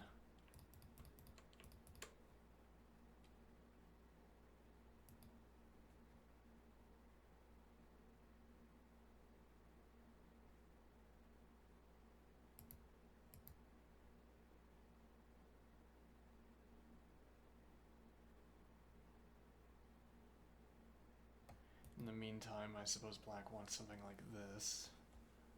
Open up the light squared bishop, or you would need to begin, you could do the counter. Advance, gain access to this diagonal with the bishop. Otherwise, fianchetto, but block effectively defends d5. And then bishop a6, you could apply more pressure to c4. If you advance e... well, that seems like a desirable option. At the moment, it's not available. I assume. I don't know, maybe the tactics work out somehow. Let's see.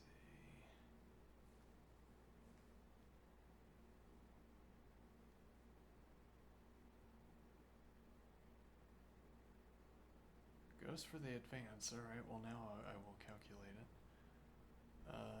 Let's see. So if I take, and then what? I'll like take with queen support, but that's not a problem. Take, you don't have piece support. If you cover this with heavy piece, I can't launch F yet. Is that a problem?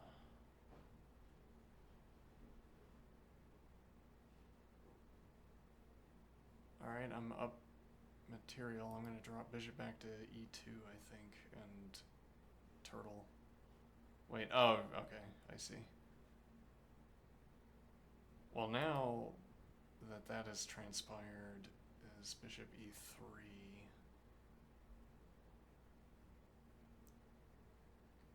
Interesting. And then I want to play like g3. I want to punish this queen's position. So I'm going to end up with what? Let me see. Challenge knight. You could anchor.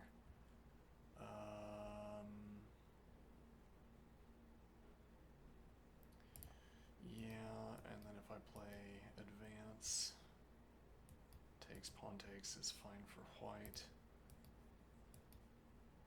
Rather here, advance to defend, challenge, cover. And then, yeah, that's a bit irksome. If I challenge the queen, where's the queen going? Actually, if I challenge the queen immediately, where's the queen going? Not here. Castles, hold on. Well, if it was, I don't know, I'm not afraid of, okay. Let's see, challenges light squared bishop with knight support. If I claim this tempo against queen, what are you... Well, now I don't have bishop back to f, which I dislike. I don't know, I feel like there was something these two bishops could do where we could bully the queen out of the position and get exactly whatever pawn structure we want. But okay, let's see. So this is with winning pressure. This is also with pressure against the exchange. I don't really want my queen on the open file. Immediately get your rook involved in the game. Though, again, I have to wonder if takes and I challenge the queen, where is it going? Well, now I can go to... Yeah, but then I can... No, I can't do that. Because of knight and queen, yeah. Let me think. Okay, so doesn't take... Challenge queen, defends bishop, required. If you go here, I have h... No, I don't have h3. I don't have f3 either. Yeah, queen covers bishop at the end. Okay. Now there's winning pressure against bishop. So I suppose I'm obliged to take, but then...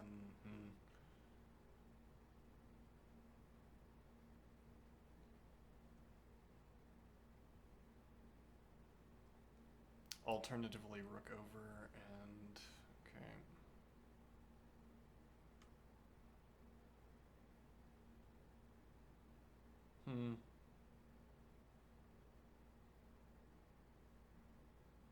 Yeah, winning pressure. Regains the material. Can't discommunicate, don't have the support. Oh, I see. Okay.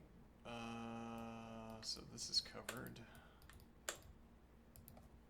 Okay, this is also covered twice, so white has the rook challenge. At the end, mating threat, notably.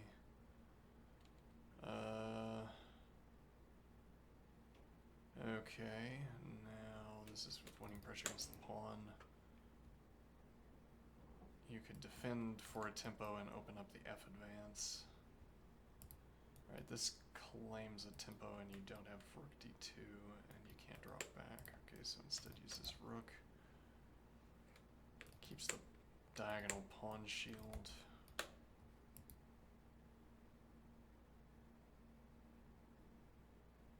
Alright, now what?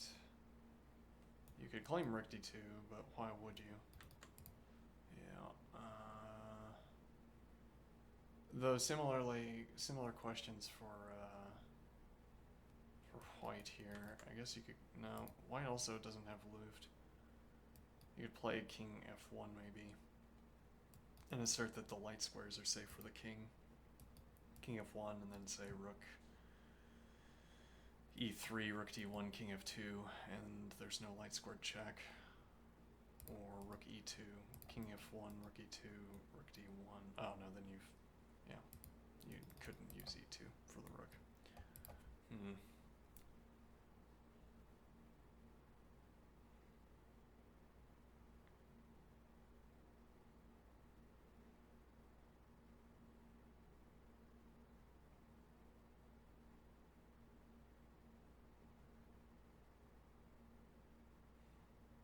So what does black do specifically?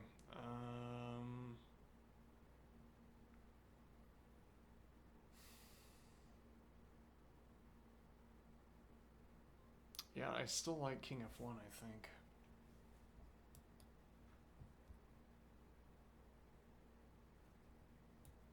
And then I just don't have... Well, I mean, you could also respond to rook d1 with king f1, takes. Well, no, actually, there is no... Yeah. Well, I mean, you could say queen is tied down to covering this. Okay. We have have two heavy pieces supporting this advance. We can go for the F advance. I'm not sure that gives us much more security. Well, if you had the F advance, you could play king f2, and then if rook d1, rook e2. Is that valuable? Maybe not. It's also difficult to cover f5, so advancing again to give yourself support against this structure is difficult.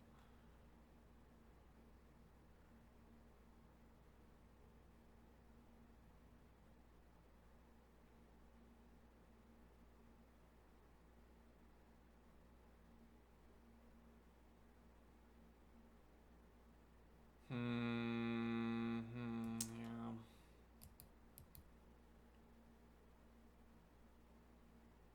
Yeah, You don't have this either. Yeah, It's like pinning the rook to the queen, as it were. Don't think that would have worked in any case. Yeah, and... oh, you could play here. Huh. Is that good or useful?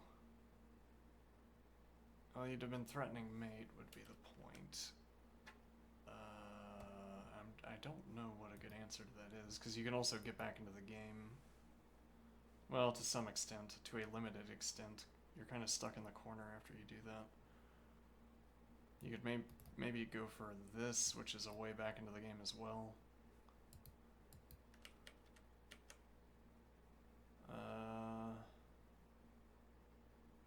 You know, there's no way to cover this without the rook either. You can advance, rook support, rook pressure.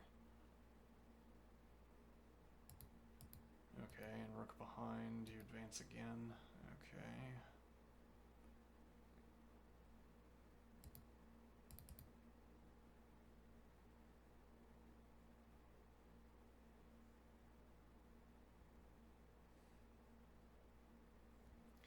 Yeah.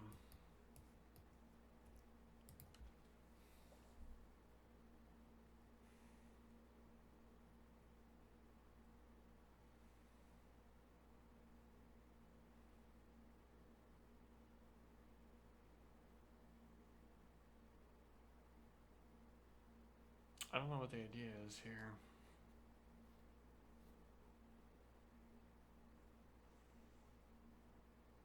This gained access to some dark squares, which will give an option against black. Black's queen, I suppose. Now there's no advance, interestingly. There's no advance to recommunicate, so if rook a3... okay.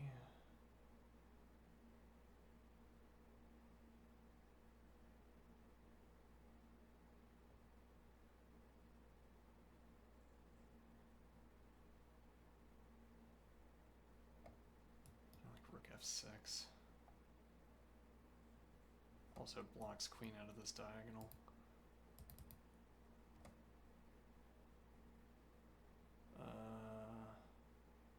Okay.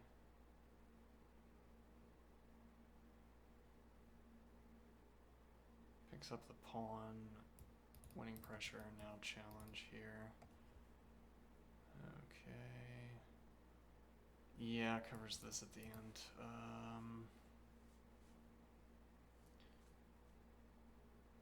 Here, then white's rook is active.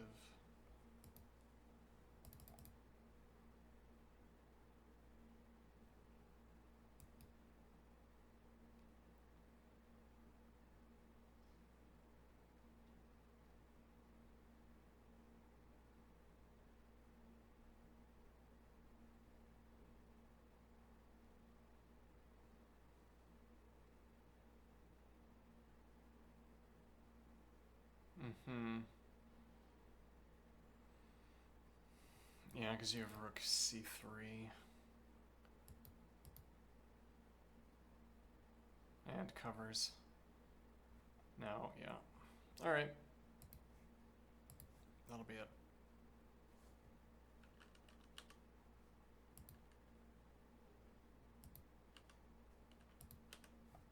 Alright. See you soon.